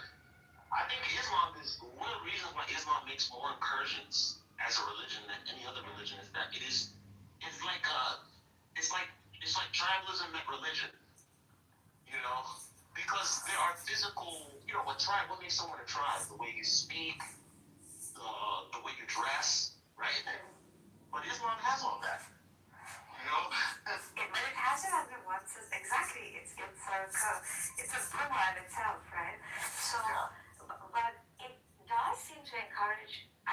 does encourage a kind of oneness of humanity, sans color, language, region, geography, etc. And I think that was the very intent of historical Muhammad, to come and preach this simply because tribalism was so extreme, much like Buddha came to overcome like the freaking high priests in the caste system that had developed in Hinduism. But he was like, no, we're all equal in the sense that we're spiritual beings, etc. So even verses in the Quran that I've read where it says your position on earth is based on your piety, not the color of your skin or your tribe or your language. And I think this is a great advantage and an attractive point in Islam and Christianity as such. Judaism too follows such laws, however, keeps it within the Jew community. And I think I think that like there are pros and cons to uniformity. Yeah, I agree. So if you mean that like Islam came to have everyone be one in a certain respect, like in dignity, for instance, I think that's a pro. Well, when you mean that everyone should be one in dress, you see what I'm saying? We have an issue. Okay, you're meeting people, for instance, that wear no clothes. How do you bring Islam to them? They don't wear clothes because they're not savage. They don't wear clothes because they're in the Amazon, for instance. And this is the best way to live here, right? Right. But even with clothes, right? So even with clothes, it's not that it's saying no to the culture. In fact, it talks about how one must like encourage each other's culture and language.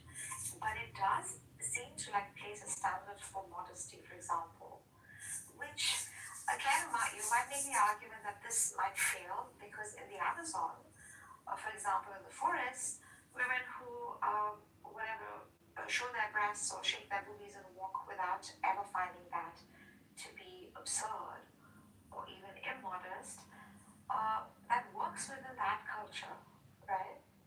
It is not like men are groping her or sexually abusing her because of the way she is. That is just the norm of the place. One could make the argument that, yeah. But I think it was addressing like a majority position, whereas like a family system can be held well if some sort of modesty is maintained, both from men and women. Yeah, I think if you're speaking of modesty from a morality principle, yes. Yeah. Whatever is immodest within that cultural context should be avoided. Correct. I'm just speaking about the strict letter of the law. Now, this is where I'm going to get on Not Smiler. I call him Not Smiler. Not Smiler says everyone should be circumcised. Not Smiler? Smiler's dying to get in some kind of dogma structure in Christianity, which I don't blame him, bro. Smiler, I'd love to know what A thinks about this. A, what do you think about this? Sorry, I just came back about what? Do you think everyone who becomes a Christian is supposed to be circumcised? Like a grown man? Well, I'm just speaking about the law y'all say y'all keep. I'm keeping it real. So from what my understanding of what the New Testament is saying is that you don't have to be circumcised to come to Christ because the law of circumcision is on the 8th day anyway. So you can't even keep that law if you're grown and not circumcised. But I believe that Christians that have children, that have boys, should circumcise their boys. As a matter of religious principle, or do you believe that's a matter of, like, how do you believe it? Like, remember, I'm speaking in terms of, if God commands us to water baptize when we come to a saving knowledge of Christ, that's a command that's like, hey, if you don't do this, you're out of order. You know what I'm saying? Do you put circumcision in that same category? That's what I'm saying. So if someone is already grown, they can't keep that law because the law says to be circumcised on the 8th day anyway. So if you're like 30, you know, Yeah. We're not talking about anything. I'm talking about a child and you're a parent.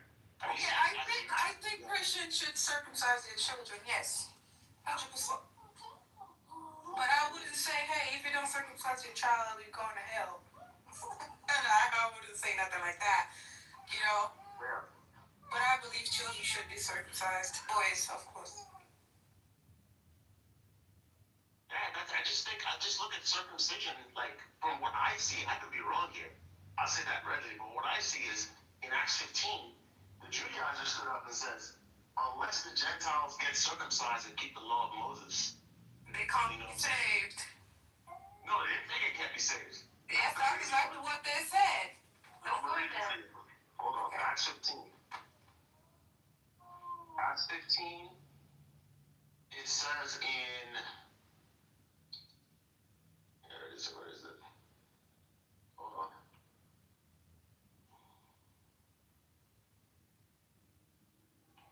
Okay, verse 5. The Gentiles must be circumcised and required to keep the law of Moses. See that? Read verse 1. Yeah, I know. Okay. Verse 1 says that unless you are circumcised according to the custom of Moses, you cannot be saved. But the people who are saying that in verse 1 are not the same people talking in verse 5. 1 second, let me open the chapter. Yeah. This is where I jammed Not Smiler up the other day. Yeah, what are you reading, Freeman? We're at Acts 15. We're jamming up the Judaizers today. What's up, Exec? Snaps. Alright. So Acts 16 is where you did it? 1-5. Acts 16, 1 through 5. Man, I said 1-5. I'm about to fight you. Acts 15. 15. Okay, what verse? Well, let's just start with the first section, right? I'm saying the first thing I just said is the people speaking in verse 1 are not necessarily the people speaking in verse 5. Okay, that's fine. But I think it's the same idea. I think the idea here is if you don't keep the law of Moses, you can't be saved, which I believe is wrong. You know, I think that's the main issue. So why then later on when they send the letter out? Because they send the letter out in 21. Yeah, verse 23. It says to the Gentile believers in Antioch, Syria, and Sicilia, we have heard that some went out from us with our authorization and disturbed you, troubling your minds by what they said.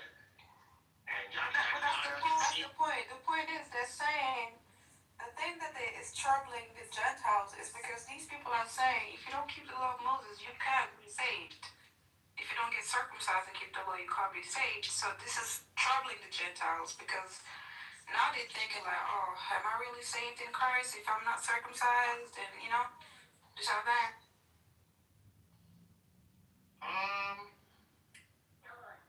You see this in Galatians too.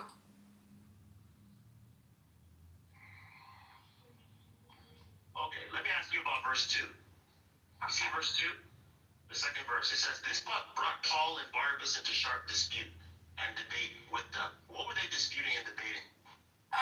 They were disputing and debating if the Gentiles need to be circumcised to be saved, because the thing about circumcision in the Old Covenant is that circumcision was absolutely necessary to enter the covenant, right? So if you wasn't circumcised, you was not part of the covenant at all. So if you were a Gentile and you trying to come and serve the God of Israel, you had to be circumcised, right? But so I think that's what they're discussing, because they're like, well, are they really in the covenant of Christ if these people are not circumcised? You know, that's what they're disputing about. So if this whole chapter is about being saved, how come the letter doesn't address salvation? It does in the first verse. This is the claim. That's the claim. If you don't get circumcised and keep the law of Moses, you can't be saved.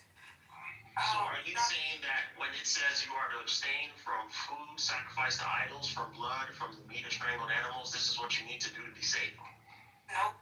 What I'm saying to you, wait, give me that verse. Let me read that verse. So verse 29 tells them what they need to do. Why do they need to do? Yeah. Why do they need to do that? Okay, because those are the things that. Okay, because these people. I don't want to call them pagans, but yeah, they were pagans, right? What, the Gentile believers? Don't do that. Yes, they were. They were pagans. They were. They're not pagans. Now they're believers. They got washed. Yes. Okay.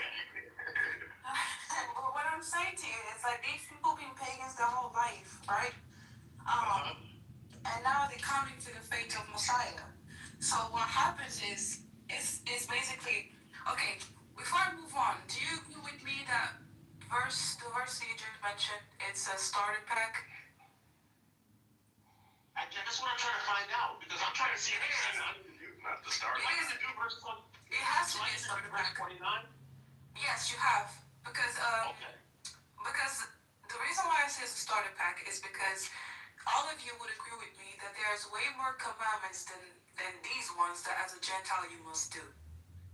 In the Old Testament, yeah. See, this is Even in the New Testament, no, even in the New Testament, because Acts verse 20. Yes. Unless you go on. Hold on. I want to be clear on something. Are you saying by the term starter pack that they got to start here, but they really need to eventually keep the whole law of Moses? That's exactly what the text says. This is so crazy. Okay. This is so why didn't you just say keep the law of Moses? because What was he arguing? no, but this is what I'm telling you, because these people have been pagans their whole life. They're just coming to the faith. They're babies in the faith. Like just like Paul said, if you're a baby, you cannot chew meat. You have to be on milk. So they can't just be like, hey, you gotta keep the whole law of Moses. No, you start little by little. So they start with these commandments, which is like, don't sacrifice things to idols, don't eat blood, don't commit sexual immorality. And then if you read chapter 21, it says because the law of Moses is preached every Shabbat. So if they're going to the synagogue to hear the law of Moses, it's because they're gonna learn with time. Because verse 21 doesn't talk about bestiality. Does that mean Gentiles can't commit bestiality? No. They're gonna learn as they go. No, see, this is my argument. So then My argument is that. Oh, go ahead, Jason. Go ahead. Yeah, I was gonna say, so then you're saying, then the new covenant is the same as the old covenant. No, she's saying that the new covenant creates an on-ramp for Gentiles to have a starter pack and get their way to full-on Mosaic Judaism. Yeah, I mean, that was already part of the old covenant as well. So what's the difference? Not the starter pack. The starter pack was When the Jews had to put him out Sinai. No, the starter pack is not part of this.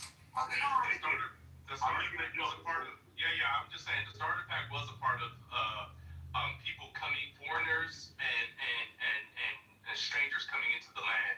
Starter pack. No, you're thinking of either the Noahide Code, which was for strangers to maintain a standard, but it wasn't like encouraging them to join Judaism. Or you're talking about like someone that did adopt Judaism by circumcision. This is attempting to have a new means of joining into the covenant without having circumcision. That's a new concept. The Noahides are not part of the covenant. Exactly. And for you to be saved and have salvation in Jesus, you have to be part of the covenant. Sure. So, we're talking about joining the covenant, right? And so foreigners and strangers coming into the land of Israel, in order to join the covenant, they would have to get, that would be the starter pack, would be getting circumcised. No. Circumcision wasn't the starter pack? No, I'm saying circumcision. The circumcision wouldn't put them in the covenant yet, but this is not talking about circumcision. This is talking about. No, I'm not saying that. Oh. What I'm saying is there is a starter pack for Gentiles in the old covenant to come into the covenant. But that's not a starter pack, that's just the whole deal. Yeah, they just take the whole deal. No, That's straight up circumcision. Okay, yeah, but what I'm saying is that, listen to what I'm saying. The difference is a foreigner and a stranger didn't grow up under the Mosaic covenant. So as they're coming in, they're going to need to start somewhere. So circumcision was the starter pack. Keeping the Sabbaths, those are starter packs. Then No, that's full-on conversion. That's full-on You don't do that conversion. until you're Jewish. no, yeah, but they don't learn everything all at one time. Would you I'm agree? saying, listen, what I'm trying to say is that a non-Jew that lives in Israel under the Mosaic Code, he is expected to obey the 7 laws. He has to follow those. Anything else he does is optional until he decides to get circumcised, keep the Sabbath, and be a full-on Jew, at which point he is. Yeah, so the reason why What she's arguing is that Jesus is preaching not to just non-Jews that happen to be in the land of Israel. She's saying that Jesus is coming with a new on-ramp for everyone in the entire world. And the on-ramp does not require requires circumcision. Instead, it requires refraining from sacrificing to idols, no eating of blood, and then you're going to eventually get to full-on Mosaic law, but you're going to be in the covenant before you even do the circumcision. That's her understanding, and it's a fair read. Okay. Oh, hold on. One thing. She said, hey, I don't want to speak for you, but she said that if someone is a Christian, the child should be circumcised on the 8th day as a matter of religious obligation. Okay?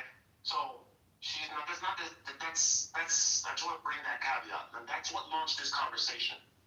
Now, I want to ask you, A, when you read the passage with Paul, is it Peter talking? He said that the Gentiles were given the Holy Spirit. Yeah. And he said that showed that God accepted them. How do you understand that? It's not a gotcha. I just want, is it that they're accepted before they do any of the law? Yeah. And then during the law they remain accepted? Or what are you saying here? Yeah, they accept it before they keep the commandments because they accept it because they have faith in Christ. So having faith in Christ is what puts you inside of the covenant. Once you're inside of the covenant, you're going to keep the commandments of God. But for you to enter the covenant, you don't have to keep any commandments. You just have your faith in Jesus Christ. Okay, so what do you mean when you say you must keep the commandments and the laws? Okay. It's just a matter of you've entered the covenant and out of love and duty to Hashem, you keep the commandments and the laws. That's what you mean, right? Yeah, I mean that too, but I mean more than that. So in the covenant of Christ, okay, so for example, Jesus, right? I believe Jesus is sinless. He never broke any law, right? But Jesus kept the law not to be righteous. He kept the law because he was righteous. Because the Bible says, he who's righteous does wrong. There's no way that you're a righteous person and you don't practice righteousness. And we know the law is righteous. So once you've been made clean and righteous by the blood of Christ, you're going to keep the law of Moses because it's a righteous thing to do. You're not doing it in order to be saved. No, you're doing it because that's the right thing to do. Does that make sense? Because faith without works is dead. So if you have faith in Christ, I have to see your faith through your works.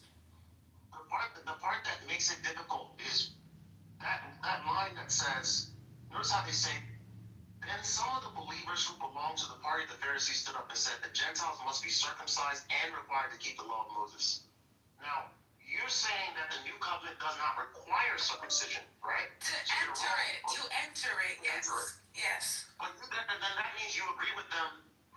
You actually agree with this statement that, in a sense, the Gentiles must be circumcised and required to keep the law of Moses. You agree with them, right? No, I'm saying. You don't agree with them. No, I'm saying as a grown man, if you don't get circumcised, you're still saved. You don't have to get circumcised to be saved. But once you enter the covenant through faith in Christ, you should be keeping God's law. I'm not saying circumcision because circumcision is on the 8th day anyway. So you're not going to keep that law. However, you should get your children circumcised because that's the right thing to do. When your children are circumcised, are they keeping the law or are you keeping the law? We are keeping the law, and that's the reason why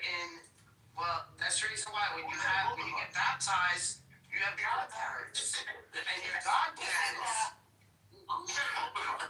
I don't know. It wasn't Smiling. It was smiling. So you have godparents. They're supposed to make sure that you keep up. You, son? Suggest everybody to next Wednesday get their ashes. You know what I'm saying? Get your ashes. You can go at night if you don't want to walk around with ashes on your head all day, right? Can you explain to us the whole ritual from the beginning? No. So the ashes. Oh gosh. Okay, all right. Sorry. We're not gonna do that. But listen. From the book that I posted about the laws, I actually asked it this very question, and I'm gonna post from the book. Yeah. From the book, and because this is just really interesting. Do you believe in pedo baptism, child baptism? No. Of course. I don't believe in that. Why you gotta call pedo baptism, bro? What the fuck kind of shit is that? Yeah, pedo just means baby. Pedo just means child, man. What you know, man? Come on, you gotta do that, man. Okay, well, I don't believe that. the reason I asked you that question, A, is that like it seems as though if you're saying that I should have my child circumcised, which is a sign, on the 8th day, baptism is very similar. That's one of the sacraments that all the church agrees on, right? No, that's not in the Bible. So that is not a law that God gave. No, when I say pedo baptism, I meant baptism. Sorry, baptism is one of the sacraments everyone's agrees on. But the point of the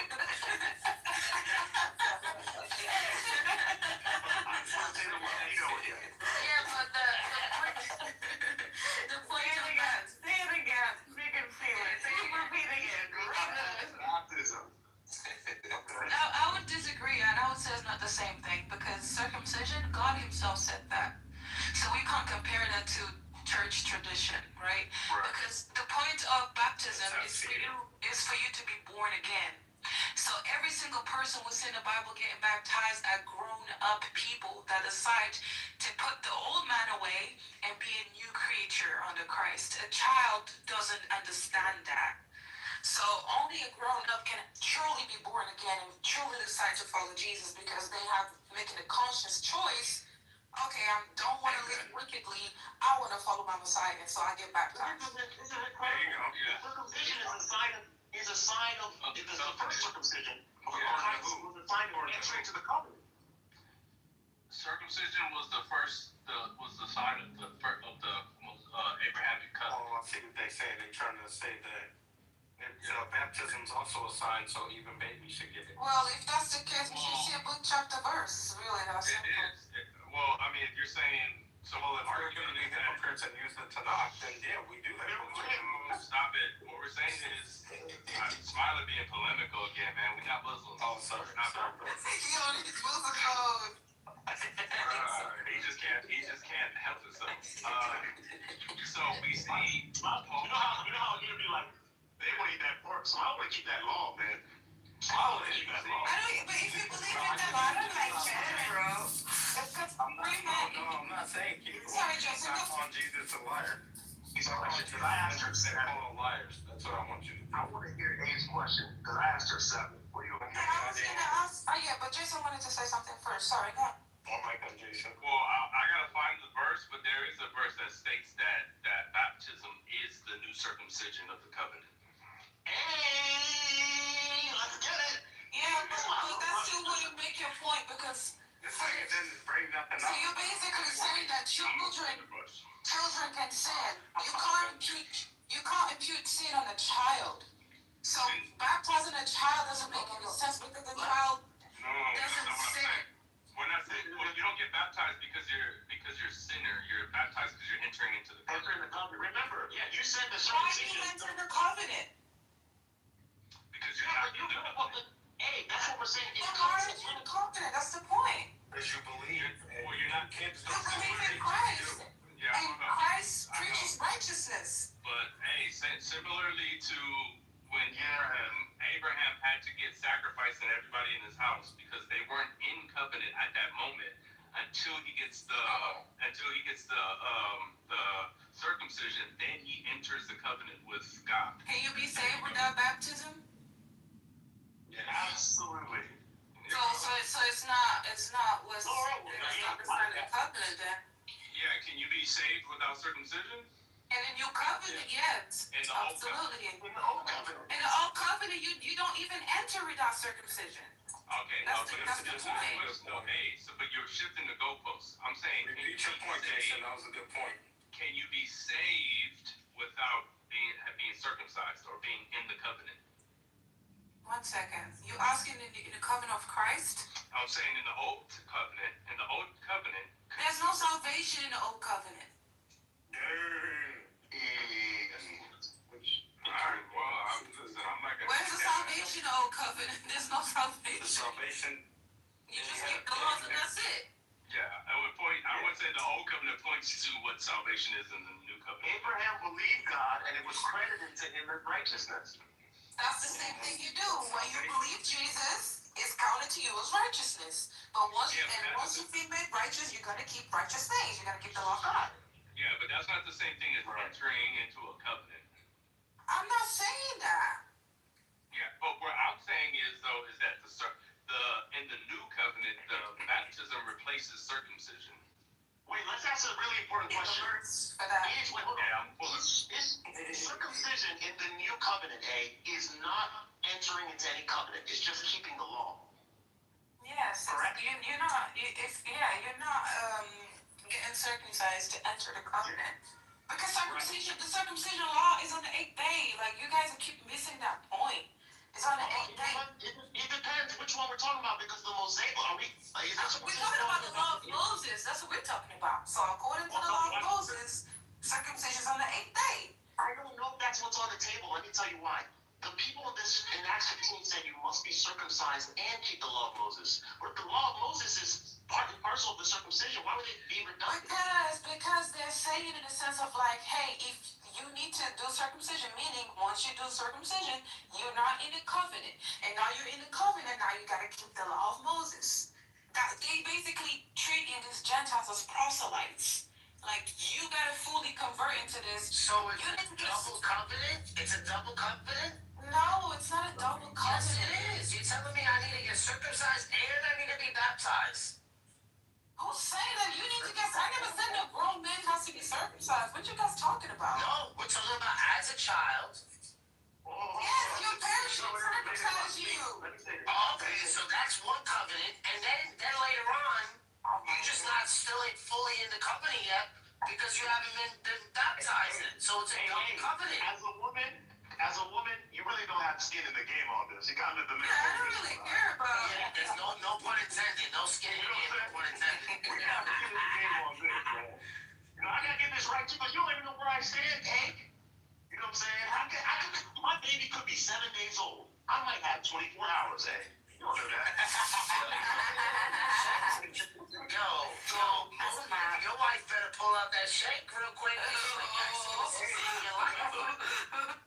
wife wasn't playing, but that was the first covenant. And see, this is what's so beautiful about this. We can have this conversation. Nobody's at each other's throat because it's not salvific. We all agree. This is not a salvation issue. You know what I'm saying? Y'all been doing the faith alone too much. Y'all been doing the faith alone way too much, man. That faith alone. Faith alone doesn't save you. We know that. That shit you got caught up. That shit be getting you caught up. That's the problem. Right, but it doesn't save you. Protestants, man. We got our soul fide on deck. You ain't got no sola fide. That's crazy. Show me where Jesus says sola fide. So you guys are mixing things up, man. You can be saved and not be in the covenant. Yes, you can. This is Old Testament and New Testament. No, I'm saying you can be in the covenant and not be saved. Let me ask a question. And you vice versa. I'm saying. Because there's people that believe in Jesus, they're in the covenant, but they're still gonna go to hell. Yeah. So you have the Holy Spirit. You have the Holy Spirit then. What you got? They are though, because they have faith in Christ. They're casting demons in the name of Jesus. They're doing things. Smiling. You're in the covenant, you're part of the agreement, and the agreement was that if you believe in Christ, then you go to heaven. That's the covenant. Okay, no, that's not the only. That's not the only agreement. But you can't just believe in your head. I believe in Jesus, and you're going to heaven. That's that faith alone. I'm telling you so. You don't do that. So I believe in Jesus, but I'm gonna go fornicate. I'm gonna go kill him. I believe in Jesus. That's the Muslim shit right there. It's a verse, Colossians 2. It says, in him also you were circumcised with a circumcision made without hands, putting off the body of the flesh by the circumcision of Christ, having been buried with him in baptism, in which you were raised with him through faith in the powerful working of God, who raised him from the dead. And you, who were dead in your trespasses and the uncircumcision of your flesh, God made alive together with him, having forgiven us of our trespasses, by canceling the record of debt that stood against us with its legal demands. He set aside, nailing it to the cross. disarmed the rulers and authorities and put them to open shame by trampling over them. I put it down. So we see that the baptism is replacing circumcision, physical circumcision. I don't see that. Well, it says, okay, so he's saying here, baptism is circumcises your heart. But that's the point, though. That's true. So, but this is what I'm saying. He's saying that once the baptism, you're born again, right? No, he didn't say born again. But that's the circumcision of the heart. Yeah, Once your heart is circumcised, you were born again. Because Megatron, you're the only heretic here, bro. Don't start. Like, go pray to Mary or something. What it's saying is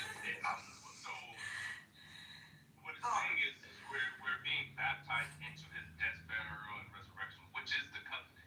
Which is to be born again. I mean, that's a different argument, but sure. Right. Like, I don't want to get into the born again details, but Can you follow Jesus without being born again? Can you follow Jesus? Yeah, you can follow Jesus and not be born again, yeah. No.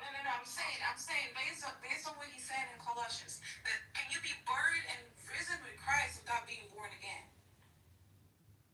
Can you be buried and risen with Christ without Yeah. No. But right, so that's what I'm saying. So when your heart is circumcised, that means you have the love of God in your heart. I agree. Right. So once you have the love of God in your heart, you're just going to walk in righteousness. Yeah, That is the circumcision of the heart. I agree. Okay, that's my understanding of the text. I don't see this as saying, hey, you don't need to get circumcised in the flesh at all. Like, I don't see that. I just wonder, with the Pauline verses, like, I'm thinking off the top of my head. Again, I really want to know what you think. It's not me catching anyone. Which one? When he says something along the lines of, wherever God found you, that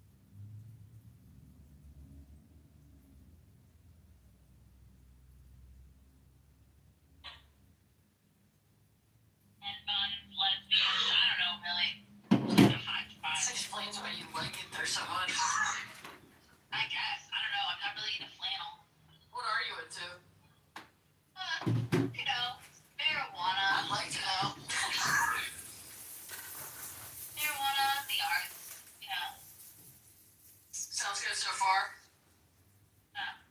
Plants. I like plants. I like to eat food.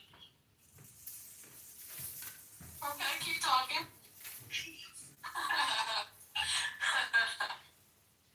I don't know.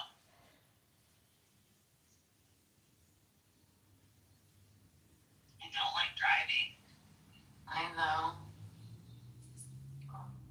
Are you ready to get a, what do you call it, a robot chauffeur or whatever?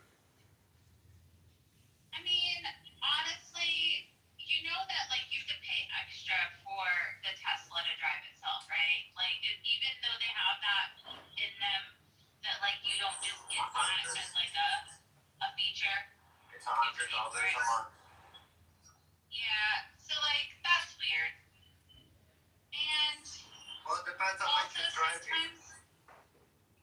sometimes the lane tracing's fucked up, and like my car will try. I don't have a Tesla, but my car will try to kill me. So I don't know how I feel about. Okay, like what are you doing? Would it be kind of like Siri? You ignored me last time. Let's see how you handle this. So in this case, the Tesla will tell you if it sees some fucked up changes in lanes. It'll say, grab the fucking steering wheel because I. Yeah, my car does that too. And an alarm goes off. It tells you like lane tracing unavailable ahead. Grab the wheel, and I'm like, well, that's fucking unhelpful. Yeah, but it's only for a short break, and it just catches it again. So dumb.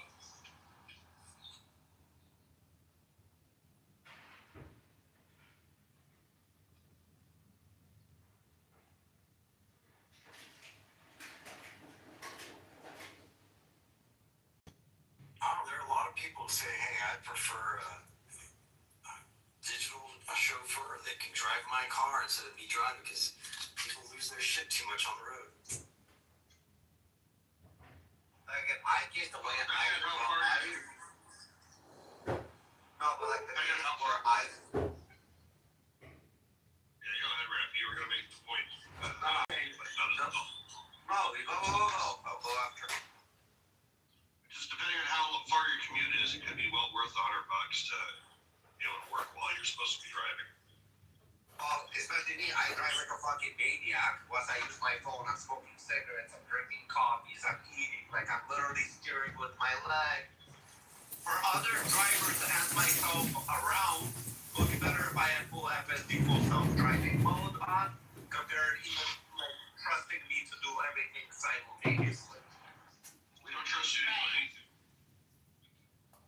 Because a lot of people on the road do a lot of stupid things, and this can help kind of the safety for others. Is that an admission and guilt or just talking from experience? Which is it? And then some people do all the stupid things, and we call them rapping. Exactly. I do all the above. But I can I could just see Rafi now telling his bot, hey, do this. Stop paying attention to the rules. He needs to get a bot. You're right. After you do what I say fuck my life so I don't have to. He does need a bot.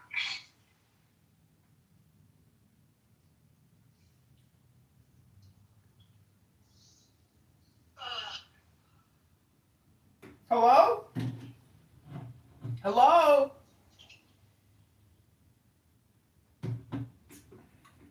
Cars drive me nuts. Oh. Guys, you know it's long weekend, it's family day this weekend. What? It's also President's Day coming up. I just found out today, yeah. Yeah, I know it's off day. I'm off all of next week. You're lucky, man. Yeah. Is it like winter break or something? Yeah, they have Word on Monday. And my birthday falls during that week, so Oh, that's shit. When's your birthday early? the 20th. Okay, well, happy birthday, girl. Thanks. We'll have to do something. Good legal. Oh, I'm legal. Are you a legal beagle? Just making sure you're of age now. I'm It's always a big deal. almost You're the greatest show bar. Are you afraid that Heather's underage, Ruben? Is that what it No, is? She might be too old for you. I am too old. Everyone ages young.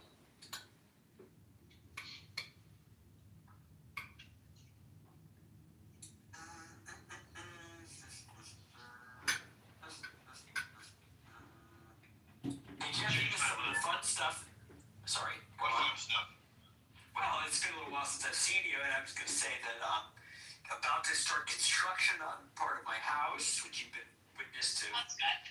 Its formations, and Catherine is taking a slightly different job at her company and getting a house in San Francisco, and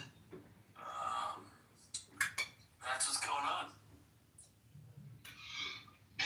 Nice. Yeah. So my slightly different job, it's like 5% less responsibility and.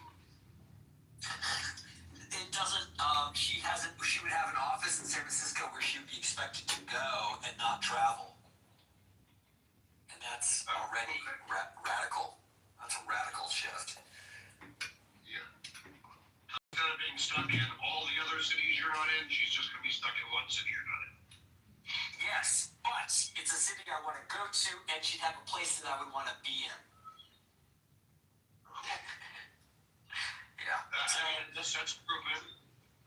I mean, it's improvement. This is really my point. Isn't that I've reached the goal, because she does continue moving the goals, and I am a pussy about it. But There is hope. there is progress being made, and I've insisted on continuous progress, and she's up for it. She thinks that she could do that. So. I sent her a list of what I need for her to be doing, or I'll break up with her. And she was like, "Great, I love lists." Way to hold your ground, Ruben. Way to hold your ground. I like that. It's a very fluid city, okay? But yeah. Ruben, you send it by email? No, I texted it to her.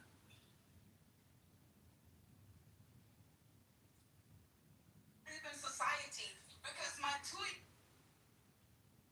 We choose to trust you. In Jesus' name we pray. Amen.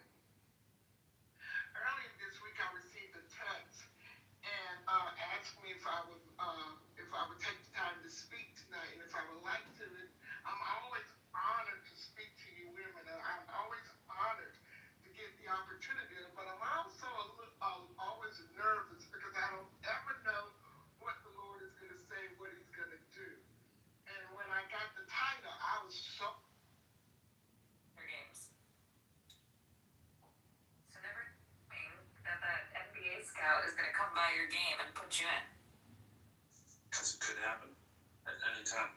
Curling is an interesting sport. Where did that start? Is it every time we happen to Google? I think you have to Google. I do not know. I'm not following it enough, but I do know that the headquarters, I was watching quite a bit of Olympics here and there, but the headquarters of curling in the United States is in Duluth, Minnesota. So you know that all of those athletes have something to say about their home state. Because, or not their home state necessarily, but that's where they train. This is crazy, bro. Let me clarify. It actually tells you that God instructed him which animals were clean and weren't clean. So he didn't know. God instructed him when he was loading up the ark. But okay, but that's my point. He ended up finding out, right? Yeah, he just put. Okay, but the text doesn't say. But it doesn't say what purposes they're clean and unclean. Okay, that's fine. Right, it's fine. But the point is, because he was instructed to bring 5 of the clean animals, right? yes. Yeah. Okay, for example, when you look at Moses' father, did his sin for marry his auntie? You said, say that again? Did Moses' father sin for marry his auntie? Did Moses' father sin for marrying his aunt? Yeah. I don't even know the story. This is before the Mosaic law given, so no. That's the point. Oh You making our point. No way. No way. You're making our point. I don't know what point you're making. What's the point? The point is today, you cannot marry your auntie today because the law tells you not to do that. So if you do that today, that is a sin. If you today marry your sister, like Abraham did, that is a sin. But in the time of Abraham, it was not a sin. two sisters today is sin, but it wasn't back then because there wasn't no law to tell. She just finished saying that sin is the transgression of the law. So please, A, tell us what law they transgressed in the latter case you just gave. That's what I'm saying. I'm saying they did not transgress the law because there wasn't a law telling them you cannot marry your sister. Yes. So they didn't sin. No. No, they didn't. Get it? They did it not. Got it. Okay, I got it now. But if you do it today, you sin because there's a law today that tells you not to marry your half sister. Okay. Is it? You gonna toss that law up too, or what? You ain't gonna. Yeah, but that was in Acts 15, free man. If God is impossible, So it's not just they thought these people were bad and therefore these people were savages and they were close to monkeys and all that. That's not really the case. Or they were subhuman. Like people get that wrong about Kant too. Kant, even though he had horrible things to say about the African and the Negro. It's a couple things. It's practically a historic day. Parks and Rec. I mean, it's not that ladies celebrating ladies with frittatas. So I'm gonna tell my Valentine to go celebrate with another lady. Yep. On the 13th.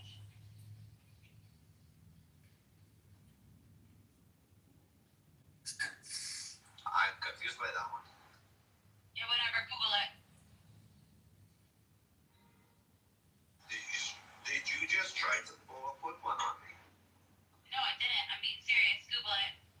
Ain't nobody got time for this. Yeah, and that's hard to explain, Bless. I agree. If you don't get it, you don't get it. Thank you. Oh, we get it. Oh, no, you don't get it. Because I'm not nobody's making a mosaic out of the favorite bottles of your crush sodas. Of your fucking face. That's not happening.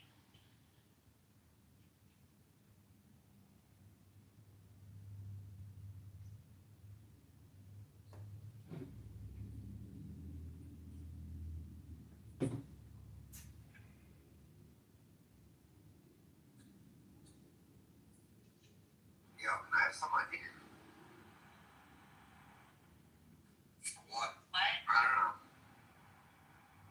You just want some random money?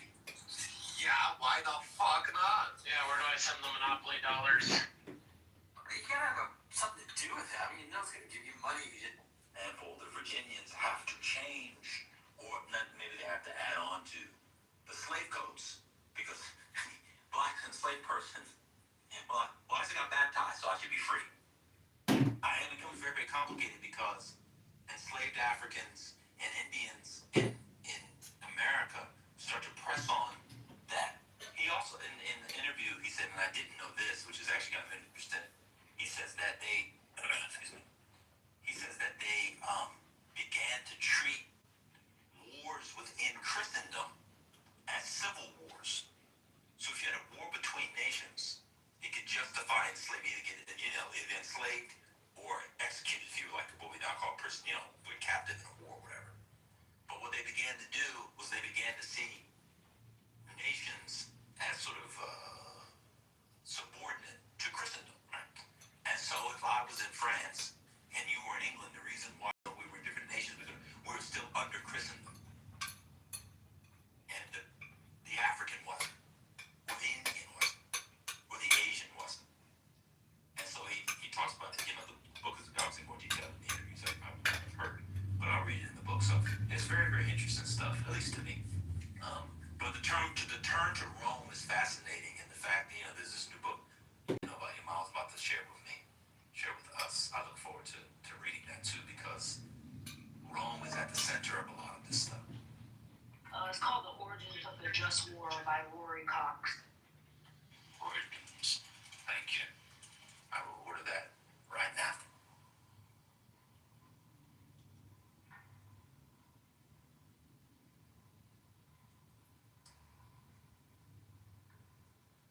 Yeah, the war stuff is at the center, and this is completely gone out of how regular people talk about slavery.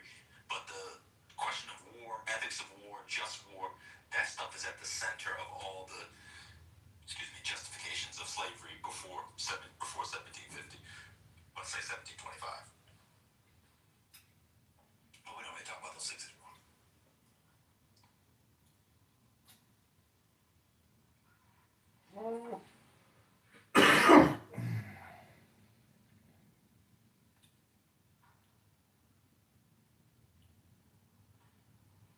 Yeah, I don't find I'm gonna be honest with y'all. I don't find Gerald Horne's Marxist, overdetermined readings of this stuff to be compelling at all.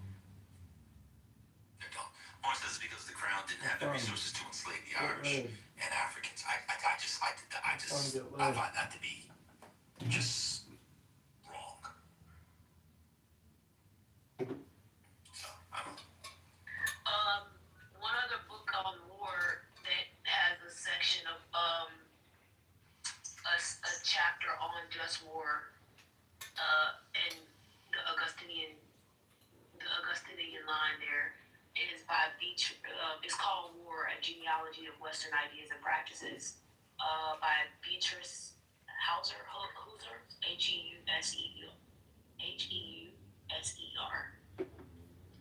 I read that Hauser. a while ago. I read it a while ago. I only read part of the book, to be fair, to be clear, and I read the chapter that I'm telling you about, or the chapter I mentioned. But I since heard her do an interview, and I thought the way in which she tried to approach war as an intellectual rather than a physical concept, I thought was interesting. I got it. Thank you. Hey, Bert, what's up? So, y'all, this is not really politically correct, so if people are here for politically correct, everybody kind of left, so we need to close this and do another room, or we can stay here, but this is not really politically correct.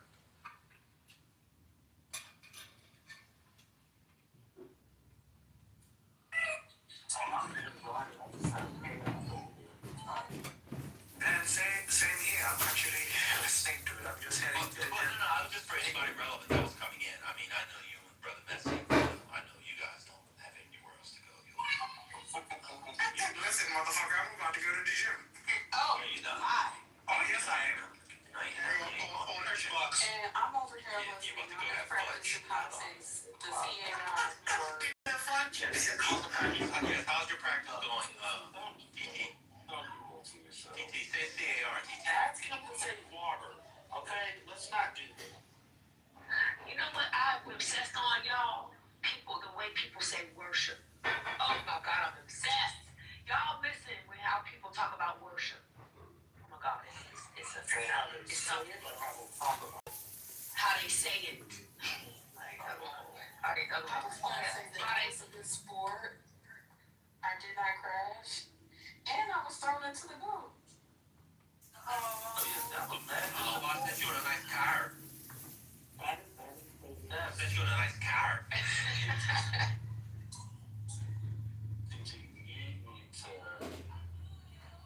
You need to act like a TT and it'll forever.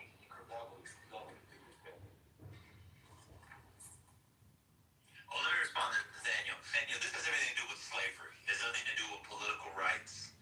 I mean, the reason why they didn't do it, that's because it was a huge, there were religious-based civil wars. Remember the fate of Charles and then his son and nephew come in, Charles II, then James II.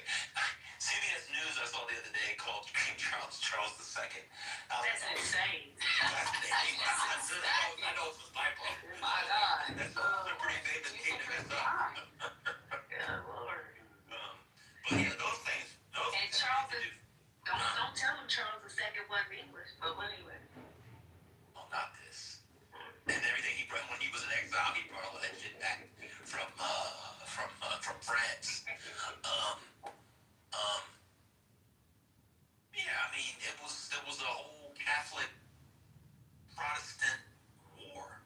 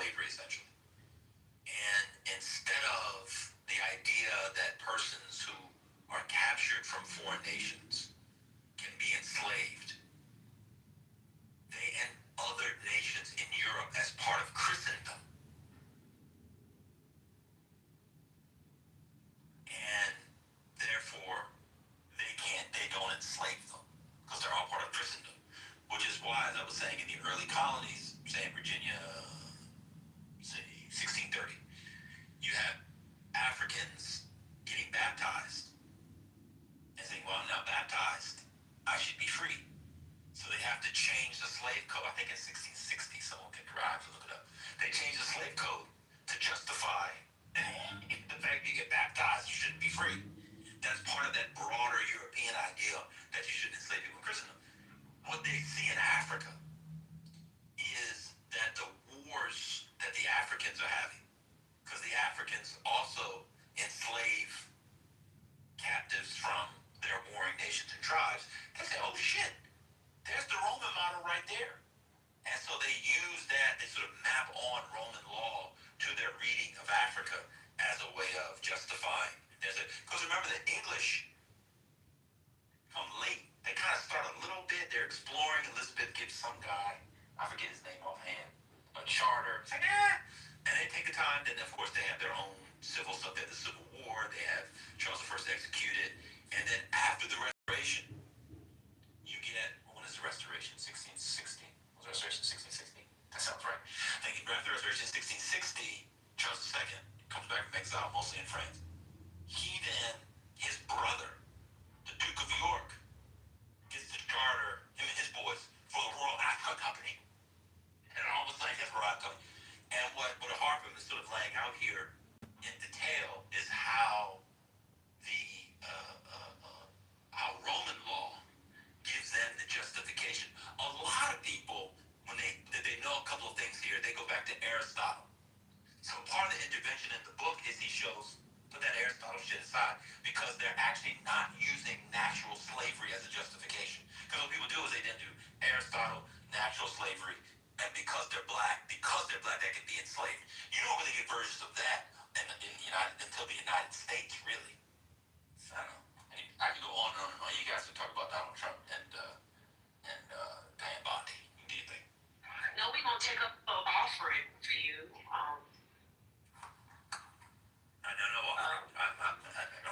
I'm not Baptist. I'll be able to. I'm fine. I was gonna say, because God loves a cheerful giver. I was really gonna roll out the A&E style offering. What's going on? Just give it to your local black woman so she can continue to be the most educated demographic in America. You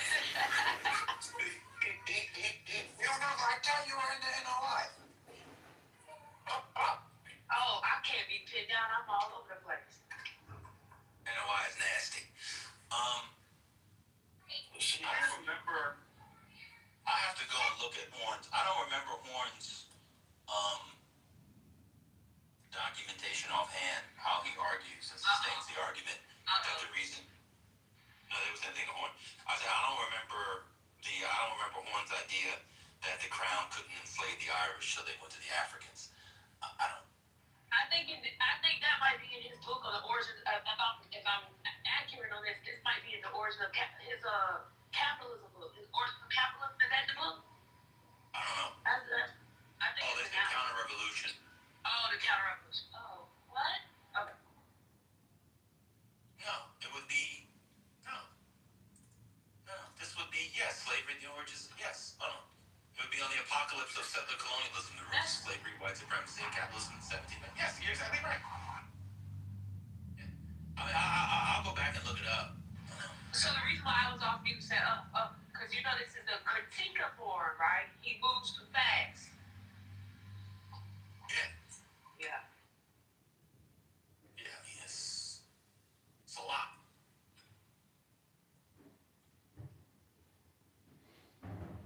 I mean, I didn't know Horn had the languages for this either. Horn, how many languages does he speak? Does he speak Dutch? Can he read Dutch? I mean, you have to work through Dutch.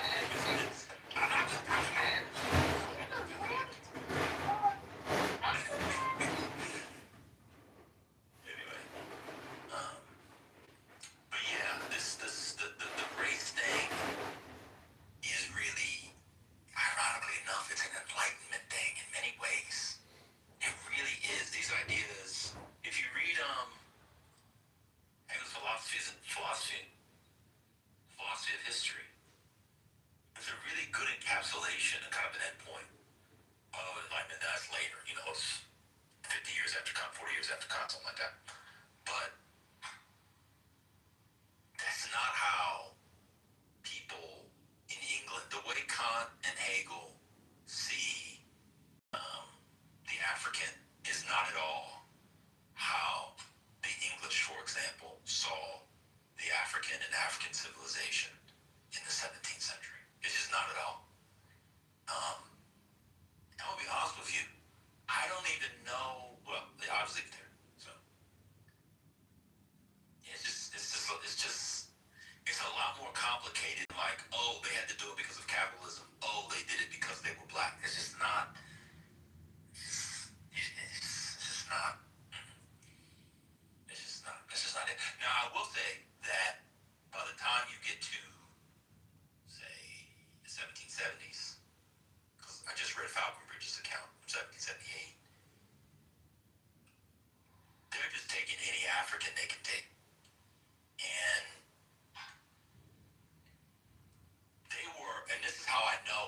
is correct.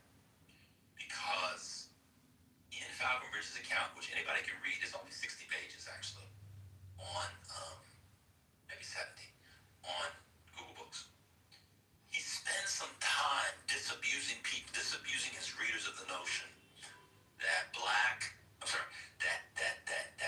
that African captives were begotten because they were prisoners of war, or they were captives from other nations. I think he does that because that was the common understanding, that the people who are being enslaved, that are being sold into slavery in the Gulf of Guinea and Senegambia, et cetera, these are people who were captives from war, and therefore, in the English imagination, that justifies their enslavement. He spends a lot of time in a short book saying that's actually not why they're enslaved. He says what's happening is that the kings and the merchants under them of African kingdoms are quite literally stealing people. And that when we're not here, he says, there's no strife. It's actually us who bring the strife, because we're the ones that are feeding the strife, because slave trading with us has become core of their economy. It's quite deep. I mean, you really have to get into this stuff to really understand what it is. Now, it is true that he says that another way they got slaves, although fewer slaves, was through what they call boating. And boating is when, the big slave ship comes, they have the canoes, whatever, and they would go along the coastline of the Gulf of Guinea and get people who lived in coastal areas. They would get some of them. But generally, then these people are kidnapped. They're not actually captives or prisoners of war. That only makes sense in 1778 if you believe that these people are prisoners of war. That's why Harpman's book is so interesting, because his book stops 1700. So that means that justification in the broader popular English imagination was, all these people are prisoners of war. We all believe if you're a prisoner of war, you can be enslaved. So that whole they did it because they didn't have the money to slave. I don't see that. It also depends on the monarch. Some of the monarchs were Catholic even after the Restoration. I think Charles II was like a crypto-Catholic. I think James II was an actual Catholic. Of course, they deposed him in the Irish Revolution of 1688, 1689. It's just a lot going on. It's just a lot going on. These are. I have to go back. I'll go back and read this book, this Thorne book, but it's just not compelling. It's just not compelling to me. The economic arguments are not overly compelling to me.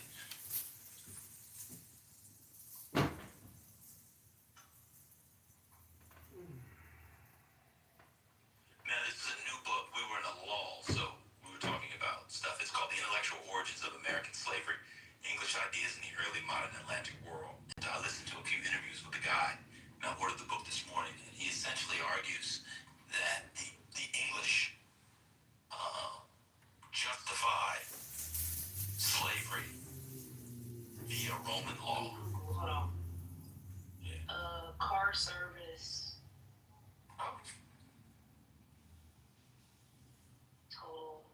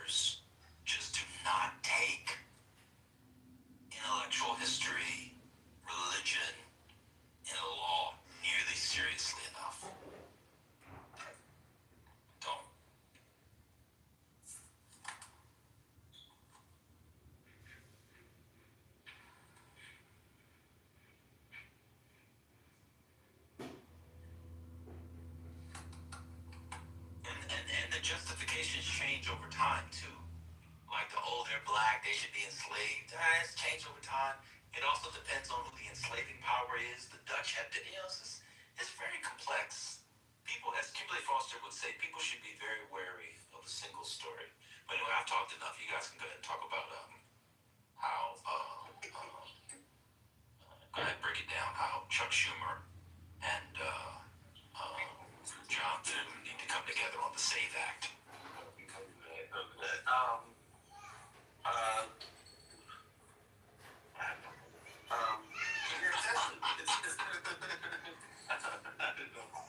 No, I mean, it is a very complicated story about,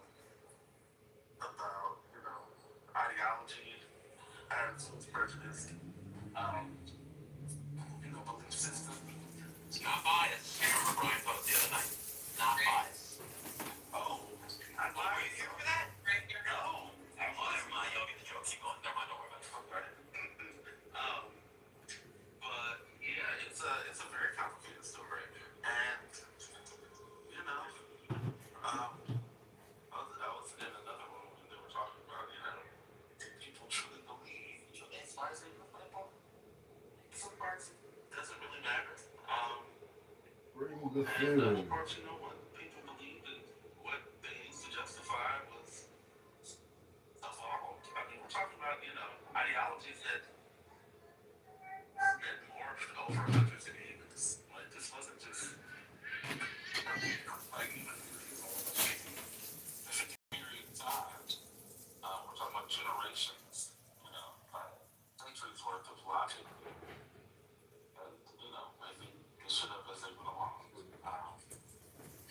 It's not and one place was different than other places. So even, whether you're talking about the colonies, whether you're talking about, the differences in colonies, you're talking about, the Americas or Europe, or the Caribbean or South Americas, all those ideologies were different. There's different ways of engaging, sort of actualizing those beliefs. That's great. Yeah. And then it's also like you have to begin to really theorize, when does an English intellectual history begin to recede, and when does an American one, begin to rise and become dominant? You know what I mean? It's like they're British for a long time. And depending on how you read it and what you're talking about, say in this case the view on slavery, when do they become American? And it's to say something that's not British. The royal governors are there, royal governors, people going back and forth, posts going back and forth, laws being set by the crown and by parliament, trade being set that way, newspapers and periodicals that circulate through the young empire find their way, in the house of, what do they call it in Virginia? The House of Burgess, whatever it's called. Yeah. It's just like, when does it become an American thing? Then you get a clash, and you get sort of revolutionary sentiment, you get the loyalist versus the patriot. It's just very, very complicated. And these sort of, it was for capitalism, it was for profit. Or, and by the way, it wasn't always profitable. That's the first thing. But then, this stuff was for, that's the gang. And then stuff, this is for, because, they saw the African as less than and therefore enslavable. That's not always the case. Right, because wait a minute, like, if you think about the timeline, we have the British in control of the West Indies, but they're fighting black people in America. They're fighting with black people in America in 1812, sending them to different areas where slavery is still on the books, but not being enforced on Charity work never ends. everyone, because you have people being sent to Trinidad, right? But this is before the 1830s, right? They're being sent there as free landowning men, right? They're also they're also escaping to Canada, right? So it's kind of like, but then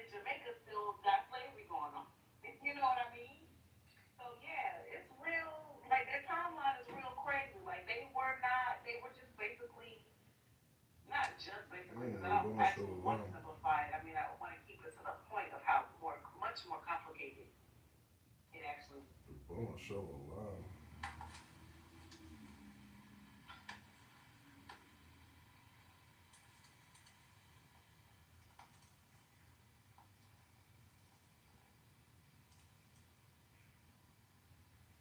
It's very cool.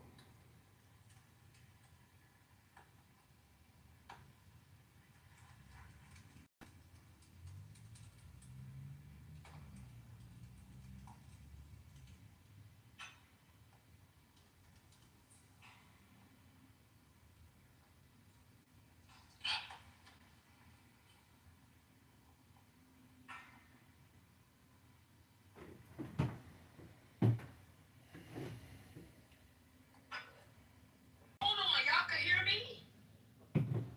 Hello? This with me and you. This no, but you You didn't say anything, but you didn't get that much out. You didn't get that much out. Hello?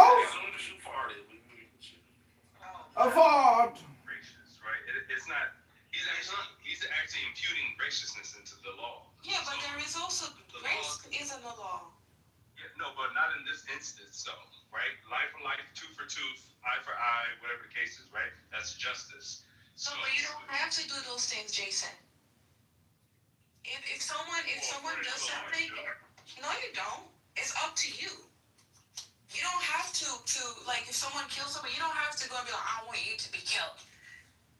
The law gives you the opportunity to do that, but you don't have to do that. of course. Well, what I'm saying is, Jesus is But saying, Jesus is saying don't do it.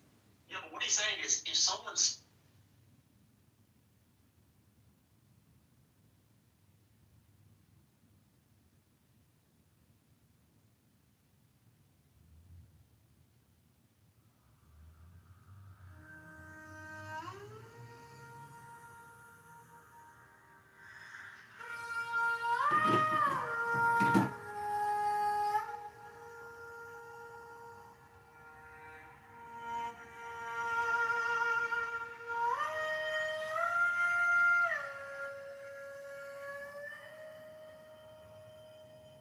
Their feet on the circle, ash and salt and rain. I breathe in the thunder, exhale a silver stream. Eyes close to the chaos, palms lit with steady glow. I call down the stillness from stars you used to know. This is my meditation on a quiet fire. My I turn every shadow into soft golden brown.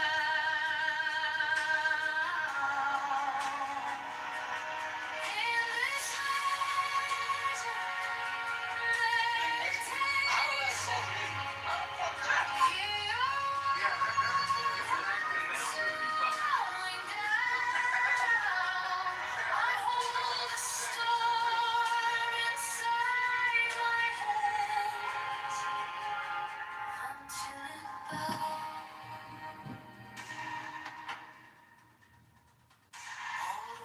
on my tongue tip,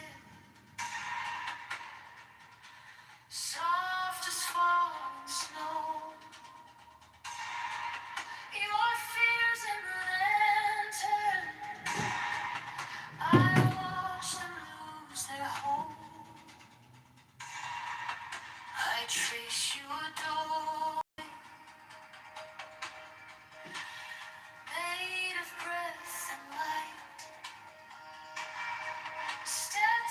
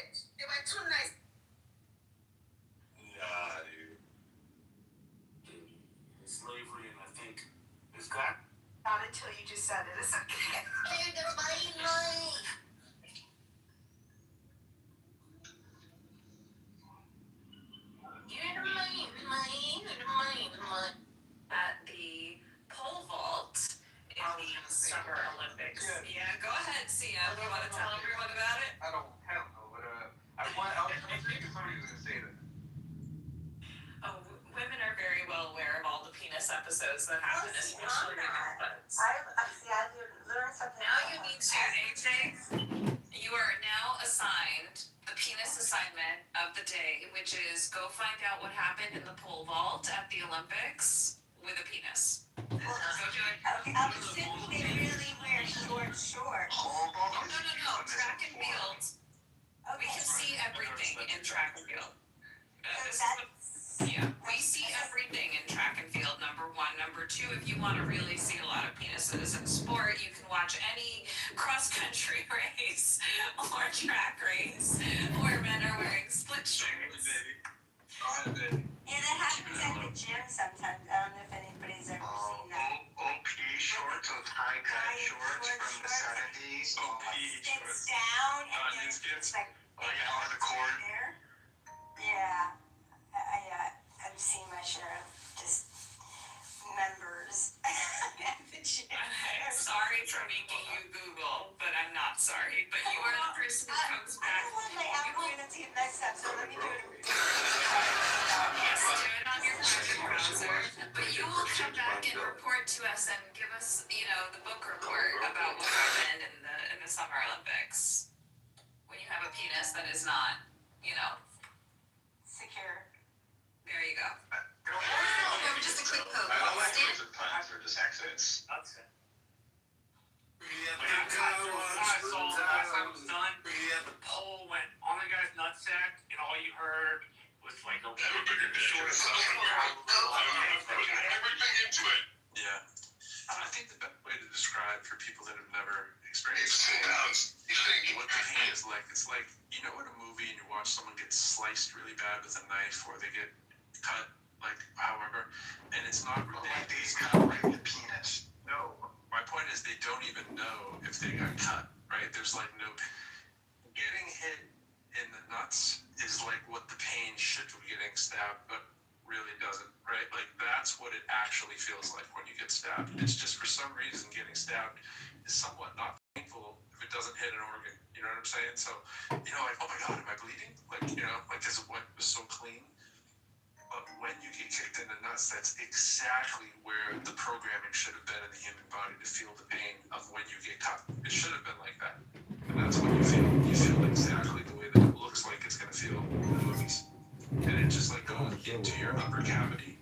And your spinal column, sensation, ripping through your whole body. It's just all concentrated as if, oh my God, this is what death feels like. Right? That's it. I like to compare it to childbirth. Because we know that well. I'm glad I have this. Exactly. I don't want any nuts things. I'm good. I don't want to feel that pain. It's a clearance like the law. This is Z, and I raised a son, and there was a lot of boys in the house, so there's all kinds of getting injured. Down below. So, and my son was the great part about it, My mom! is after the 2 to 3 minutes run, it drifts away into nothingness, and then by 4 minutes, it's like nothing ever happened. There's no sustained injury. It's just hey, wow, I made it. The sun shines out again. Yeah, defense class, they tell you if you can get them in the nuts, that's the best place to get them. And then, there's other techniques, but nuts are the first thing to try to kick them in. There's nothing you can do for at least a minute, if not 2 to 4 Yeah, you minutes. got a minute to escape once you've done it. So, I guess now isn't the time to go into all of that I learned about circumcision, pain, and penis. No. And you used a quota on saying the P word. I know you love saying that word, but we all have an aversion to that word too. Saying it too much. It's just one of the quota. Just say cock or dick. Yeah, say something else. Yeah. Or erectile tissue. At least make it funny. You really want me to say erectile tissue? How about kind of, yeah.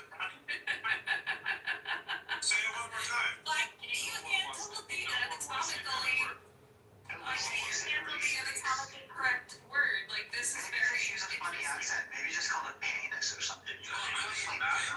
anatomically correct. It's The official names are not that great, like vagina. Vagina's terrible. Penis. Penis is terrible. You don't need to be accurate. You don't need to be accurate. And some of the bad names are bad too. Like the C word for woman is Oh no, that's a great one. Caretaker?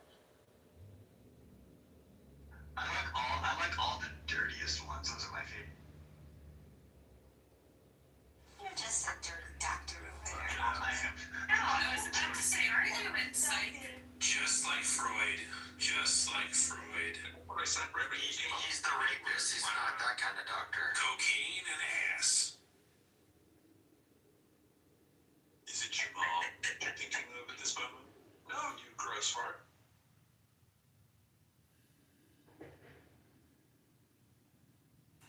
So how does the skiers thing work? And basically, it seems like really counterintuitive. If you make yourself bigger or heavier, then you're just gonna make your outfit bigger and larger. You're just increasing drag. No, think of a little flying squirrel. Sorry, I'm filing my nails. Are you saying that the nuts flare out like a flying squirrel? That's what they're saying. Well, that's an interesting visual. There's actually an article on that. The guys doing the injections because they inject their penises with something to make it Silicone. Yeah, silicone. I thought it was. No, it's not silicone. Is it the I mean, are socks not allowed? membrane? Which one is it? Sure, that's very practical. Can't they just get fitted for the suits with socks on? No, because you end up like everything is done. Okay, so at least in track and field, I can verify that every implement, everything you use, your uniforms, your spikes, everything has to be inspected specifically by the officials of the sport. You have Cheaters no place better than track and field. Yes, I know. Are cups not allowed? I mean, safety first. Oh, this is all speculation. You're scaring me. Yo, everyone, Heather has a gun. Leave her alone. Heather's got a gun. And now you know the rest. Heather's got a gun. The more you know. No, the rest of the story. Hello? Is this for Paul Harvey or what was this for? Oh, what was your? Heather's got a gun. I mean, yours was Paul Harvey. Heather's got a The gun. rest of the story. Or is it just No, it had nothing to do with Paul Harvey. oh, most memorable moments? Sit in the tractor and wait to hear Paul Harvey say, and that's the rest of the story. Good dig? Just iconic. And that's the rest of the story. Good day. Hello? Hello? Hello? So this is a pretty fucked up one. Canada's discussing euthanizing newborn babies. Ooh, that's called abortion. Why? Did you give me the right color? Wait, what is that about? So, the Quebec College of Physicians, College of Medicines, du Quebec told the Daily Mail that in a rare cases, medical assistance signed Canadian End of Life Policy, MAID.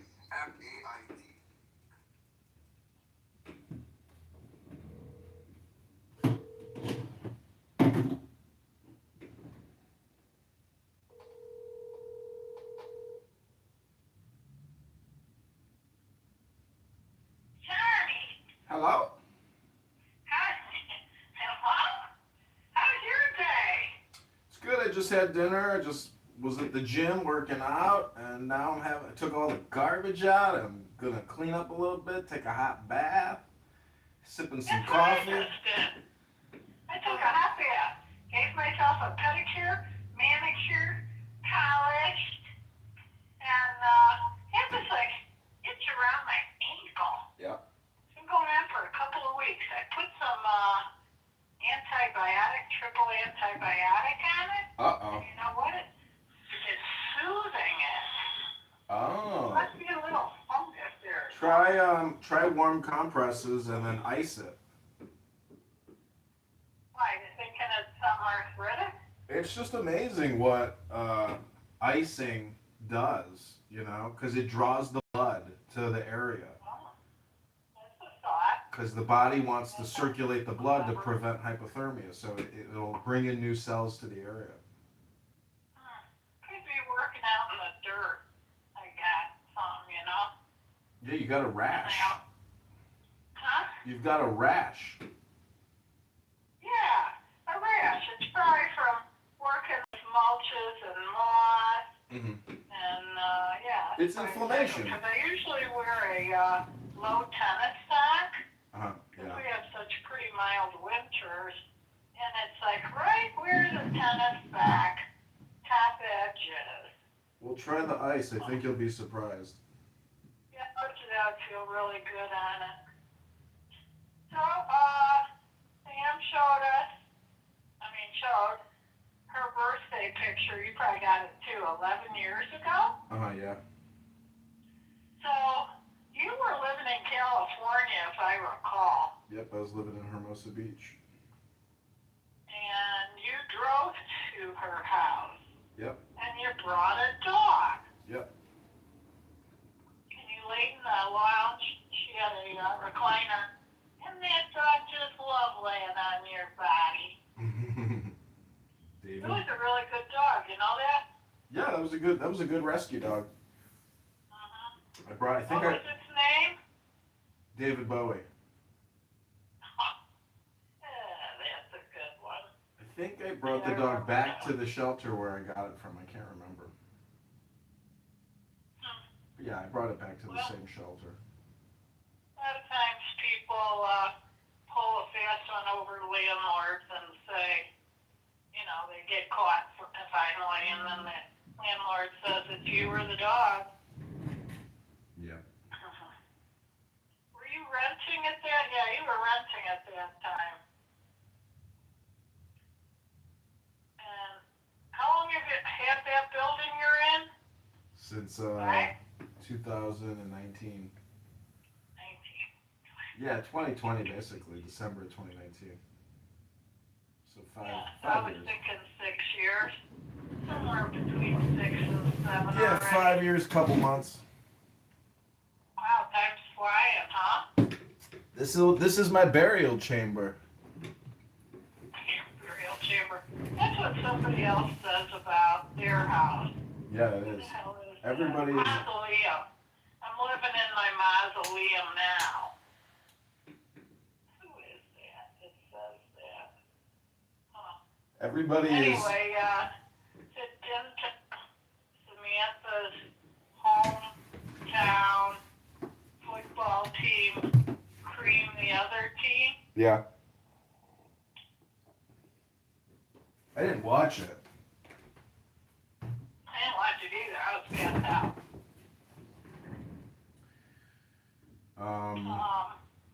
Yeah. So, I read this, that the Bears, looks like they're building a stadium in Arlington Heights.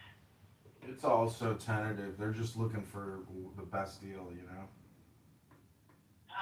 And Chicago. Do you think that's a good location? Yeah, it's fantastic. It'll be like a huge development. It'll be awesome.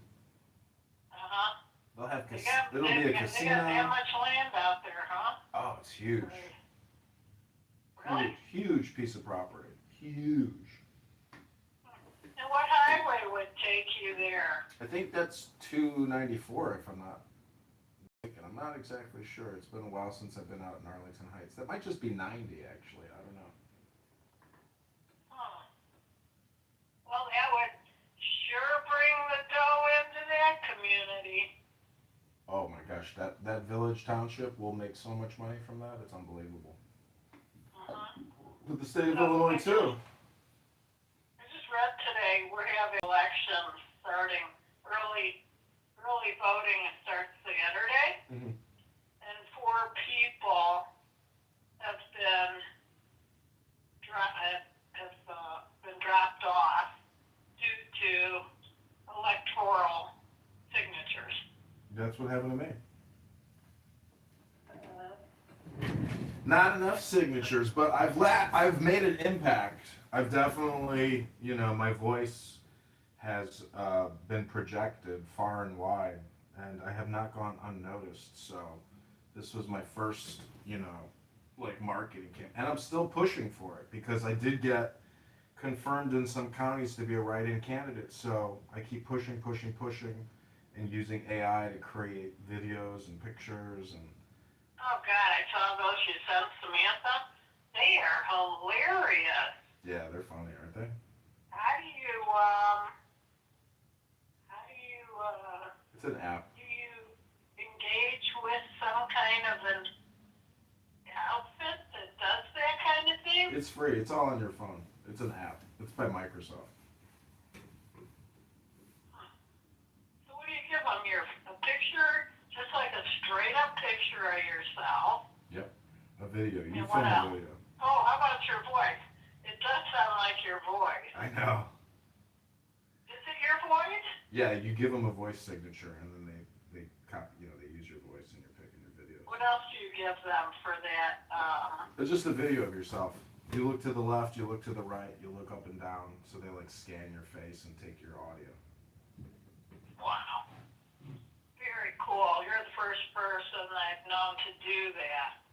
Yeah, I'm doing some groundbreaking stuff, and it's it's like combining all my background into one effort. And no, it's funny. Nobody likes me, but they hate the guy that I'm running against. So it's possible. Well, the primary is March 17th, and so we're going to find out how many people voted Democrat in a supposed Republican district. But everybody hates the guy, and it's going to What be. about those?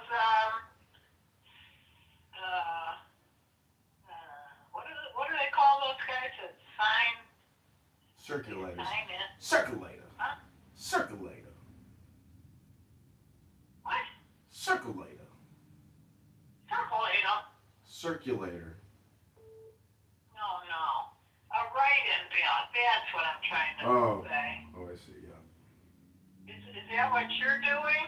Yeah, I'm a write-in candidate. Uh-huh. But a lot of the clerks in a lot of the districts refuse to put me even as a write-in candidate. They hate me that much. So there's this kid here who's 23 who's really been advertising himself using Nextdoor Yeah. to push his agenda and allow people to give him feedback. Mm-hmm. So I was thinking about him, and I said, well, that's just like John, getting his feet wet, seeing how the cycle works. It is the cycle. It's like, it's cyclical. It's very, very difficult. Two people said this to me. Not so much the candidate running with an agenda as much as it is the city manager and the budget person. They are the ones that really run the city, not the mayor. The mayor is the informational highway.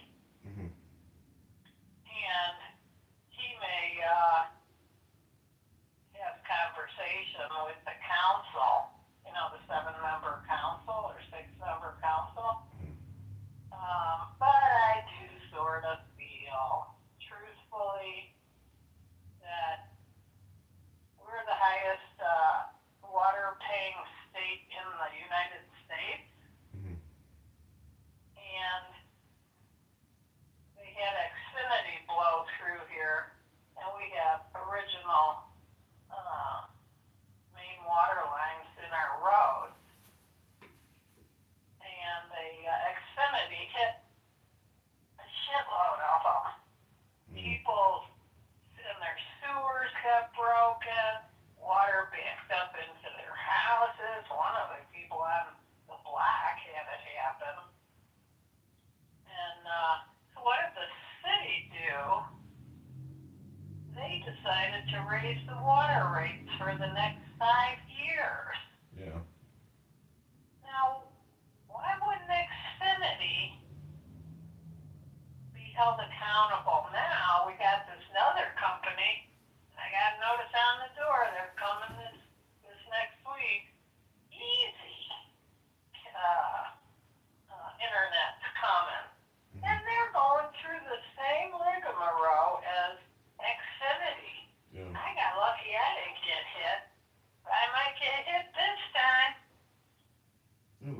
fine. You don't have to worry about it. Just disgusting. Oh, and so this woman wrote in on next door that it happened to them. They had moved in the day before Xfinity came through their neighborhood, and they hit the main sewer, and the house flooded. And so Easy says, submit all your bills. We'll take care of all the bills. Oh, let me tell you, when they say shit like that and you got to get a contractor on the job, it's never the amount that the contractor says. Ugh. It's frightening. It's frightening. So Samantha tell you that Mom and Linda and Sherry and Sam was here, came for cocktails out on the patio. How do you like that? Nice.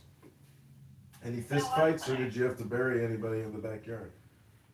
Nope, Mom didn't say a peep. Nice. It was Linda, Sherry, and Samantha mainly talking. I was attending to, the kitchen and serving. Samantha sent wings and 2 pizzas for football day. I'm telling you, I felt like I couldn't sit down. I had to attend to the food. And then I was drinking while I'm cooking.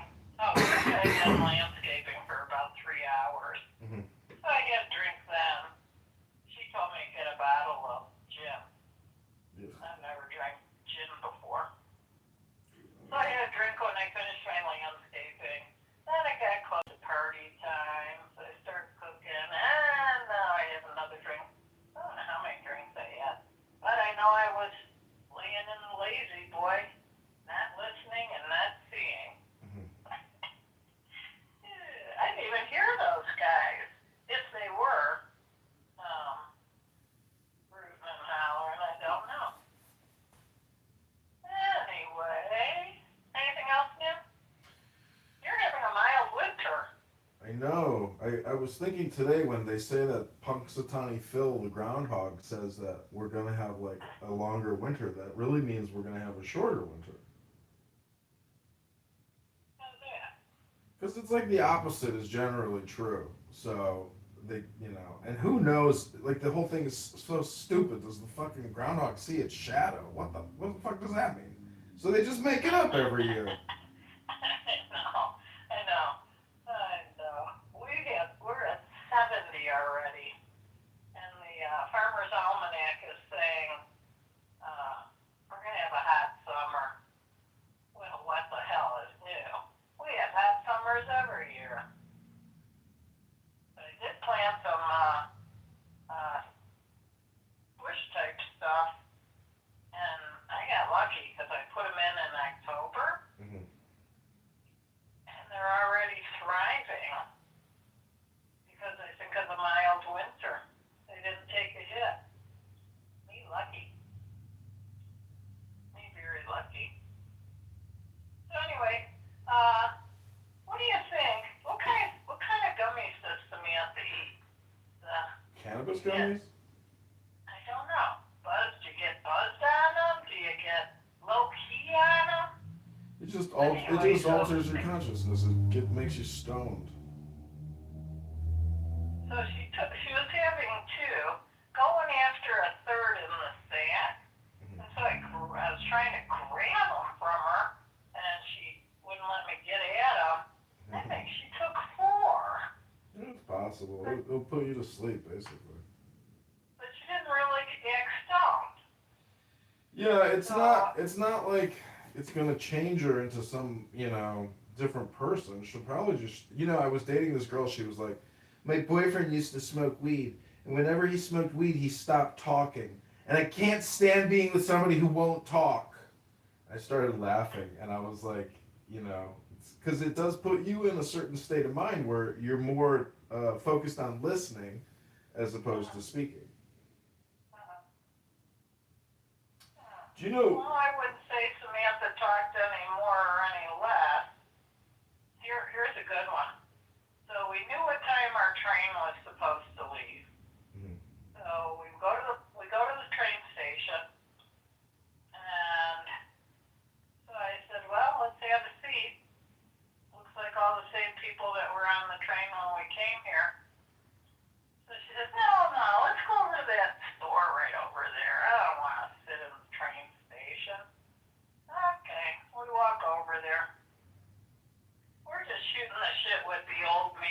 bathrooms. He really does not have himself in a position of organization where people can really see everything he's got. Kind of like all lumped in that joint. So anyway, I'm standing there, and I don't know if it was Answer or if it was me, said, hey, look, the train just moved up. Maybe I said, moved up? Fuck, that train's leaving! Fuck. And the next one wasn't for 2 hours and 50 minutes. Yeah. So I said, well, oh, fucking well. Let's just go walk around some more. She says, we're taking an Uber home. I said, I'm not paying for it. She paid for it real quick. She paid for it. She did. I couldn't believe it. I don't know how much she paid because it's kind of like a silent thing when you plug in where you want to go. You didn't even ask her? No. It's probably $100. Because I'm not paying. But we got home.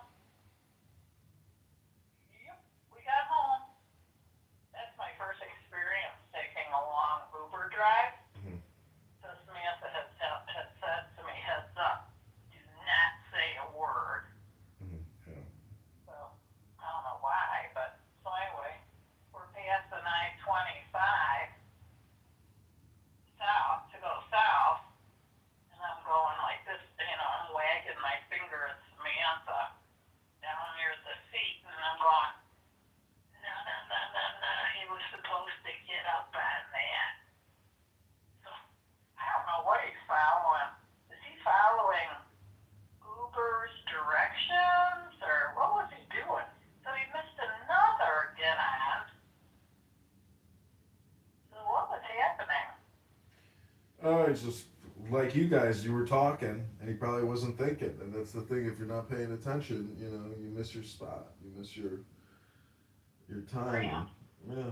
I mean, can't tell you. I mean, I remember when I was young, I went up to Crystal Lake to go see Billy, and on the way back, I fell asleep on the train. I woke up downtown in an empty train by myself. That's funny. I was I was terrified. on a bus once. Where was I going? Shit, forgot where I was going. So anyway, the bus driver had a co-driver, so he says, could you sit back further? I said, yeah, I don't mind moving. So anyhow, we go past my stop, and then I said, so the buses keep going right down the highway. So I said, hey, that was my stop back there. So I had to like support myself, and I said, it's your obligation and your responsibility for my safety. You have to go back and drop me off at my stop. He did not like that. He did not like that. But he knew where I was supposed to get off. And he said, could you sit back there? I need my co-driver to sit up front with me. That's probably somebody just to shoot the shit with. But anyway, he took me back. Nice. Did not make me feel good having to be bossy, but I had to look out for myself. Oh, I know what it was. He was supposed to stop in Albuquerque, at the Albuquerque bus station. That's what it was. But no, he kept going out by his let up. And so he stopped at a gas station. Everybody gets off the bus and go get snacks. And then they all pile back on the bus. Then he had to flip himself around and go back to Albuquerque, making them late on the other end. This guy I worked with in Manhattan Beach, he was like, squeaky wheel gets the grease. I was like, what? What does that mean? He's like, closed mouths don't get fed, John. I was like, oh shit. I was like, squeaky wheel gets the grease. So ever since then, I mean, mouths don't get the meal? Yeah, closed mouths don't get fed. Meaning speak up. Tell people what you want. Communicate. Oh, yeah. Yeah. I a relationship as much as I do in the business world. This guy I know, he's like, I gave my girlfriend a list of everything I expect. And he said, oh, she was so happy. She loves lists, she said. People delude themselves. They think they're in a relationship, but they're really not, you know? Yeah, those are tough. You gotta feel the real deal. If you don't feel it growing in the real deal way, with consistency, right? And maybe you need to twerk it here or there. If you're both on the same page. They're tough. They're hard to find. They're hard to maintain. For me, at my age, I walk with a 76-year-old guy. He did a lot of work over here with me. He's a married man, and he says, men my age, Gene, they do not want relationships. Isn't that interesting how honest he was? Well, see, there's energy involved in a relationship. Like, I couldn't even imagine being with a woman who's carrying my child. Now, next thing I know, I'm running around. Basically, my whole existence becomes like a bird scavenging to bring back the meal and feed both of them.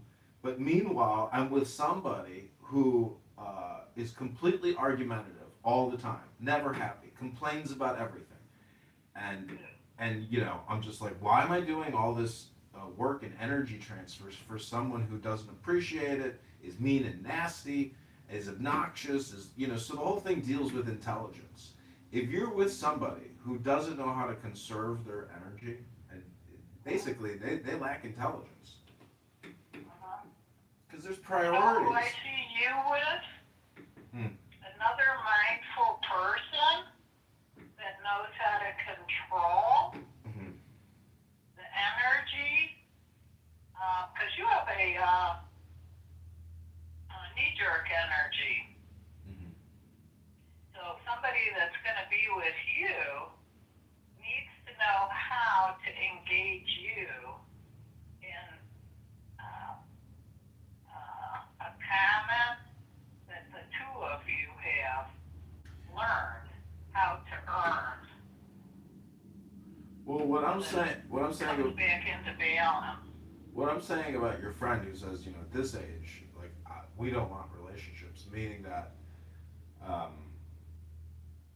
whoever I'm with, like, you know, anyways, I'm just saying it'd be nice to find somebody, but I got 2026 to figure it out. So Sam said to me, Mom, if you want to invite a third person to the party, go ahead. So I said, well, there's this girl that walks the trail.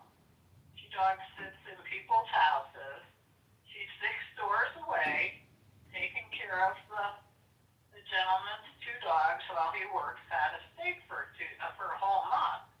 Oh, she said, invite her. So I did. She brings 2 cans of clam something.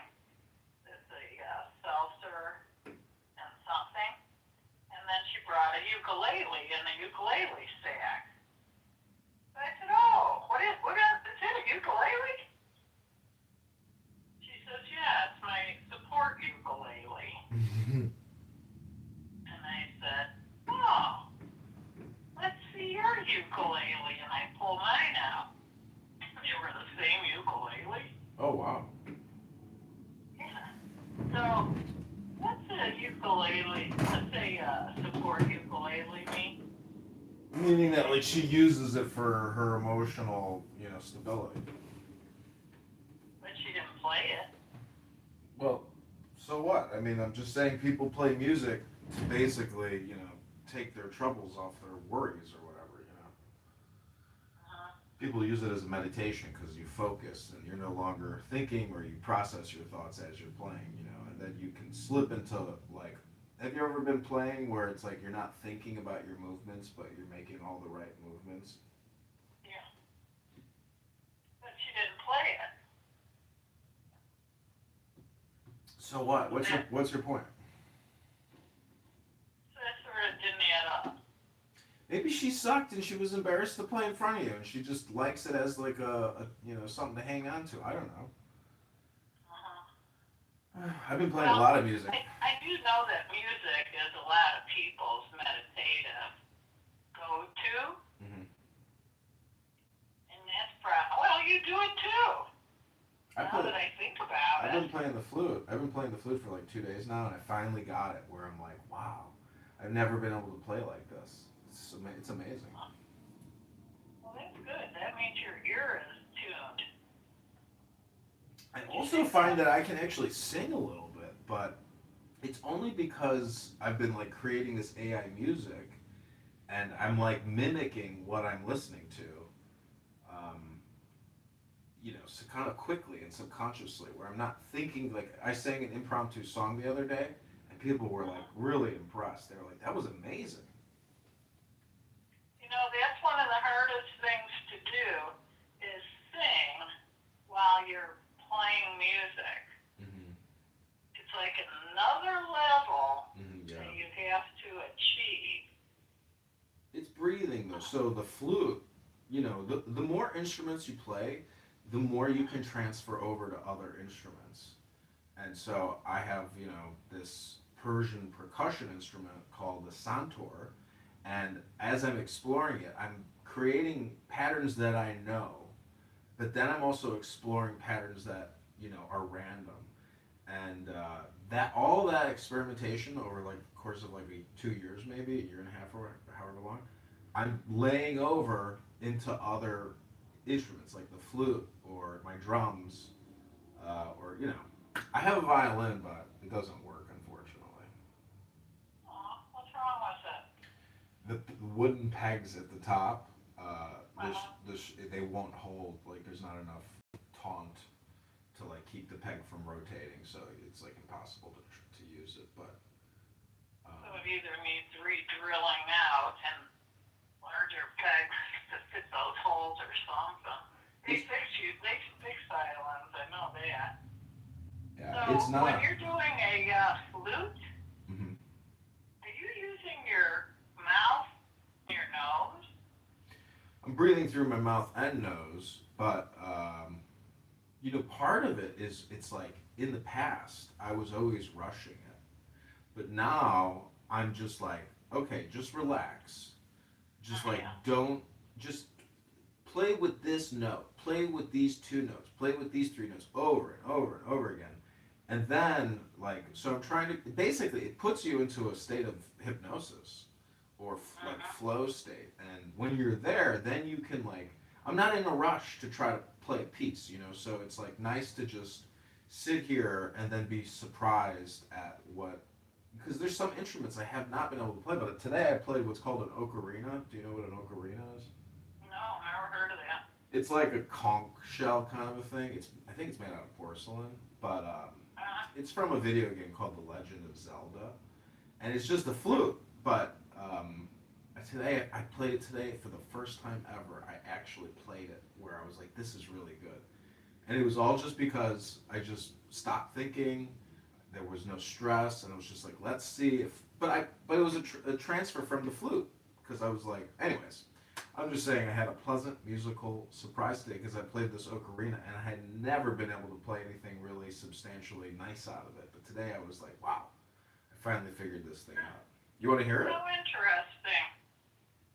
I wonder, other people achieve that level, and then they become, eventually, they're the people on the stage you're watching. Yeah, I've never met somebody who was like, let me show you how to do this. Like, because I can actually show people how to do what I do by doing it. Very cool. I think the time you and I and Sam were in Wrightwood, I came home with that squeeze box. Yeah. Did I? I remember you had something. Okay, so I paid them like $20 for it, I think. And I'm sorry I got rid of it. The only reason I sold it was there wasn't anybody to teach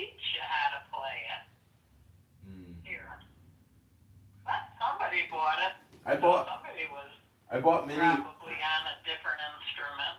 I bought mini bagpipes, but I haven't spent the time yet to figure out if I can actually play them. They're sitting in a backpack.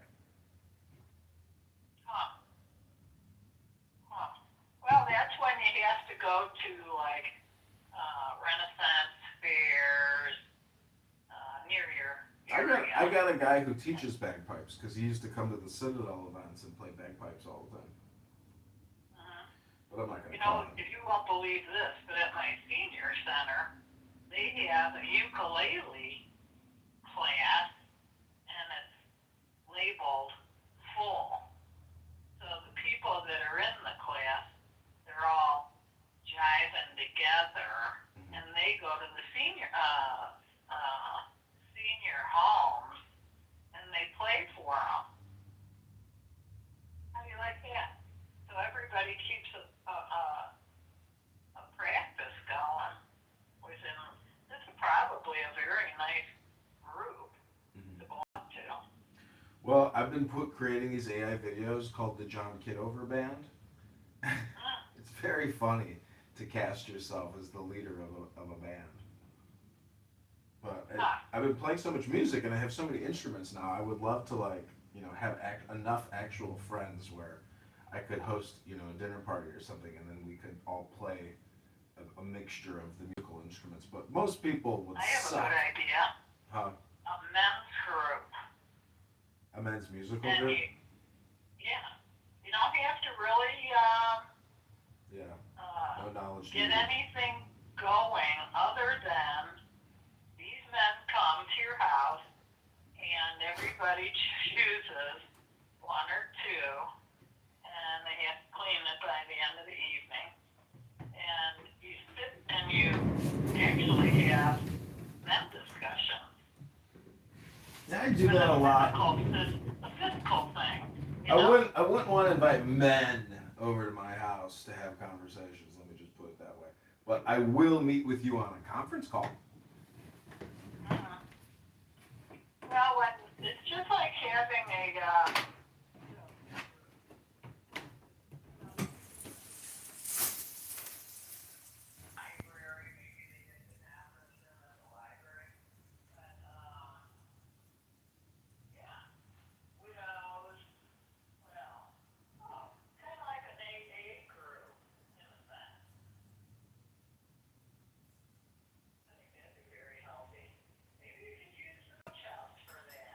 They got it rented. What are you talking about? And he's paying the rent. You're not exactly social, physically social, as much as you're internet social. Well, that guy is paying his rent. He's at work right now, which is amazing. He's paying me $1,600 a month. He hasn't missed the rent yet. Check yet. Freaking lucky. I know. Real lucky. You got that little place that I was in rented? No. You got the outfit set up? Not yet. No. I was just looking at it. You would hate to take it apart, if they didn't want bunk beds. Well, mid-March is when people start moving here and making reservations, so I got February to deal with that flooring down in the basement, fix the toilet, and then get it back up online so I can capitalize. And this guy Mark, he's like, Mark, Mark, she's funny. He's my work. That's when everything happens. We have to go there. Might not be the toilet, might be the shower. This could be a common Somewhere. problem. Yeah. I'll get it fixed. It's on my to-do list in the next 2 weeks. Pressure yourself. The shit show. I gotta change my toilet. I got mine off a Wayfair. One's good, and one's not good. Then I have a shower valve that's not right. It's not letting the hot water through 100%. So I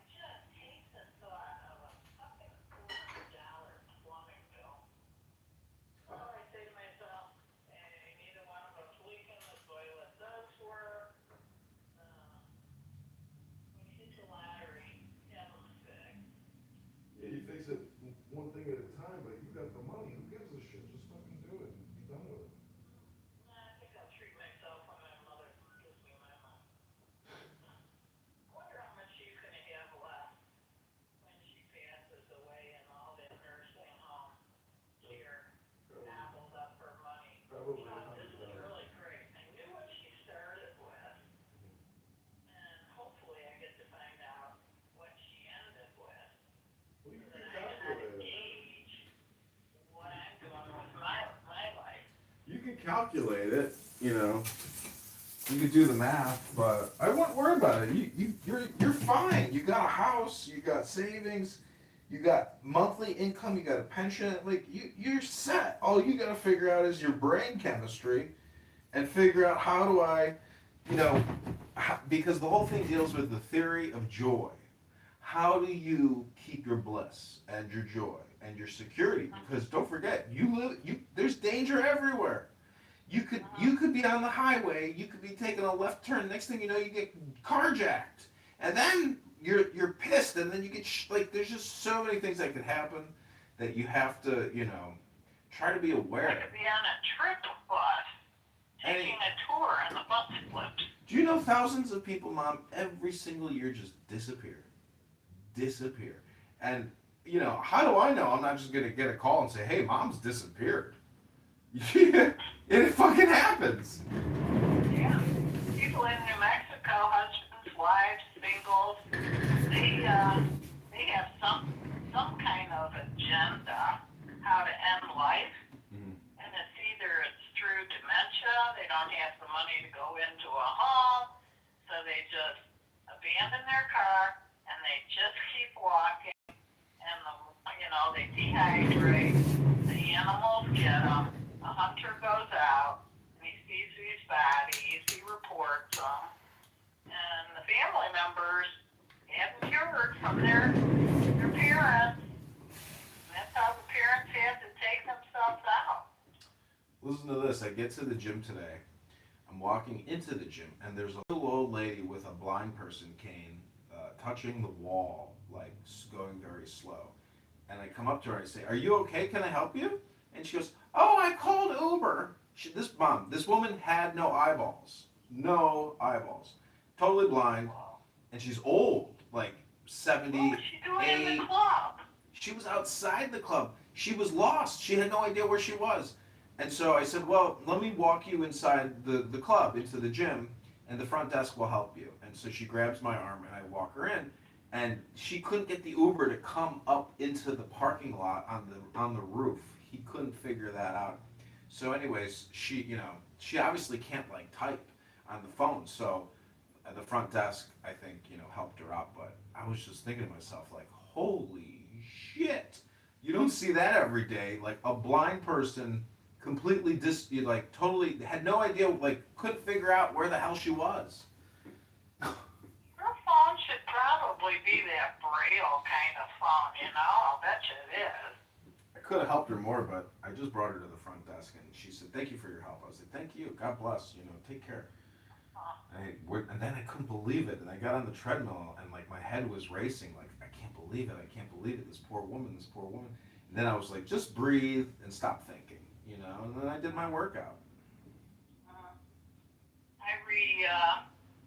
I saw online the fatality that I encountered on my way to the gym last week. And all routes to the health club were, backed up. So I said, well, fuck it, I'll just park my car in the bank and walk over there with my backpack. Sure enough, some truck, a woman driver, she didn't see the kid, 19-year-old boy, on his motor scooter, and turns out that kid was up on the sidewalk on his motor scooter the day before, because it happened in front of a Big O where I get my tires taken care of. Mm-hmm. So he told me, I saw that kid on the sidewalk yesterday. The truck didn't see him, or the kid was rushing through the light or something. Well, that truck, somehow, the windshield completely caved in. The kid was dead, and the helicopter took the lady in the truck to the hospital. I can't imagine. The truck must have hit that bike where it flew into her windshield or something. I wonder. So anyway, She might not have had it. That whole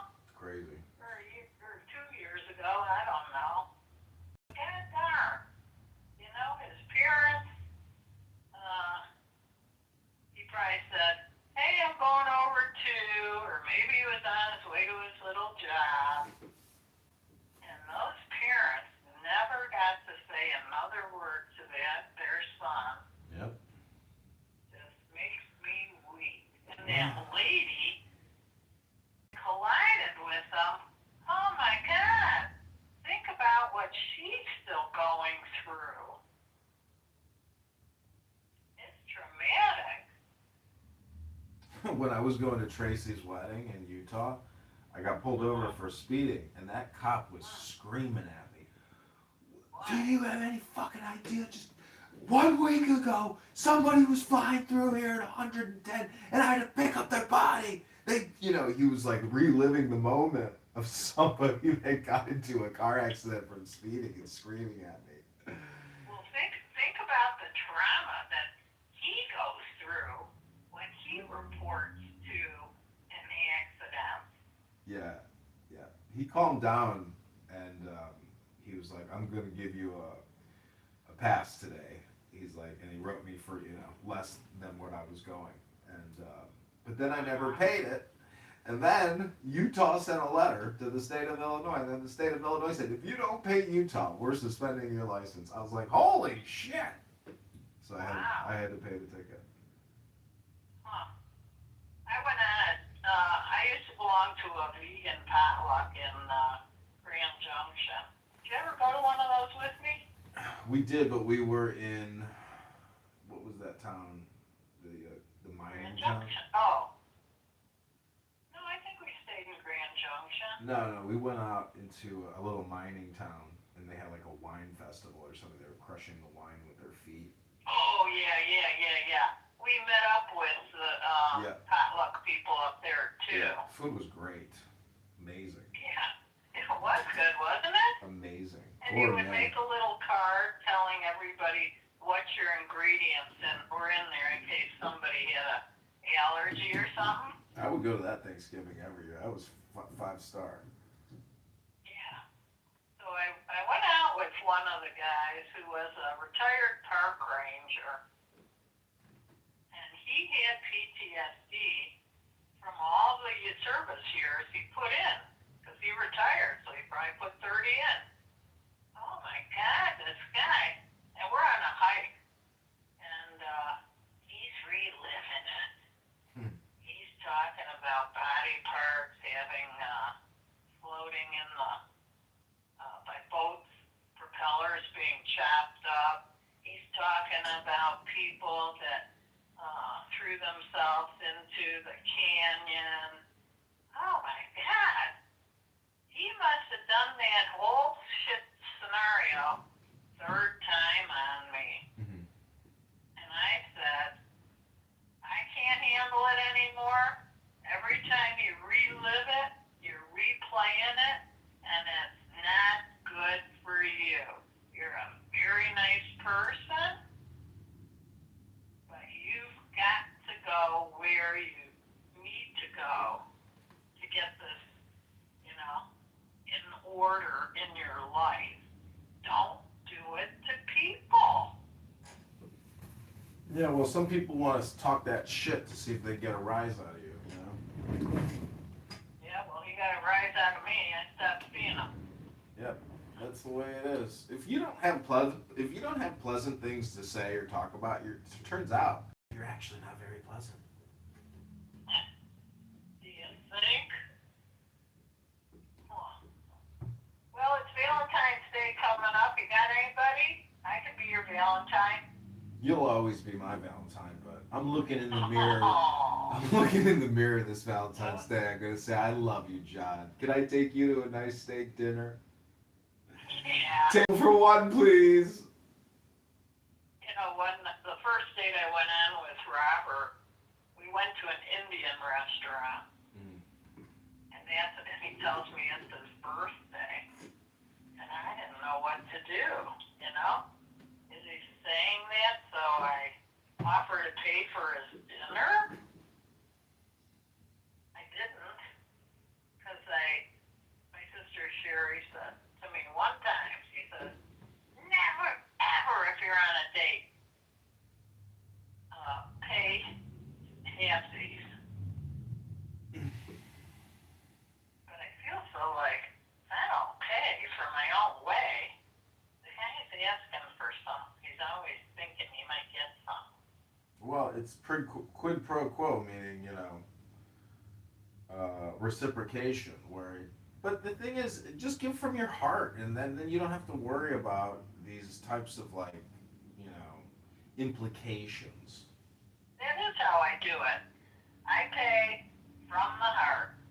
It's not to serve you, it's to serve me. Right. So I feel the most comfortable. Yep. That's the way I view it. When I pay for somebody, I am paying for them, but I'm also paying, like for me, meaning like I value the time of the company, and therefore I'm not afraid to dig in my pocket for the experience. But there's no implication, if they don't want to give me a peck on the cheek and they just want to go right away, well then great. So nice meeting you. Bye. Like if that's what it is, well I'm glad to know either way quickly, I was thinking about something the other day, and then I said, oh, I should share that with John. Oh, yeah, I know what it was. Farming. Mm-hmm. So I seem to like farming. Mm-hmm. I grew up doing it, right? Well, why don't we say growing? Let's say that. And I like working outside. I like planting. I like experiencing, seeing the growth. And so I was thinking about you, and I said, okay, well, you finally tapped into who you think you would like to be with, and that would be another grower type guy. Mm-hmm. You need to tap into people that like reading, poetry, experimental, mindfulness. Mm-hmm. Those are the kind of people for you. Not these nitwits, the girls that are looking for a free meal. Nobody, or a free drink. I've stopped calling people stupid. I just call people fools because no one is stupid. But, people have their agenda.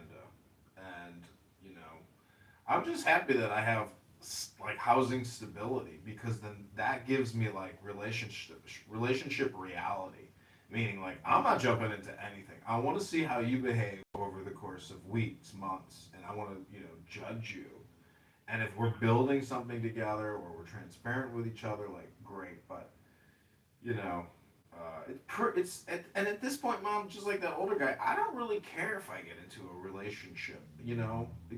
It's not like I've been in them, and I've served in those relationships, and I've loved those relationships. But at this point, I'm just like, great if it happens, but great if it doesn't happen. I'm very indifferent now towards like the neediness, or the, I guess, the fact Trying that to procure someone. not procure somebody, but the fact is we don't need the opposite sex, in a partner to be complete. I'm more complete in, my daily routines, and then if there's an addition to that, well, great. But I'm actually more focused on my daily routine and repetition, like, just gym, food, cleaning, gym, food, cleaning, and then on a Friday, Saturday night, if I go out or if I can plan a date, like, but I'm not, because I couldn't, Mom, I don't even think I could imagine having a child with a woman, especially a woman that I didn't really love. It would be very annoying to have to service a woman for the sake of a child. Let me say this to you. Samantha said it for the first time. She says, you and Dad were not compatible. Yeah. And I said, boy, are you right on that one. My big mistake. His big mistake. Yeah, but I had my it's the flip of the doorbell coin. ring today. And I'm like, oh, who came to my house? My friend Mike. I've known him since the day I moved into Rio Rancho. He's a neighbor. So he says, here, I made this for you. I said, wow, Mike. So the two of us, the three of us, so it's a picture of this guy and I. He actually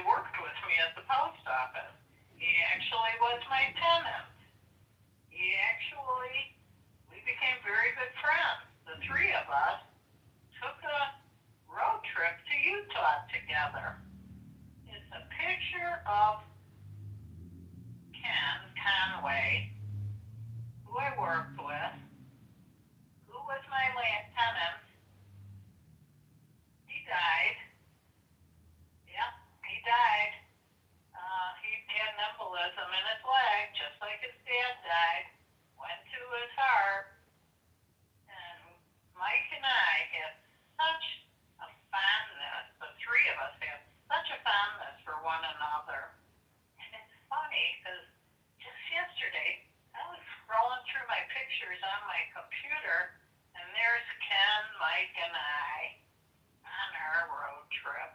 We actually did psychedelic mushrooms. It was early in the morning, and we had, I think we had our breakfast. I would imagine we had breakfast for our health. And so Mike brought the mushrooms, and he boiled them up on a little Bunsen burner. And we all drank some, and then somebody ate the little mushroom remnants out of the little tin that boiled them up. And we went out on a hike. Mike's a photographer. So, you know what I chose to do on that hike after so long? I said, you guys, I'm going to stay right here. This is where I'm going to be. And I'm sitting in a dry riverbed with all these rocks. And I'm picking up the rocks and I'm examining them and how beautiful they are. And it was a sunny day and I'm listening to the birds. And Mike keeps getting further away and he's going, Gee! And I go, yeah. He was checking at me, right? It was one of the best things I ever did. The three of us shared a hotel room that had 3 beds or however, I can't even remember the configuration, but each one of us had our own bed. And everybody was at ease with each other. It was great. Just great. And then Mike even framed the photo that he made for me. Someday you'll see it. So those are the kind of interesting relationships that you come across in life. And I've got 5 other interesting relationships with men that are all dead. They've all died, but I have the deepest relationships of my life with those 5 males. 2 of them were gay, and the other 3 were just people that found me intriguing, interesting. I only had sex with one of them. Well, we've hit the top of the hour. I always know our conversations reach the end when we hit the top of the hour. Gotta have a hard out. I gotta get in the bathtub. So, Mother, have it, 1 hour is a good time. Anything else? Any other blessings you want to share with me? No. I've enjoyed my conversation with you. It's one of the best ones, Excellent I love session. when there's a bat. So get this, I researched this, I looked it up. Guess how many words the average person says per day? Wow. I'm not included because I live very quiet. I talk to myself. I know, but take it. Well, what do you think the AI says? 1 through 10,000. What's your guess? 1,500. Wow, exactly. That's the exact number. And then how many words? No way. Yeah, I'm serious. And then how many words do you think people listen to daily? Oh. If you live alone, less than 1,500. No. Look at it this way. How many ears do you have? 2. So multiply how many words you say daily, and then you get the number of average words people listen to, which is about 3,000. 3,000. So the question. Okay, I forgot. If you're watching a movie, Yeah. if you're listening to the radio while you're driving, Yeah. I forgot about those. So the point is, people are gonna talk. They're gonna say whatever. Like, you see what I'm saying? Like, you can pick what you say. It's up to you. You can listen to what you want to listen to, and what comes in and what goes out. They're generally connected.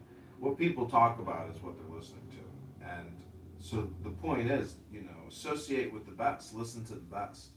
and therefore you'll say the best, you'll speak the best. I've read a lot of really fantastic books, and I've read them out loud, and I've retained a lot of that, information and wisdom. Um, I sent Samantha 3 books for her birthday. Oh yeah, she said so. Hope she reads them. I told her to read it out loud and record it, and then listen to the playback, because a lot of physical mind-body pain, lower back pain, a lot of that is neurological, and so if you read those books out loud, you're basically healing yourself, because a lot of it is like therapeutic healing wisdom. A lot of it is stress too. But the thing is, even if you're stress free, you still have to fill yourself up with good words. Anyways. I think I'm hearing a patio pack out the back. I'm going out there to see if I can get you to hear it. Yeah, you know what? I do a lot of writing.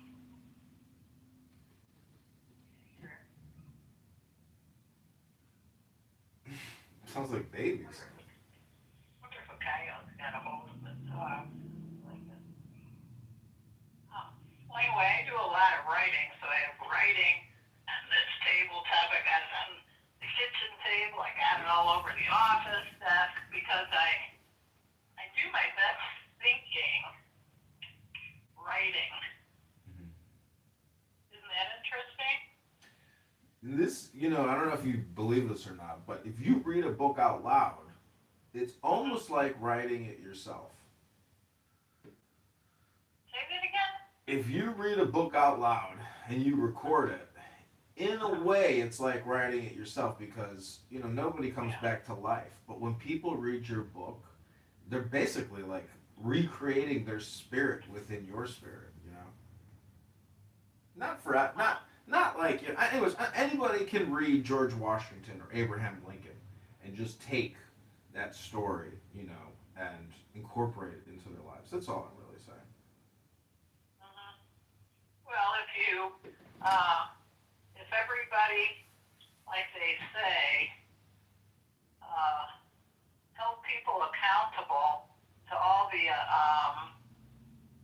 statutes, which they don't. Everybody that runs up against the law, they have to pay to get out of the statutes that we're all supposed to live by. Yeah. But the judges don't honor it. You got to have a lawyer to get you out of it. But the statutes are in place. The judge should say, yep, no statute's broken here. But it takes a lawyer in front of a judge to get you out of it. Interesting. That's considered, if you ask me, that's a fixed horse race for lawyers. You know what they should do is just make everybody a lawyer after high school or college, because they've created basically a caste class system with lawyers and judges. When you run, if I run again for any position, do you realize they can knock you out just by challenging you? Because if they say this signature is not valid, you have to go get an affidavit signed by that person who randomly signed your petition. You got to drive to that effer's house, and they can do that for hundreds of these signatures and make running impossible. So, right. Their way of knocking you out. It's so absurd, and so it's very possible that's what they did to you when you think about it. I tried to do it to them, but they wouldn't honor my request. I tried to do it to them too. They only audited me, but they wouldn't audit my opponents. I couldn't believe it. I thought for once I finally maybe I thought it was going to be a fair go around, that everybody would be subjected to the same rules, but no, unfortunately, I couldn't get them to do it. I never thought about it until you brought that up. It really. And then you said they didn't like you, so there you have it.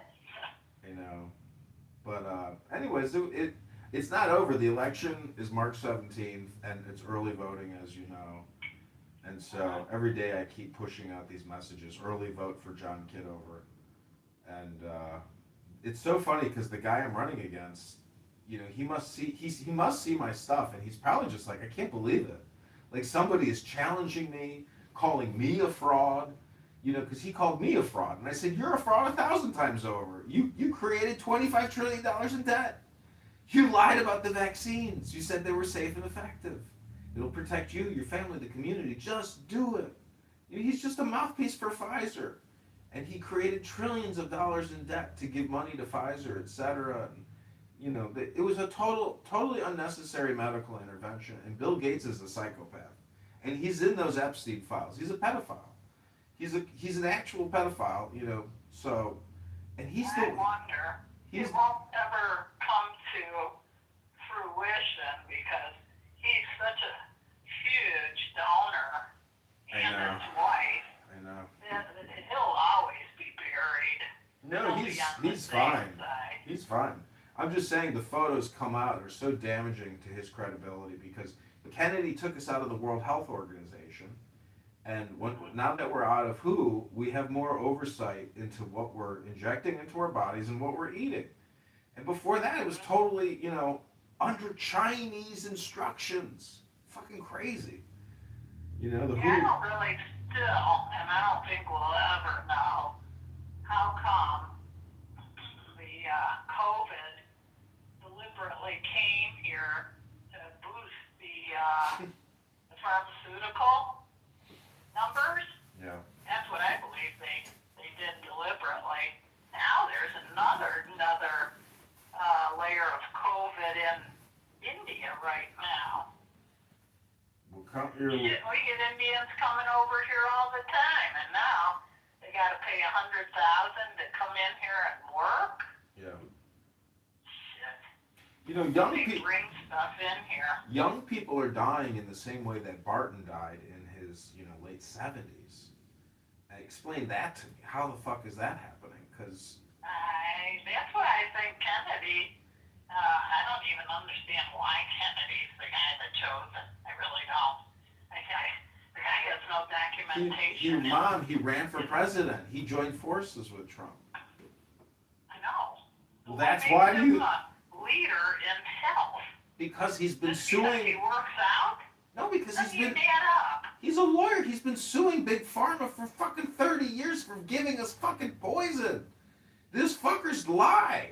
And they cause a problem to cause another problem to get money. These fucking big pharma companies, especially with what is it called when you get cancer? You got to do the drip. Chemotherapy. Chemotherapy is like a $50-60 billion a year business just in America, and when you look at like the results of it, fuck it. Don't do it. It's not worth it. It's like it kills you. Cancer. I hope I can keep my mouth shut. Wow. Just let it have its way with me. It's one way to get out of here. You just gotta be careful I don't because. feel like being subjected to appointments. Yeah. Who cares? Well, you gotta get some way out of this world. When I was in Charleston, I had a candy vending machine business. My number one machine was on the top floor of a hospital in the chemotherapy ward. And there's like 60 people, 30 people in there doing chemo drops. And all my candy gets taken because they're sitting there depressed eating my chocolates. And I'm looking around, it looked like a ghost, it looked like a room full of ghosts.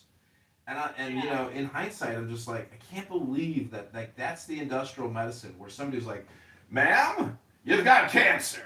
Come with us. We're going to put you upstairs and put you on a drop right away. I mean, that's fucking bullshit. That woman, you know, this is the thing about those PSA levels and Barton going crazy. Oh, my PSA level. They give you a diagnostic. It stresses you the fuck out. They're not calming the patients down. They're causing them mental stress. If it was real medicine, they'd say, come with us. We're going to take you to a yoga room. We're going to make you a lemonade, and we're going to do some breathing exercises for a couple hours, and we just want you to calm down for like 3 hours before we talk about anything. You know, they don't do. But you can't get them to. You can't prescribe them any anxiety medicine. They need to start putting you on the pill train. See, Medicare, Medicaid. Especially if you got insurance and you're a non-paying Mhm. problem person, you're not going to get the kind of care. They're going to start fucking with you.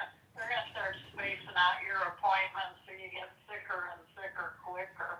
Yeah, if it was a real healthcare, if they really wanted to heal you, they would say, you know what, we're gonna put you on a flight to Cancun at a 5-star resort right now. Come on, you're going to Cancun for a vacation. Most people, obviously, like if it was totally free, they'd be like, fuck yeah, let's go. So I'm I just. don't care about being on chemo. Take me to Cancun. Absolutely. It's a racket. It's a racket, yeah. The insurance, it starts with the insurer and the government. They're in bed together. Oh, I gotta tell you Agree? one more thing. I got. Guess who contacts me? The post office. I get an email from an inside sales representative at the United States Post Office that deals specifically with candidates running for Congress, any office, and she's trying to sell me on, mail delivery for the campaign. A salesman. I didn't know they had that. I didn't know this. I never thought about it, but I didn't. They do have inside sales reps. So that's a great job. Yeah. That's a nice I government told job. Samantha that she should apply to the post office, see if she can get an office position. I don't know if her husband's got big bucks. Why would she want to have to take away from her life that much? That's a lot to give. That's a real service type of job. I mean, there's no glory. It's just dirt and hard work and time. Well, she didn't have children, so I luckily wanted children, and I luckily enjoyed my children. Mm-hmm. She doesn't have that.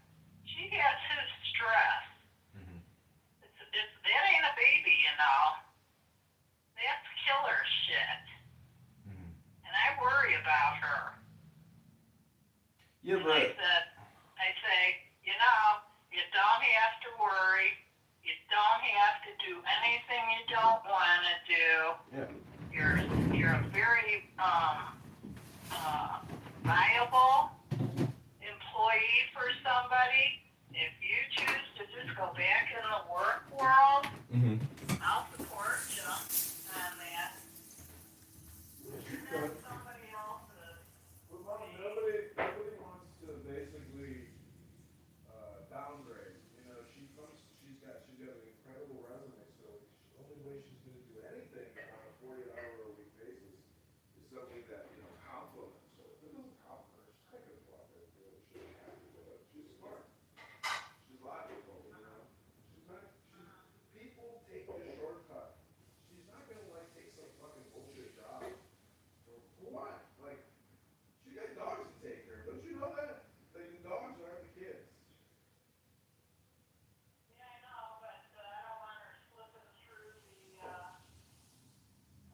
don't want her going into fucking ozone oblivion and anguish and stress.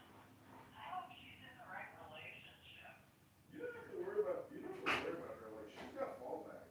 If things don't work out for her, or she's unhappy and she wants to make a change, she's got me or you to immediately go house herself. And believe me, she's in control, and she's not stupid. She knows at any moment if she wants to get out of that relationship, or she easily could leave immediately.